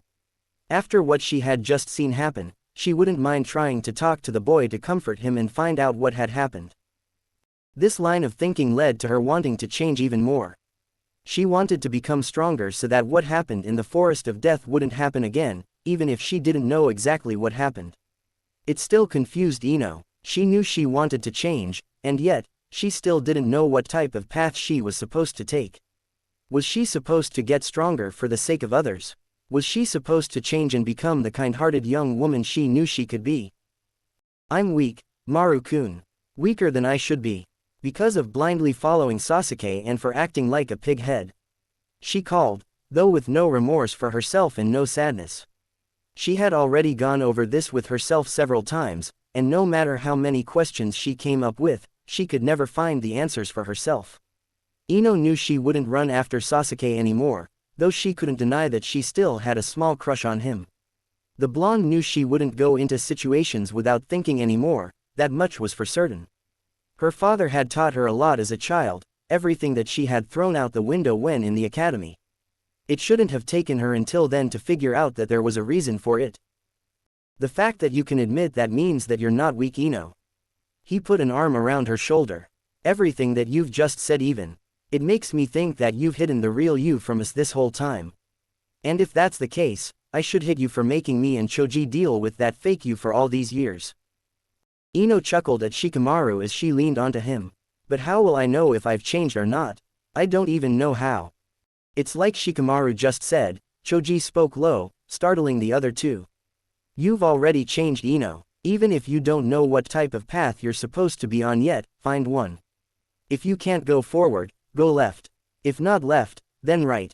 If all the paths around you lead to nowhere, then blow a fucking hole in the wall and make a different path." The portly pre-teen called with fire in his eyes. Ino and Shikamaru's sweat dropped at the passionate speech. Yeah, what Choji said," Shikamaru said with a small laugh. "Ino, live your life. Me and Choji here will always support you, okay? Don't be afraid to talk to us, even if I try to blow you off for a nap." "Yeah, what's with that?" Ino called, pouting. "And why are you being so non-Shikamarish right now?" Shikamaru ignored the fact that Ino had given him his own category of lazy, but hell, it was well deserved. "You're my big, little sister. What type of brother would I be if I didn't listen every now and then?" "You'd be the Shikamaru type brother," Choji called, once again indulging himself with the taste of barbecue chips. Shikamaru glared at his brother. "Thanks a lot." Ino's giggles made the two smile. "Thanks, both of you. I still don't know what I'm supposed to do, but I know I can never go back to how I was." Ino loved them. As rare as it was, this wasn't the first time Shikamaru and Choji had been there for her. Just like she remembered when Naruto had been there for her too. She had amends to make with people, and that, Ino decided, was going to be the first step down her own path. "Looks like we've missed a lot." Team 8 looked up as they heard their sensei's voice. Asuma Sarutobi walked through the door, followed by Kurenai and Guy. The genin didn't respond how their senseis expected, being jumping up or at least acknowledging them more than they did. Instead, all of them looked over, didn't move, and then went back to conversing with one another. It even surprised Guy that Lee didn't greet him. It seems they're more troubled than we could have imagined, he stated as he saw Neji mumbling to his teammates and their solemn nods of agreement. Kurenai folded her arms and frowned as her gaze was on her own team. Hinata was sitting with her head leaned on Kiba's shoulder while Shino was next to them. It seemed as if they were speaking as well, and from the looks of it, Hinata was starting to open up again. She still wondered what happened to make the girl change in one night. Who could blame them? From what the Anbu reported, we may just as well have an S-class secret revealed here in front of everyone. The two men instantly dreaded what Kurenai had just said. If the secret of the Kyuubi was revealed to the children, who knew what they would say about them for keeping it secret, and even worse, what would they say to Naruto? "Excuse us, but we would like to enter." The sound of a newcomer alerted the Jonin. They turned to see the Omegakure team, the genin with annoyed expressions and their sensei with a goofy grin. Train grit his teeth. "Please, kill this man. If he speaks one more word about food, I'm going to shoot him myself." Fu, who loved ramen just as much as Naruto, had even had enough of the man's ramblings on donuts and meat buns. "We'll explain to our cage that his death was his own fault." "Not you too, Fu," Vash called, tears streaming down his cheeks as he hugged the young girl's leg. The Konoha Jonin all sweat dropped. "And, who are you?" Kurenai questioned. Vash was up as if nothing had even happened. "Vash Strife of Omegakure, it's a pleasure to make your acquaintance." Just as Vash was about to put his hand out for a handshake, Yuryu kicked him in the back, sending him rolling into the room. The Konoha Jonin quickly stood aside, only for Kurenai to look down and notice Yuryu on one knee in front of her. "Forgive my idiot sensei, it seems he still doesn't know how to treat a beautiful woman such as yourself. I am Yuryu Ishida, here to serve you in any way, milady." Kurenai blushed more from being a bit creeped out than from embarrassment. She was saved from further embarrassment as Fu once again shoved her stinger into Yuryu's side. "Damn it, Yuryu, how many women are going to take a restraining order out against you before you stop doing this?" In the room, Kiba rose an eyebrow. Who the hell is that flirting with Kurenai-sensei? "They are from the Omegakure team that arrived here with us, remember?" Shino stated. Hinata couldn't help but let out a small, cute giggle. "Fu." Ten's voice rocked the room. Fu looked up just in time to squeak as a flying Ten glomped her to the ground. "Fu, I was so worried about you." Ten cried with streams of tears pouring from her eyes as she rubbed her cheeks against Fu's. Fu patted the older girl's head. I'm fine, but you're crushing me." A shadow loomed over the two, making them pause until they saw Train leaning over them, a cat-like smirk adorning his face as his eyes glowed that unearthly yellowish gold. Fu and Ten yelped and dashed into the room, hiding behind Vash as he was now standing. What's with those creepy eyes?" Ten called, flailing a pointing finger at the genin. "I don't know," Fu cried. Everyone in the room sweat dropped as when Train walked in, his eyes were normal and looked as if nothing had happened at all. "Hey, are you two alright? You look as if you've seen a ghost," he asked innocently. "Devil," they yelled back. While most of the nin in the room watched the scene in content, there were two whom had almost all but forgotten about everyone else. The two nin locked eyes and a wave of tension instantly filled the room. "Neji," Hinata whispered. "Hinata," he whispered right back. Even from across the room, though they didn't hear each other, they could read each other's lips. Neji was surprised to see Hinata send a hateful glare his way. Then she stood, drawing the attention of her two teammates. "You okay, Hinata?" Kiba asked. Shino merely watched, sensing more than seeing the conflict between the two Hyuga. Hinata folded her arms and walked over to Neji, stopping several feet in front of him. Her glare was neutral, uncaring now. Neji's matched hers but with a small hint of hatred showing through. "And who do I owe to have the Hyuga heiress herself gracing a branch member like me with her presence?" He spat with malice. "If you would open your blinded eyes, you would see that I have never claimed the main branch." Neji was taken back by the tone in Hinata's voice. "Oh, has the pathetic excuse for a Hyuga finally grown a backbone?" "No, that's impossible. Someone as pathetic to the main and side branch as you could never hope to change. You can only fall further." The statement made Hinata's eyes flicker with the Byakugan for a brief moment. "Your words will no longer affect me, Neji. If you wish to continue to belittle me, then prove you are stronger." Otherwise, keep your own pathetic bullshit to yourself and have the decency to hold your head high in the presence of both the side and main branch. Fool, Neji yelled. Why waste my time with you, one who can't even hold her own against her younger sister? You wouldn't even last 10 seconds against me. Hinata drew a kunai and launched it at Neji. Neji drew his own and deflected it before taking a step forward and then leaping, going over Hinata. He aimed a slash right at her throat while he was above her, but instead, hit another kunai. Hinata spun on spot as she blocked his aerial attack and rotated her body into a windmill kick. Neji took a quick step back to avoid the reverse axe kick that would have caved his skull in but wasn't fast enough to avoid Hinata's other leg as she extended it towards his chest, sending him sliding back several feet. Hinata, Neji, stop this instant. Kurenai yelled. Guy put a hand on the woman's shoulder and shook his head. Leave them be, he said solemnly. But, Guy tightened his grip slightly. Kurenai looked back and forth between the scene and Guy. She hugged herself, knowing she probably couldn't stop them anyway. This needed to be settled sooner or later, Kurenai. Maybe now would be best. The tension that rose between the two ignited a spark into an all-out blaze. Nothing could stop the events from unfolding now, not even the Jonin. Neji was the first to activate his Byakugan, sliding into the Hyuga's stance. Hinata's dark glare put whatever feelings of hate Neji had to shame. She wouldn't allow him to tear her down. Not when she had started trying to build herself up.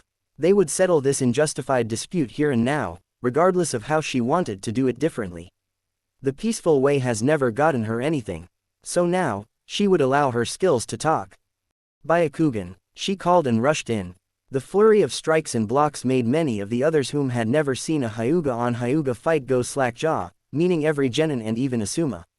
The blows seemed so precise, almost as if they both could see every single last move the other was making. The look of determination on Hinata's face made Neji shiver. She's better than I thought, Neji noted. Hinata noticed that Neji was manipulating his chakra in a way that it would curl around her strikes with the twitch of a finger and still hit her tenketsu. That was definitely something her father hadn't taught her, or that she had heard of from any Hyuga period. She knew this is why Neji was a prodigy, and not her. But Hinata wasn't a typical Hyuga either. Even if she could not best Neji in the traditional Hyuga Juken, she could best him at the game of creativity. Just as Neji subtly made the move to take out one of Hinata's tenketsu, the Hyuga heiress blocked the attack, but at the same time flicked her wrist ever so slightly, making Neji's small burst of chakra miss her arm completely. Neji's eyes widened, but no one would notice. The next several strikes went the same way, and those watching couldn't see a change in the battle at all. Neji jumped back from Hinata, the glare from earlier returning. Hinata only smirked at her big cousin. What's wrong, Neji? I thought I would be down in a matter of seconds. Don't tell me you're starting to have second thoughts. Neji huffed. A minor miscalculation on my part. Your fall is still inevitable. It will simply take a little more effort on my part. Neji's smile grew. You are in my field of divination. Hinata's heart skipped a bit. Kurenai and Guy both looked in horror, prepared to rush in, until they saw Hinata smirk too. Neji rushed forward, lines of chakra trailing behind his hands as it seemed he was completely set on ending Hinata's life. 2 palms, 4 palms, 8 palms, 16 palms, Neji counted off. However, the entire room was stunned into silenced awe. As Neji started his strikes, Hinata had started to rotate her arms. The only people able to see what was actually happening were Train, Fu, and Neji. Every strike that Neji threw, Hinata's flat palms came down to meet it. A thin, long chakra blade came down with each rotation, Neji's own chakra breaking them apart but at the cost of expending the chakra that he was trying to hit Hinata with. As Neji made it to the 8th palm, Hinata took a shaky step back, as Neji's momentum would have allowed him to push through her blades and into her body had she not been able to move while performing her defense. By the 32nd palm, Hinata was literally dashing backwards as Neji continued his assault. Now Train was the only one able to see the blur that was Hinata's and Neji's hands and arms. Gentle Fist 8 trigrams, 64 palms jutsu. Neji cried as his last hits were met with Hinata's blades again, a visible burst of chakra forming between them like glass shattering and pushing Hinata into the wall of the area. She let out a weak grunt as she hit the wall and slid down to one knee. Neji was panting just as hard as the girl and his eyes shone fear. What is this? Hinata panted, her eyes blurring and letting off dry heaves. I'm I'm not afraid, her meek voice called out. She struggled to stand up, her Byakugan no longer activated. If one looked closely, they'd see the blood dripping from her palms. Neji noticed, and then saw that his own fingers were bleeding as well. How have you gotten like this? What's the difference today that wasn't there 2 days ago? Neji called, the fear now evident on his face. Who are you? Hinata slid back into the Jukin stance. I am who I am supposed to be. She reactivated her Byakugan. I am a believer of change. She straightened herself out as she took in heavy breaths. I am a person who stands on the verge of collapsing. I am a person who believes in justice and honor, of love and loss. I am a person who believes that the weak can become stronger than the best, that there is no difference between failure and success. Hinata ran forward, chakra forming over her entire arms. Around her fist, they took the shape of lions. I am Hinata Hyuga. Neji was too startled. The move came too quick. Gentle fist. Twin lion barrage. The lions around Hinata's fist roared as she dashed past Neji, emitting a flash that temporarily blinded many in the room. Hinata stood several feet behind Neji, both of her hands outstretched from the attack. Everything went silent. Lady, Hinata, Neji whispered as his jacket exploded into shreds and cuts seemed to appear over his torso as his tenketsu were all but sliced to pieces. He hit the ground on the verge of unconsciousness. Neji-kun, Hinata called as she too felt the signs of unconsciousness affecting her as well. I'm different than father and the others of the main branch. I was hated, damn near outcast. Because I didn't treat the side branch the way the others did. Because I wasn't as gifted in our arts as my little sister. Because I actually have emotions. Tears had began to fall, though Hinata's expression never changed. I hate the hatred that's in our family. I hate having to lie to myself and act this way. I never want to be like father, but I don't want to lose what little family I have left there either. Hi, Hinata. Surprisingly, Neji was trying to stand. I understand it. I understand that you hate me for what happened to your father. Uncle Hazashi was an honorable man, and more caring than I could ever imagine my own father being. He died for me, and not a day goes by that I don't thank him every night. There are times where your hatred for me makes me wish that those Kumogakure ninja would have succeeded in taking me if it would mean you and your father's happiness. She tried to wipe away her tears, but they just wouldn't stop flowing. She sniffed and turned towards the now standing Neji. Through all of this, the only reason I haven't caved, Neji, is because of Naruto-kun. No matter how much pain I've gone through, I know it's nowhere near as much as him. And no matter what, he kept going. He didn't let anyone stand in his way. Even if I'm only finally realizing it, I don't want to let anyone stand in my way either. I won't change who I am for father. I will continue to be who I am, and I will get stronger on my own, with the help of friends. If you wish to kill me still then Hinata once more took a fighting stance. Then I will fight you until my last breath.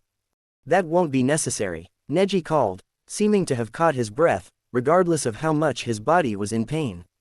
I see you, Hinata-sama. Neji smiled warmly and Hinata gasped. Neji-kun, by the looks of all around, they didn't understand what was going on. Only Tenten and Kurenai could decipher the meaning. Are we missing something? Fu asked her bun-haired friend. Yeah, Neji-kun said he could see Hinata-chan without the Byakugan activated. Within the Hyuga clan, it's the utmost sign of love and respect. It means he can see the real her now. Tenten's own anxiety from just watching the fight seemed to be fading away now. Hinata-sama, I've seen how your father and others treat you. Only now do I see what that truly means. My anger was wrongfully pointed at you. The kidnapping was not your fault, and at the time you could do nothing. You were hated by the main branch and I added to that hatred with my own. I could never have seen the things you have been going through with my own callous revenge on my mind. Neji slowly walked over to Hinata, the younger girl looking up at her big cousin with a worried expression.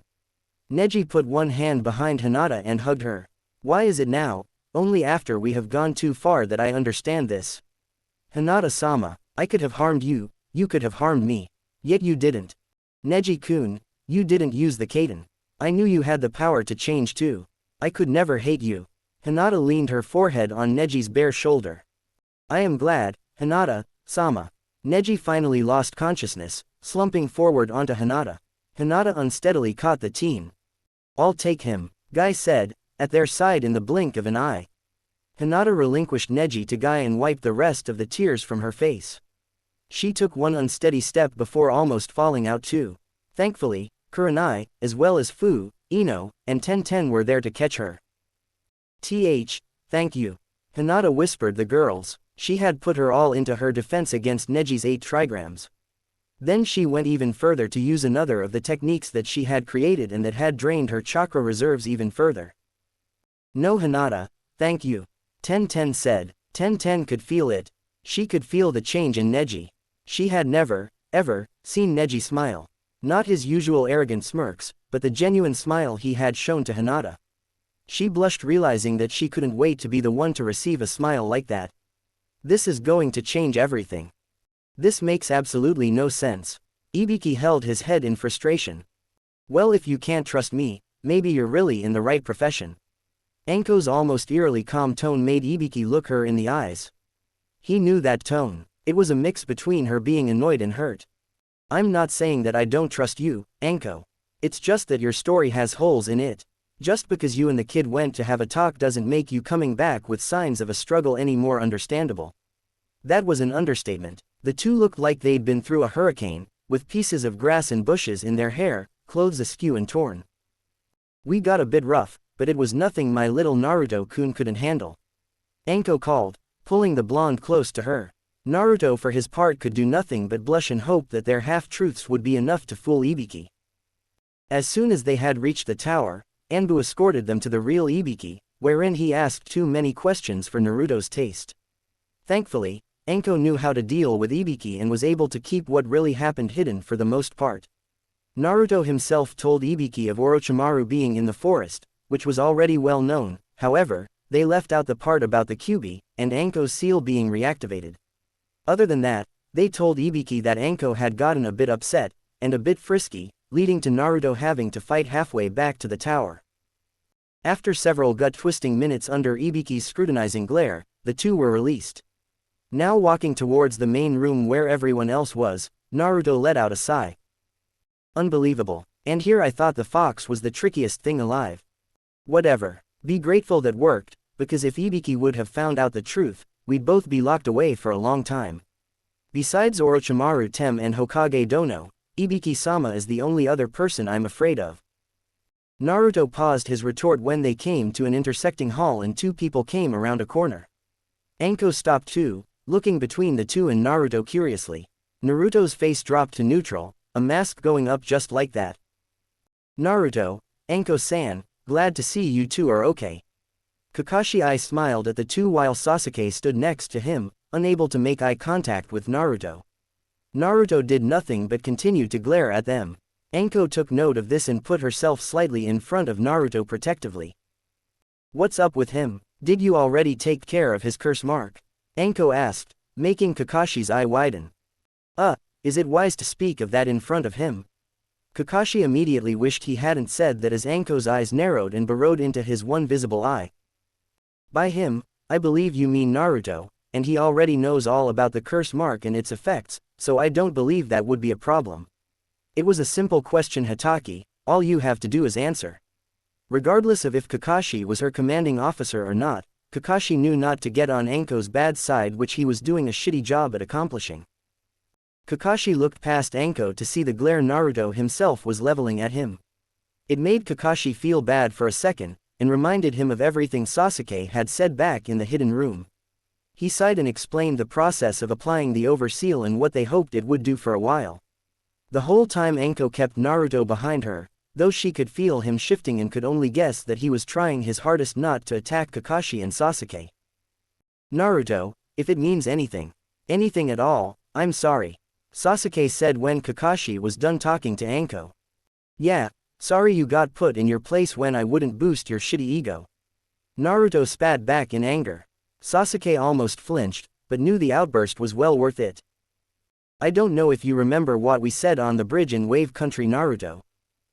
Naruto's eyes snapped open and his expression softened just a bit. Back then I said I didn't know why I jumped in the way of those needles to protect you, but that was a lie. I still remembered when me and you were best friends, before what happened to my family.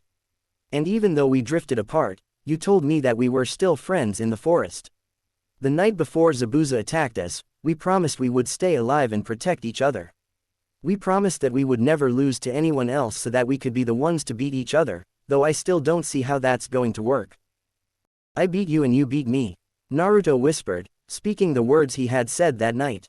Sasuke smiled a bit seeing as he seemed to be getting through to the blonde. I still don't see how that sounds homo either. Really, think about it for a second. Naruto chuckled a bit and smiled sadly. He had to admit that he had forgotten about everything he and Sasuke promised each other back then.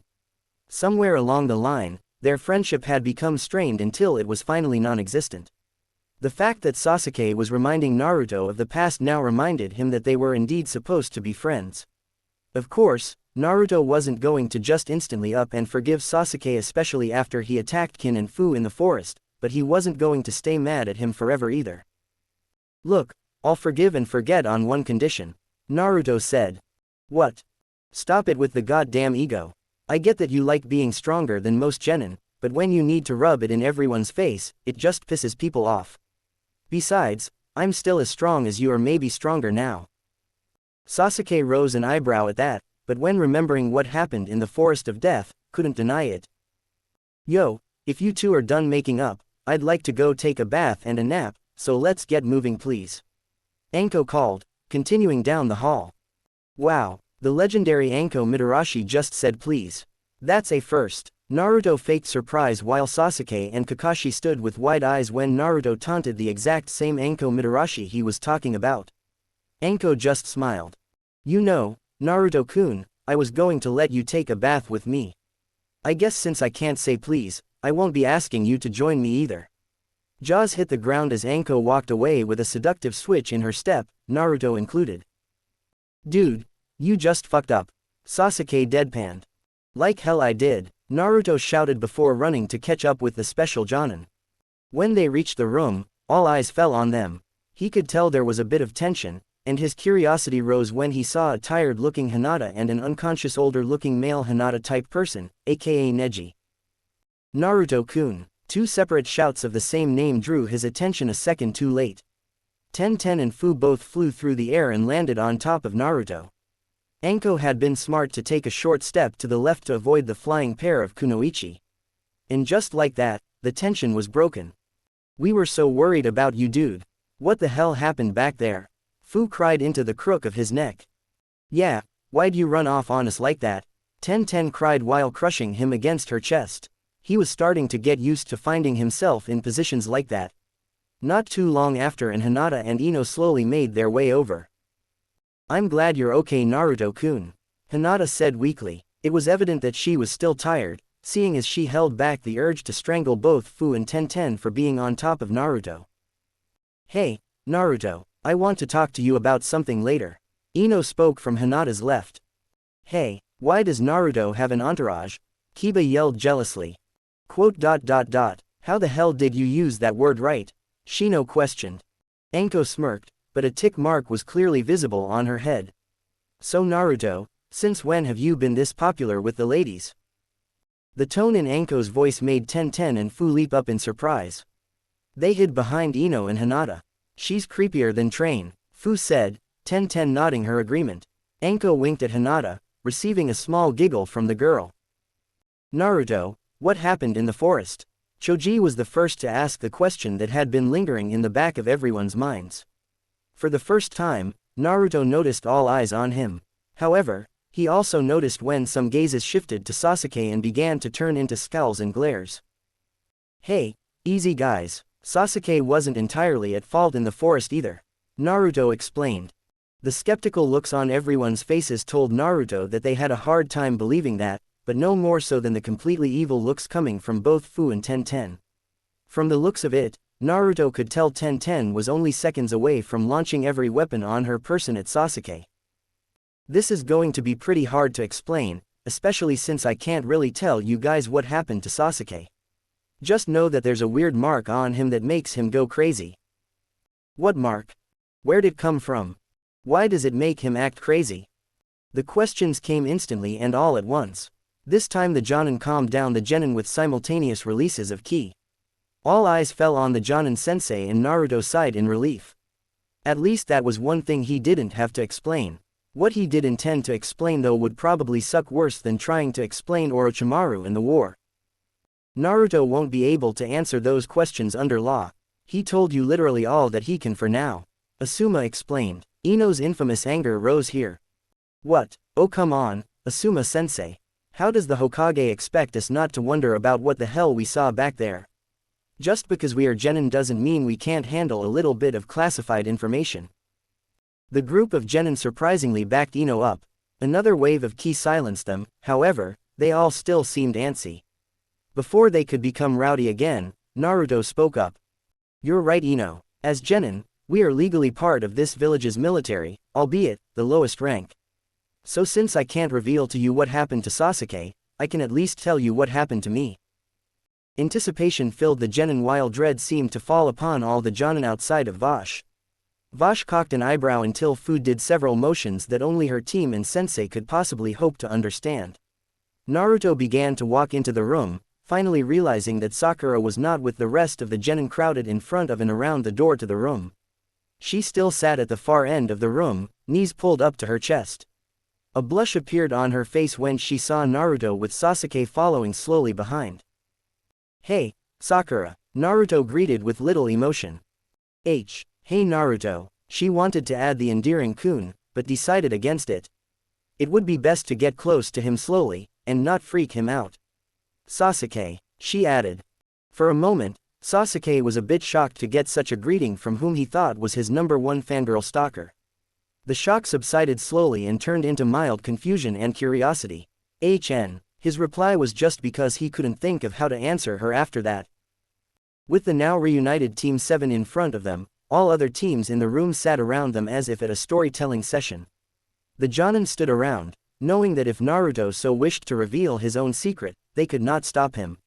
They were feeling more and more powerless in this situation, but only Kurenai herself was thinking of what that meant about what they knew of their students. She held her breath when Naruto began speaking but let it out when Anko put a reassuring hand on her shoulder. Don't worry about the brat. No matter what happens afterward, he'll be fine.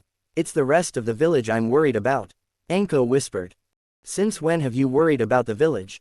Kurenai asked. Anko snorted. I love this village. She paused, seeing Kurenai's cute confused face. It's the villagers I hate. I don't know what I'd do if that dango stand got destroyed. Kurenai face-palmed. You're unbelievable. Naruto cleared his throat a bit. Alright, before I begin, I want to say that there's only a handful of you in this room that I actually trust. But seeing as we're all going to be working together anyway, I'd rather you know about this sooner than later. Also, whether you accept me or hate me for what I say is up to you. I won't give a fuck one way or the other, as long as you stay out of my way afterward. This sent chills down everyone's spines. The way Naruto spoke was as if he expected some of them to hate him afterward. Instead of voicing their opinions, they waited patiently for his explanation. I'll try to keep it as simple as possible. 13 years ago on October 10th, the Kyuubi attacked Konoha. What we learned was that the 4th Hokage, aka Minato Namikaze, valiantly died fighting the monster, blah blah blah, and defeated it. Some of the genin's face twisted when Naruto seemed to mock the person he always claimed to want to take after. It was just another indication of how much he had truly changed.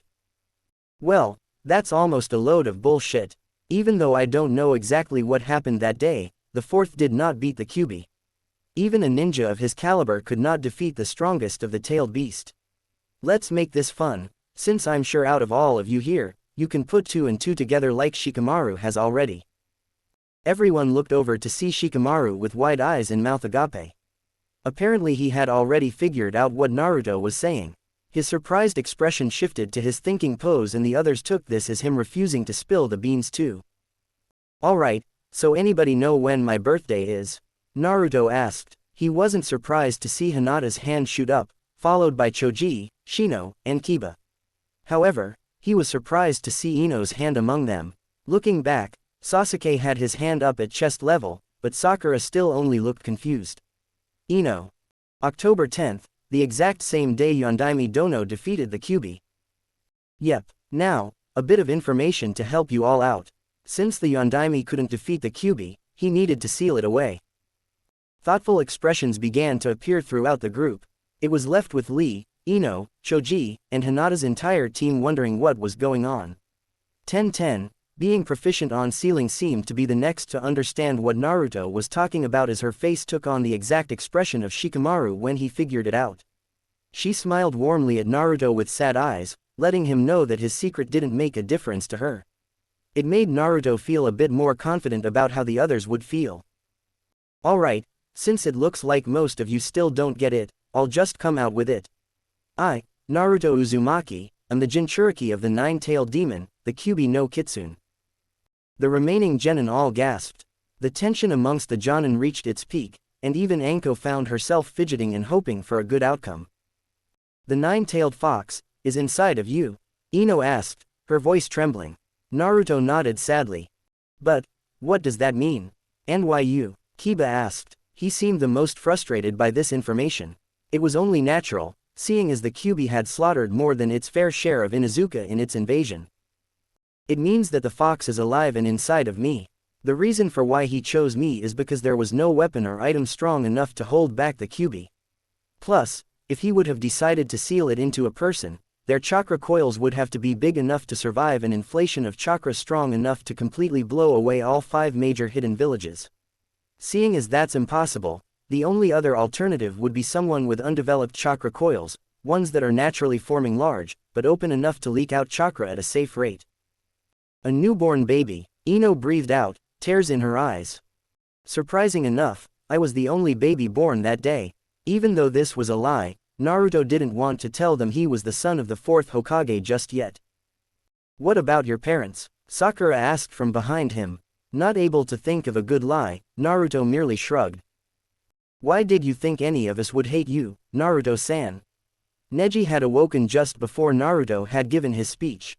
Hinata's attack had did less damage than he thought. Naruto frowned. Well, a lot of your parents hate me. The villagers hate me. Hell, I hate me. He joked, but his mirth was not shared. But why do the villagers hate Naruto if he's a hero? Choji asked. Asuma looked surprised.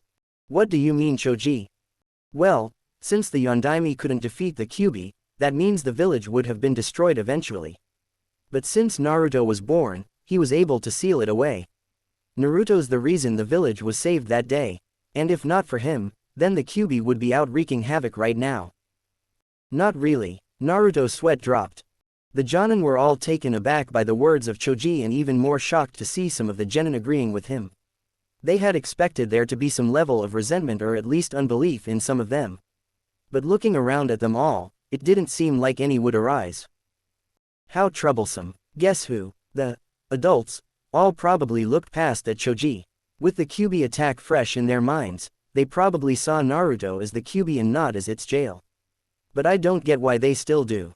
I've noticed the way they look at and treat Naruto, not to mention all the times he's been in the hospital for unexplainable accidents. Naruto was glad to hear that from Choji and Shikamaru. He was glad that he would still have them as friends.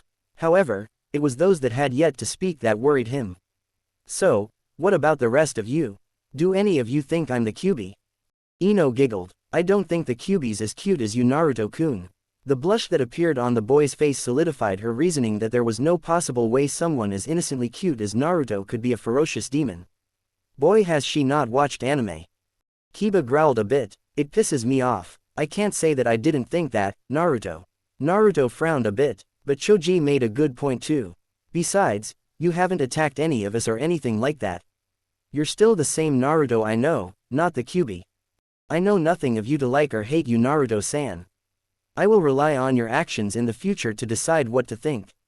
Neji was next. However, if the Kyuubi is truly sealed inside you, then there is no reason to believe that you yourself are the Kyuubi. Shino took a step towards Naruto. Though Naruto had said he was getting better at reading Shino's emotions through body language, when Shino stood completely still in front of him, he didn't know what to think. Then the silent boy held up his finger, pointing right in Naruto's face. A small bug was on his finger. What is this, Naruto-san? He asked. One of your clan's Kikaichu bugs. Naruto answered, a bit nervous at the proximity of the creepy crawly. Indeed. Is this me I am holding on my finger? His monotone wavered just a bit as he let just a small, almost unnoticeable, hint of humor enter his voice. Of course not. You're not a little bug, you're Shino Aburame. Naruto said loudly, still missing the comparison. Yes, I am myself, and my Kikaichu are separate entities inside of me. You are yourself, and the fox is also a separate entity inside of you. Ooh, that's where you were going with that. Naruto laughed. I can't wait to test myself against your flames of youth, Naruto-kun. Rock Lee called and gave him the legendary, good guy, pose, sparkling teeth included. Behind the group, Kakashi and Asuma held back Guy as he attempted to run to his youthful student and embrace him in a hug that would no doubt scar the adolescents for life. Should I be surprised about this? Sasuke asked, putting a hand on Naruto's shoulder. Because I don't think anything you tell me will surprise me anymore. You'd be surprised, no pun intended. Of course, Naruto was very worried about what Sasuke would say, and honestly, he was still worried. Sasuke may have seemed like he was trying to reform their friendship, but his ego couldn't be felled just like that. Sasuke had to be thinking about power of some sort. Naruto just hoped it would merely be motivation to get stronger and not something more sinister. Sakura didn't say anything right away. She couldn't even fathom the thought of Naruto having the Kyuubi inside him. It hurt her to remember when Naruto was always talked down upon by the villagers, her parents, and even her. To know the reason why Naruto was treated so bad was because of that, and she had treated him badly just to stay popular with other people. If she would have known the truth about him sooner, things would have been different. That was a lie. Even if she knew the truth about Naruto then, she would have probably still treated him bad for Sasuke. As long as Sasuke was there, Naruto would have always been nothing to her. The realization made her truly hate herself, but even more so everyone she thought she knew. Her own parents, they were some of the worst offenders when it came to Naruto. That hate transferred to Sakura, yes, but she was dumb enough to follow it without thinking. You don't have to say anything. I can see it on your face, and thank you. She jumped when Naruto spoke to her. The forgiving smile on his face made her heart flutter and she looked away, blush returning full force. She felt like she didn't deserve his forgiveness so easy. There would be more time for her to talk to him, but for now, she was content knowing that he didn't hate her. Naruto was feeling ecstatic that everyone was taking this better than he anticipated. However, there was one person that had yet to answer him. He was turning to face said person, only to have a blur slam into him and almost knock him backwards on top of Sakura. You baka, the silent voice of Hinata whispered into his ear. Don't you ever think that I would hate you. We just got over this problem, remember? He felt her crying into his shoulder. Hinata-chan. Naruto was really dumbfounded. Though Hinata had been changing, the meekness in her voice, the gentle embrace of her hug, even holding her close, he could tell just how frail the girl really was. Hinata had changed, and had stayed the same as well. I don't care about the fox being inside of you. As long as you stay who you are, Naruto-kun. You are Naruto Uzumaki. She leaned in close so that only he could hear her. Namikaze. Naruto's eyes widened and before he could say anything, Hinata had planted a soft kiss on his cheek. The blood that rushed to his cheeks made his thoughts go from how she knew, to how soft her lips were.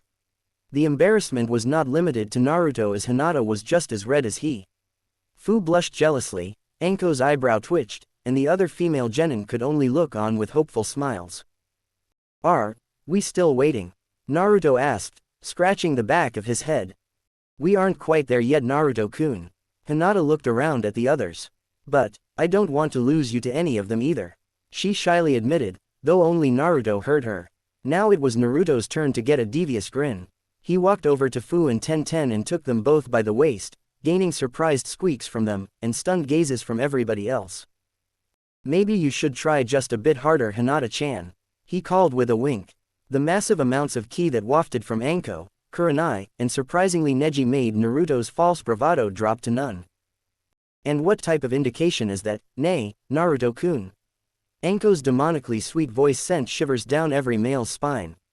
Hey look, the third Hokage. Naruto shouted pointing towards the door. No one believed him and Fu and Tenten slowly pulled away, not wanting to be caught in the beatdown the blonde was about to receive. Ehem, a voice from the door saved the blonde Jinchuriki. All eyes turned to find the third Hokage at the door. That is extremely ironic. Ino said. More like pure damn coincidence. Shikamaru fumed. Goddamn probability and its stupid 1 to 100 ratios. Only Naruto. Hokage-sama. The Jonin chorused and moved to greet their leader. He held a hand up to stop movement in the room. All of you, listen to me carefully. His stern voice left no room for shenanigans. Everything that Naruto has spoken in this room is to be kept between yourselves. Naruto and Naruto alone is allowed to divulge this information to anyone else. To disobey this order is to go against Konoha itself, and there will be no hesitation in executing full punishment, even on genin. The terrified looks on everyone's faces made the Hokage cringe at how harsh he had just spoken. Of course it was because of stress, but he should have at least tried to calm down before entering. He was already informed by Ibiki about everything that had transpired, and to say the least, he was furious. For Orochimaru to be able to infiltrate the village and even the forest of death all while evading capture was enough to give the old man a concussion just by thinking about it. If it's any consolation, I can reveal that I'm the Jinchuriki of the seven-tailed stag beetle. Fu called, standing close to Naruto again. Once more, the genin were surprised to learn of another Jinchuriki, but the shock was short-lived. Apparently after learning of one, finding another wasn't so bad. It's no secret in our village, so I guess it really doesn't matter anyway. The Hokage shook his head. That was information that could compromise your village's security. I advise that you refrain from doing such things, even around allies. Fu looked down in shame. She had really only did it because she wanted to be accepted just like Naruto. It made her so happy to see people who accepted a Jinchuriki for being a person. A Megakure, well, they weren't nearly as accepting as these Konoha shinobi were. Now I understand that you have requested a meeting with me. Sarutobi spoke to Fu again. Vash perked up at the mention of a meeting. Yes, we would very much like. As he approached the Hokage, his foot snagged on a loose strap of his trench coat. He stumbled forward, tried to catch his balance, and somehow did a 90-degree turn. The room fell deadly silent when his fall was broken by Kurenai's chest. Asuma's cigarette fell from his now gaping mouth. The blush that appeared on the woman put even Hinata to shame. It only got worse as Vash flailed his hands around until they landed on the two mounds his face was buried between. What essay? What are these? Vash's muffled voice coincided with several squeezes to Kurenai. The ground began to shake. Vash slowly began to lean up, his sight traveling past two large cloth-covered breasts to the enraged face of the youngest Jonin in Konoha. A tick mark appeared. Hey, Vash nervously gave the woman another squeeze. You perverted motherfucker. The resulting explosion from the most epic uppercut Kurenai had ever delivered in her life, which would promptly be named the Shin Shoryuken in generations to come, sent every bystander in the vicinity smashing into walls on all sides of the room. However, with the black burn marks on the ground to show the sheer power that the Jonin had unleashed, there was an untouched patch of ground around none other than the target of her feminine wrath. Vash, and the Hokage of course, stood unharmed amidst the destruction that Kurenai had wrought. About that meeting. Vash called and the Hokage quickly shunshined them from the room. Kurenai growled and began to stomp away, dropping more swear words than many people learned in their whole lives. The remnants of the Konoha 12 plus their Jonin senseis and the AIM team began to emerge from the wreckage. When they were all up and confirmed alive, Anko leaned onto Naruto. Hey Naruto-kun, remember that list of people I said I was scared of? Naruto nodded. Put Kurenai-chan at the top. The trail that led beyond the Hokage's tower was barren. The trees on either side of the road were either dead or dying.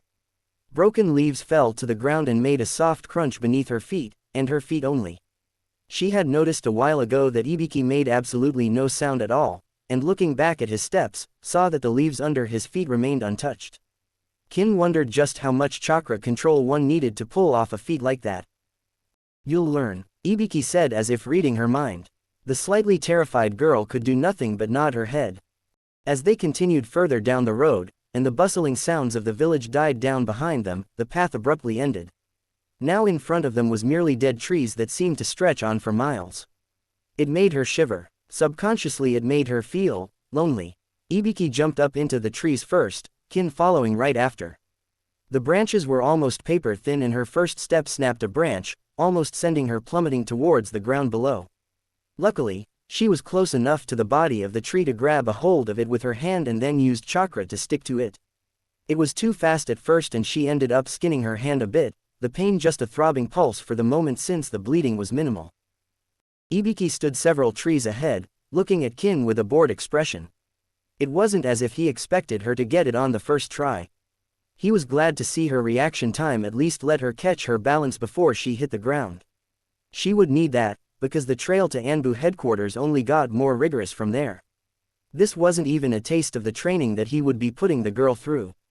It was merely the precaution area used in case Genin or Chunin decided to wander through there. Ibiki-sama, how am I supposed to follow you? Kin honestly wanted to know. There was no way she would be able to figure it out on her own. She didn't know any on-field chakra control exercises that would let her regulate just enough chakra to traverse on such thin branches. You do know the water walking technique, right? Ibiki questioned, not making any move to go help the girl. Kin nodded. Water has a surface thinner, or just as thin as these branches. The only difference is that there is more of it. The density and mass is much greater. Now think about the regular tree branches that you usually traverse. Due to the rough terrain and the fact that each branch is a different shape and size, what do you do? Kin thought for a second. You change the amount and flow of chakra to each branch. Because when you're moving, you'll never know if a branch is weak or not, so you don't want to overload a smaller branch with too much chakra and have it explode under your feet. Yes, the principle for tree walking in the first lesson is easiest. Standing on a single tree and single tree branch does not need such consideration. However, when traveling through the tree networks, split-second calculations and decisions need to be made, which in truth, makes tree climbing much harder than water walking. On water, you use a constant flow of chakra to stay on top of it, but since there is a mass of water beneath you at all times, you never truly need to regulate your chakra, unless the water is greatly disturbed. Kin was happy to have answered Ibiki's question right, but it didn't really help her from hanging off the side of the dying tree either. The confused gaze she was giving Ibiki relayed the message. Think of the density of each branch. When you travel amongst larger trees, you can use more chakra. But since these branches are smaller than our fingers, you are going to need to use the bare minimum amount of chakra possible. And I'm not going to tell you it's easy either. To be able to use as little chakra as possible to perform actions that you usually use more for is anything but simple. Kin groaned. Just what was Ibiki playing at? To be able to perform something like that, you'd need to have as much chakra control as a Hyuga and then some. It was damn near impossible for her. She yelped when Ibiki began to leave her. Hey, wait, where are you going? Ibiki stopped and looked back. There's a clearing 200 meters from here. You have an hour to reach it or I'll be escorting you to a torture and interrogation cell as an enemy of Konoha. If you want to live until tomorrow, you'd better get a move on. With that he left Kin's view. The dark-haired girl's heart beat a mile a minute. You're joking, she yelled. Silence. Seriously, you're joking right? After the little outburst from Kurenai, the teams had been moved to the main room of the tower. Viewing platforms sat on both sides while a giant set of hands stood on the far side of the room opposite the door. Kurenai herself had went to find the Hokage and Vash, set on hurting the man to some degree.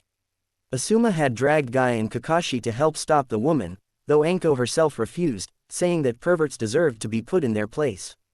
It didn't help that she glared at Kakashi as he had just began to read his Ika Ika book either.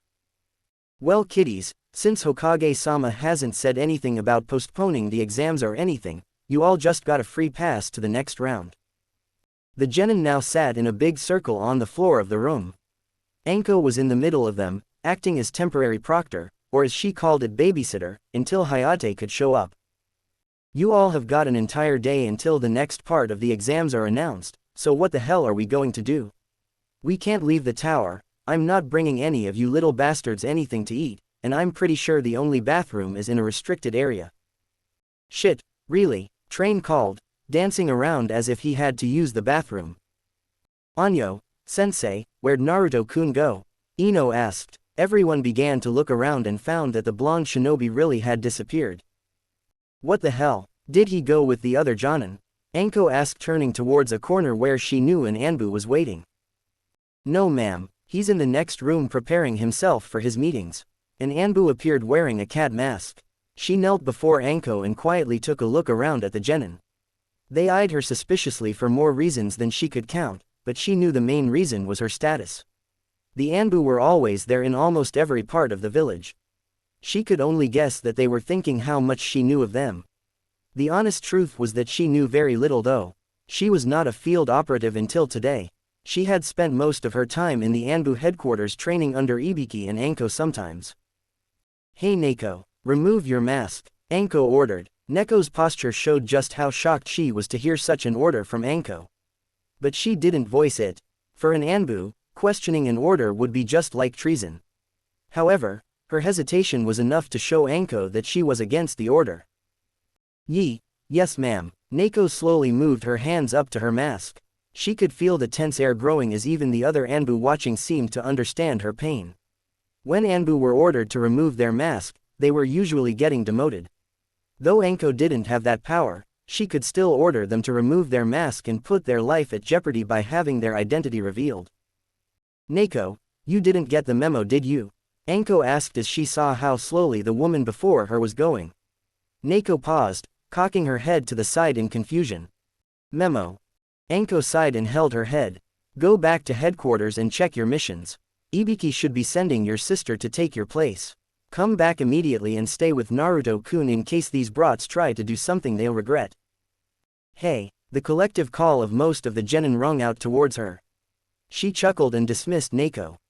"Why does Naruto want to have meetings with us?" Ten asked. "I take it he just wants to talk to some of you privately, and vice versa." The special Jonin indicated Naruto's own team as well as Ino and Hinata. Sakura and Sasuke stood and walked a bit further from the group. Sasuke looked at the girl to see she had her head down and her shorter hair covered her face so he couldn't see her expression. The girl in question was still weighed down with the guilt of her actions for the past several years, but especially recently. She couldn't think of anything else except ways to truly make up for her actions. "Sakura," Sasuke called to get her attention, but it did nothing. He stopped walking in upon instinct, so did she, but made no move to acknowledge their lack of motion. Sasuke shook his head but smirked slightly. "Sakura, me and Naruto want to take you on a three-way date." For a moment Sasuke thought that even such a remark had no effect. However, no less than 3 seconds later, the girl fainted on spot. Now with a look at her face, it resembled a lecherous old man that he was sure he would meet one day, creepy smirk and all. "Man, is everyone I know a pervert?" Before Sasuke could answer his own question with a resounding yes, the door to the room opened. "Sasuke and Sakura, the boss will see you now," a clone said. Sasuke groaned as he saw that Sakura wasn't going to be spontaneously waking up and pick the girl up bridal style, getting some knowing smirks from some of the other genin. Sasuke blushed and looked away. "Oh, shut up, it's not how it looks," he called, though with a small smile hidden.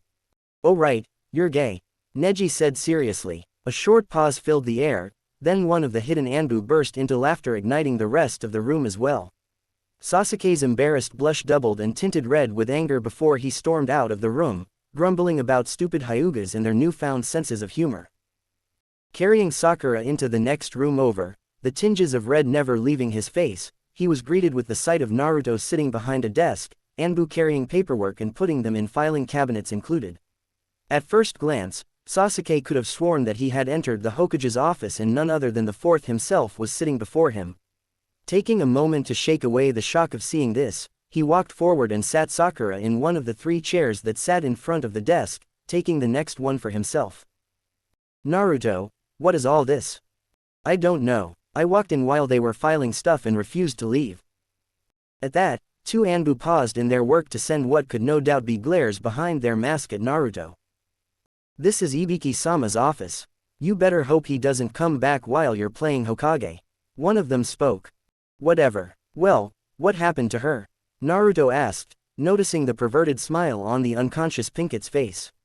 Sasuke's mouth cemented itself shut and he looked away, the pink tint of his cheeks returning. "Nothing that will be repeated today," Sasuke growled through grit teeth. Naruto just shrugged. "So what did you two want to talk about?" Sasuke looked at Naruto in confusion. "You were the one who started putting together meetings. I said what I had to. I guess you really only need to talk to her." Almost as if by some divine fate, Sakura would begin to stir in her sleep. She yawned cutely, rubbing her tired eyes with a small, content grin on her face. Tilda, what a wonderful dream."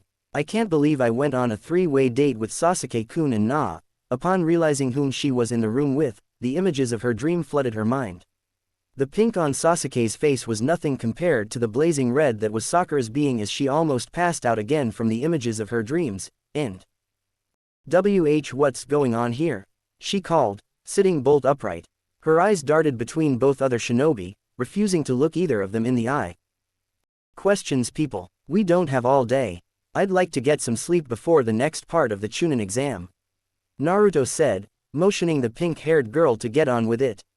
Being reminded of their current situation, Sakura sobered up instantly just to become downtrodden by what she needed to discuss with Naruto. Even the Anbu moving around the room sensed the dread that fell over Sakura, and many of them slowed in their work to listen to conversation that was about to happen. Sakura's head hung low again and she put her hands in her lap. I'm sorry Naruto, for everything, the way I treated you back then, and the things I do and say to you now too. Damn it Sakura, I thought I said I forgave you already. Seriously, to be one of the smartest genin, you really act slow sometimes. I think you get that from Ino. A part of her wanted to get upset at his insult, laugh at his taunting of Ino, and hit him for interrupting her. But the biggest part of her heart was telling her to just smile and thank him.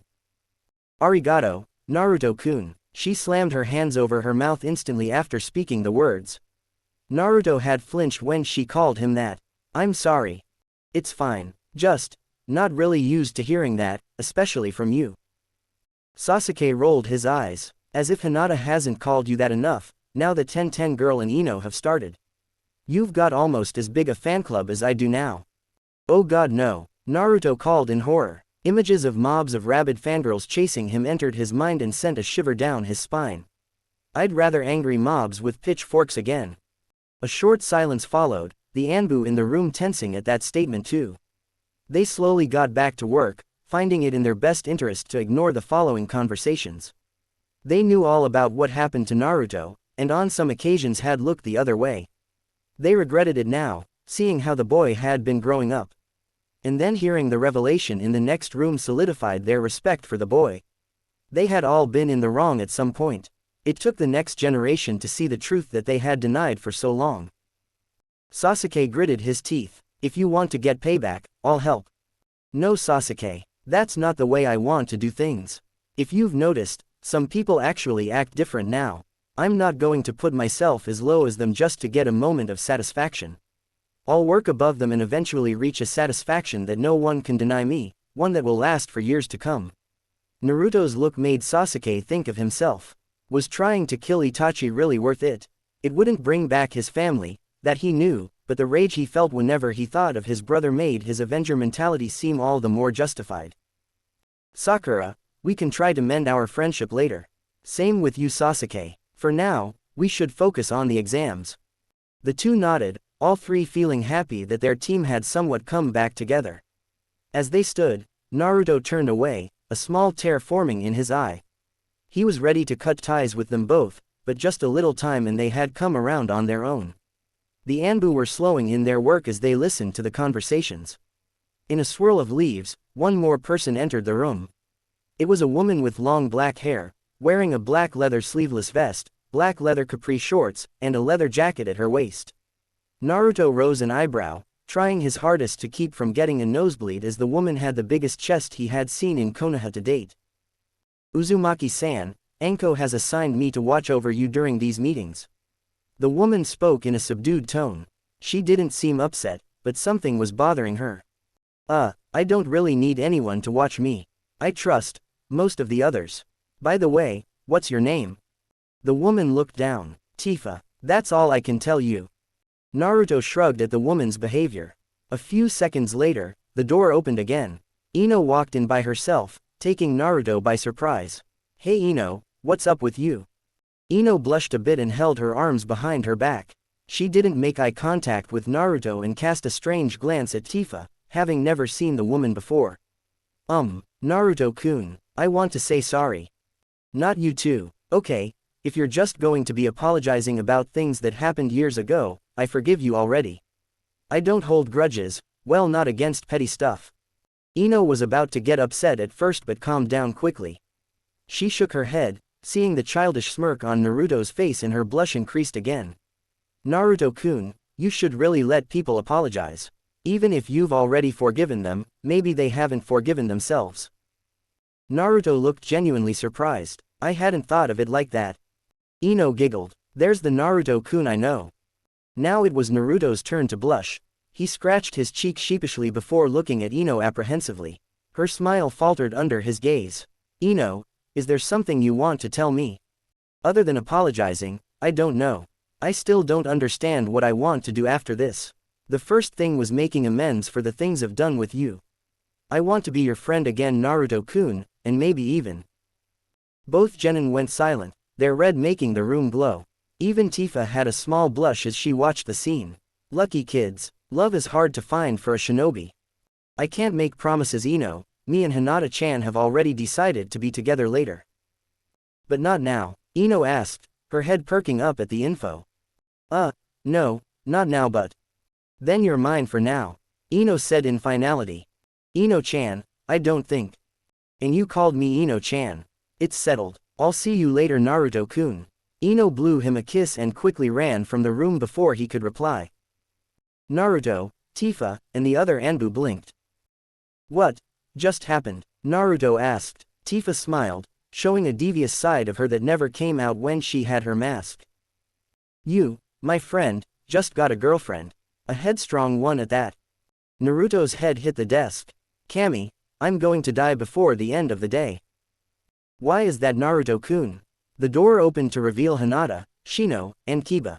Hinata seemed to be back to her old self, the permanent scowl that had adorned her face for the most part of the exam gone and replaced with her cute smile that Naruto had gotten used to seeing. No reason, hey. Naruto's sweat dropped as he got deadly glares from Kiba and Shino. Well, I don't know what else I have to discuss with you three, but you're here so.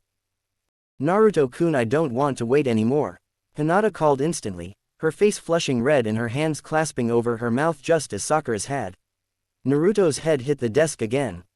Death. I knew it. Kami wants me gone. Naruto groaned as Tifa was in almost hysterics, holding her sides laughing while the other Anbu just chuckled alongside her. I'm guessing you heard Ino-chan then. Hinata pouted but nodded anyway. Naruto-kun, you aren't obligated to be with me. She blushed but Naruto could see that she was also sad about this too. If you want to be with Ino, I can't stop you, but I want you to know that I want to be with you now, even if we aren't exactly where we want to be. Hold on, Hinata-chan, I didn't say anything like that. Naruto was on his feet fast as he saw tears start to enter the girl's eyes. Me and Ino-chan need to work on our friendship, we aren't anywhere near ready to date each other. I think she's still just confused about what she wants to do. The truth was, Naruto was the same way. He was confused on what to do now too. Ino didn't seem like she was joking, and he didn't want to hurt her feelings. But he and Hinata had already decided to be together, even if they were now only doing it so that Hinata wouldn't lose her chance. Naruto remembered that Fu was also after him, and could only guess that Tenten was slowly falling as well. He held his head in frustration, now realizing how deep he was now. If only the fox were still here. Naruto-kun. Hinata's voice brought him back to reality and he almost jumped back when he saw that she was standing next to him, leaning in closer and closer. Her eyes were closed and her lips slightly puckered. His heart raced in his chest as he realized what she was doing and with very little time to think settled for closing his own eyes shut tight. Only a small second later did he feel the delicate touch of her lips on his own and his heart began to settle. Hinata began to lean in and Naruto obliged by wrapping his arms around her petite waist. Shino cleared his throat loudly, startling the two whom had entered their own little world. Somehow, Hinata had found her way onto Naruto's lap, their arms encircling each other. The kiss had gotten so heated that Naruto lost all thought, focusing on nothing but the soft touch of her lips, the silky flow of her tongue and the building heat between them both. Damn, you two move fast. Kiba called with a grin. Not really, Kiba-san. It did take them over 3 years to finally get together. Shino corrected, earning groans from the new couple and laughs from all others present in the room. When it settled down and Hinata had moved back to stand with her team, Kiba moved forward. We've got your back, Naruto, no matter what. Even if mom or the others are too blind to see that you aren't the QB, we know that you aren't. Besides, if we didn't, Hinata would make us see the truth. Naruto looked down for a moment before smiling at Kiba. The boy had grown since the academy, surely now. He was glad to see that he could still think for himself and had become a level-headed person. It most likely came from his sister and Akamaru though. Kiba's need to protect his family and partner was all he needed to discern what he wanted to do or not. Thank you guys. You don't know how much this all means to me. Naruto was genuinely happy. He couldn't remember a time when so many people ever accepted him for him. Besides Wave Country, it made wanting to protect this place, these people, all the more worth it. As the three prepared to leave for the next group, Anko appeared at the door. Brats, Hayate's here, he's going to tell you all what to do. You can finish up with the rest of them later. Tifa, let's go. We've got business to take care of back at headquarters for now. Yes ma'am, Tifa called and both her and Anko vanished. Naruto shrugged and stood up to follow the other team back to the main room. Once they were inside, they saw the group standing in straight lines, 4 empty spaces left for them to slide into. In front of the group was a tired-looking Chunin with a clipboard. He coughed into his fist as the group finally all arrived. As you may have heard, my name is Hayate Gecko cough, cough. I'm the proctor for the next part of the exam. However, because of certain circumstances, cough, cough, you all have been granted a pass into the next part and this part of the exam is still ongoing. Rooms have been prepared cough, cough, cough for you all, cough, and you will be required to stay there for the remainder of this portion of the exam. I advise cough, cough you all get as much rest as possible and report back to this room cough, cough at noon tomorrow. The genin's sweat dropped at the sickly Chunin. It seemed as if he had a hard time getting through that explanation. They wondered what happened to make the man so ill. They also didn't mind having to go to bed either. From the looks of things, it was already about 10 at night anyway. They welcomed a nice shower and a cozy bed over the forest any day. Once dismissed, no more words were spoken and the teams all followed a Chunin to their respective rooms. One for girls, the other for boys. Girls' room. The room prepared was obviously an infirmary. Anko had said there were no bathrooms in any area not restricted and so far it seemed she was telling the truth. There was a shower area, but it was an open shower. There was no bathroom area as far as any of them could tell. That was fine though too. Ninja had to be versatile with things such as that and even if they were technically inside, they were in an unknown place that just as well could have been the wilderness. Well, let's get acquainted. Fu called as she jumped onto one of the many beds in the room, looking a lot like Naruto with her bright smile and confident air about her. Ten giggled at her friend while Hinata, Sakura, and Ino sweat dropped. This was the first time they had gotten a real good look at the girl. She seemed younger than them, but maybe it was just her height, just like Naruto. Her demeanor even reminded them of Naruto and they were starting to find it scary how much the two seemed to be alike, even in posture. Hello Fu-san, I'm Hinata Hyuga. It's nice to meet you. Hinata offered first, trying to be polite. Naruto had seemed to taken a liking to the girl and she didn't seem all that bad. Hinata hoped she would be able to make a new friend in this girl. I'm Ino Yamanaka. Ino waved to Fu. Sakura didn't respond. When she was about to speak, Fu shot her deadly glare that she wasn't prepared for. She knew Fu was still upset about how she was talking about Naruto back in the forest. She couldn't blame her either. She couldn't believe the stuff she had been saying and wanted to bang her head against the wall just to forget it. She just kept quiet and avoided all eye contact. Hello to the both of you. I'm Ten Hiroshi. Ten held her hand out to Hinata and Ino, trying to lessen the tension that had started to build. Ino laughed at Ten. We know who you are Ten. You graduated 6 months before us. All the girls in our class looked up to you. This revelation brought a blush to Ten's face. Really? I had no idea. Ten held her hands under her chin, picturing herself as the loving big sister to all of the younger girls. It's what happens when you're an underappreciated person. Fu dropped down from the bed and shook everyone's hand except for Sakura. A frown made its way upon her face as she noticed Sakura walking away towards the other end of the room. With a sigh, Fu jogged after her. Hey, Fu called out to her, making her flinch at first.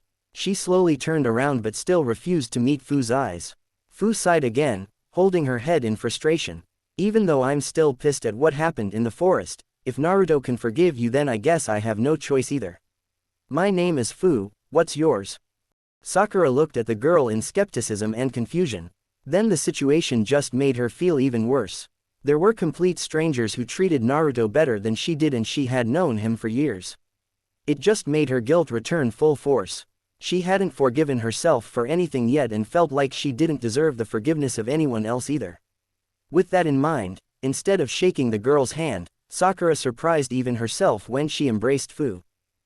Fu's eyes widened as the girl wrapped her in a hug. Thank you for not being like me.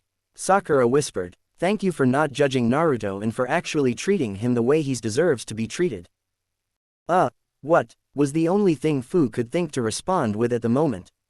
Her eyes were swirls of confusion and her head lopped to the side, her brain fizzled from trying to comprehend what was going on. Amazing how a single event can change one's view. Ino mumbled to herself next to Tenten. The older girl looked at Ino and saw a single tear in her eye. I have no clue what you all are so solemn about, but I want to take a bath. Anyone want to join me? At Tenten's words, the four other girls in the room paused, and then slowly turned as red as tomatoes. The bun-haired girl rose an eyebrow, especially when the younger four suddenly got nosebleeds. What, was it something I said? Boys' room. Just like the girls, the boys' room was a large infirmary. There was still no bathroom as they could see, which meant they would be using the forest still. The boys didn't converse like the girls did, opting instead to claim their beds right away. Naruto took the one closest to the door, Shikamaru taking the one next to his. Sasuke grabbed the one across from Naruto while Train and Yuryu were next to Sasuke's. Choji grabbed the one next to Shikamaru while Shino and Kiba took the farthest two. Without a word to each other, all the boys fell asleep. What the hell was that? One of the hidden Anbu asked. The other just shrugged. Forest of Death. The tower was finally in view as the Sand Trio made their way through the forest with both scrolls in hand. They found it extremely quiet and extremely less bloody than they expected. More so, there didn't seem to be any other teams around. The tension in the air wasn't founded, they figured, as no traces of other people were even near them at all. However, the youngest of the group was leaking a bit of killing intent and grumbling beneath his breath as they slowly made their way towards the goal.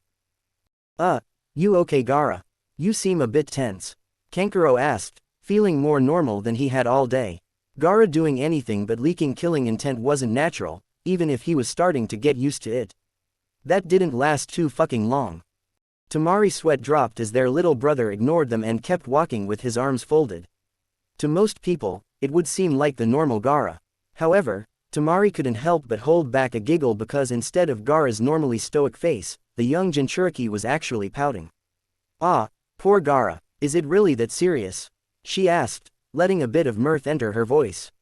It's not fair. Gaara's even tone didn't give hint to him being upset, but it may as well have come out as a girlish whine to Tamari, who couldn't hold back her laughs anymore.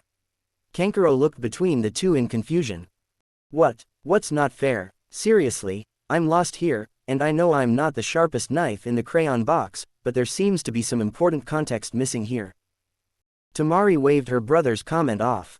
Gaara just ignored them both and picked up the pace, just hoping to get to the tower to meet up with Naruto.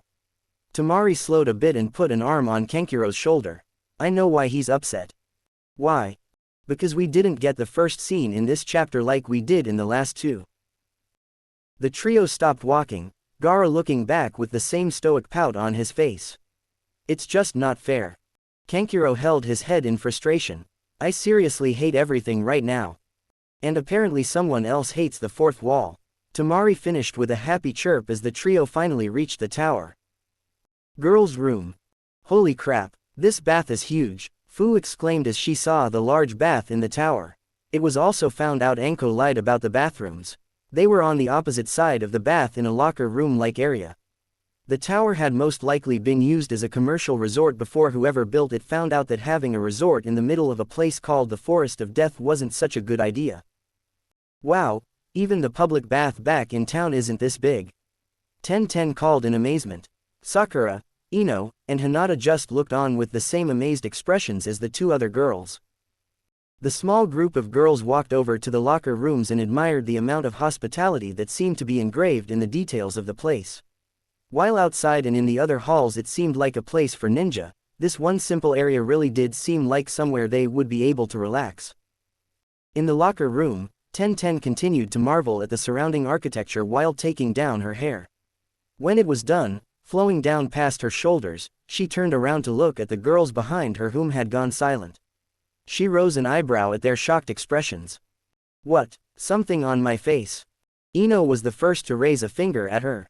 Senpai, your hair, Hinata continued. It's gorgeous. All the girls chorused in unison.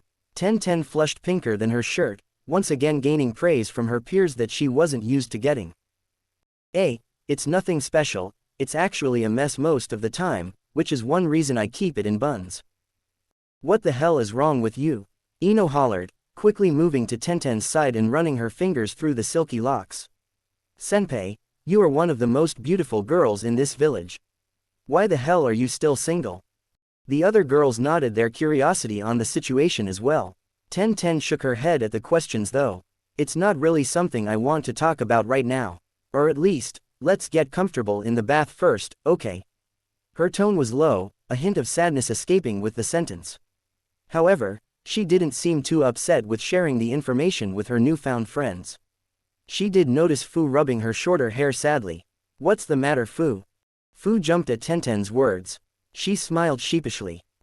Nothing, just remembering something, that's all. The girls began to undress, with a little persuasion on Hinata and Sakura's parts, but soon all the girls were unclothed and in the large bath. Immediately, all eyes fell on Hinata and Ten, who were the most developed out of all the girls thus far.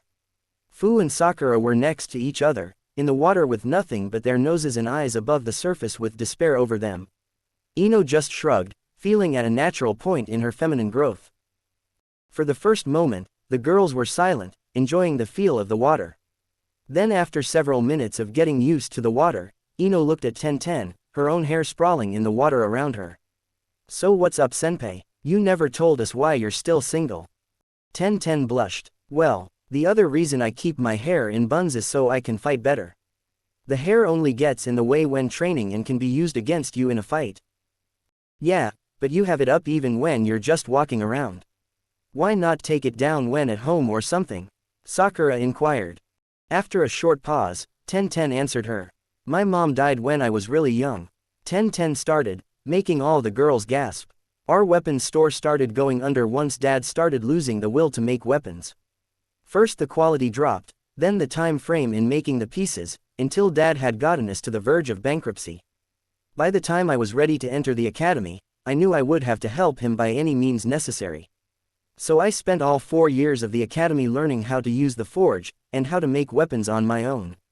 Once my father saw how much time I was spending in the forge instead of out with friends, he started to gain some of his spirit back. He wanted to be there for me and it made me happy that I could get him back on his feet. She sighed, a sad smile making its way onto her face. But because of what I didn't have any friends. I was always working, studying, and training, even while home, and I got so used to my hair being up in buns. I never had any friends outside of Lee and Neji, if you can call him a friend. I've never been to a birthday party, I've never played at the park, hell, I guess I've never had a childhood. So of course, I've never had a boyfriend. All the boys thought I was a workaholic tomboy. Some of them thought I really was a boy. Why not just take your hair down and show them the truth? Hinata asked. I'm not the type to want to prove something to worthless people. Besides, the last reason I keep these buns up is to remind myself to never stop working to make things better. Not just for my dad anymore, but for everyone else too. I wanted to be the one to make Neji come to his senses, but you beat me to that, Hinata. I'm not mad about that, I'm really grateful, but it reminds me that I had stopped trying at a certain point. I won't stop again. Ino, Sakura, and Fu all had tears in their eyes from the story. They all waded through the water and hugged Ten, making the older girl blush even more. She didn't know if she could handle much more. Ah, that's so amazing, Ten senpai. Sakura cooed with Ino nodding her agreement. You're truly a role model. I wish I would have been like you back in the academy. Ino called. Fu had her head against Ten's chest, her arms around her waist. "You're amazing, Nei-chan." Those words did it. Tenten's face heated up to the point where the water around her began to boil like a hot spring.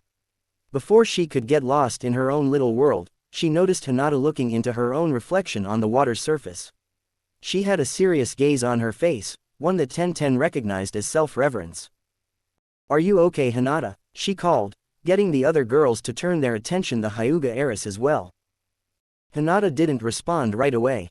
After a few moments, she sighed sadly and looked up at the others with an obviously forced smile. "I'm all right, just thinking." Knowing that it was her fault for the shift in mood, Tenten derailed the conversation. "So, you all wanted to know about me, what's up with your love lives? Any of you have boyfriends?" At her words, all four younger genin turned bright red and moved to their own respective corners of the bath, so to say. Even more ironically, all four girls were thinking of the same person, although one of them was thinking of an extra person as well. "I have a boyfriend," Ino started with a sly smirk. Hinata took note and grinned deviously herself. "Yep, and he's a wonderful kisser, nay, Ino." Ino's eyes widened and her jaw fell open as she saw Hinata's narrowed eyes and devious smirk. But don't worry, Ino-chan, I'm sure Naruto-kun wouldn't mind us sharing." Hinata was joking, however, her words sparked something within each and every female in the bath. As Hinata took note of the metaphorical light bulbs going on above all the other girls' heads, she suddenly regretted trying to be devious. To be continued.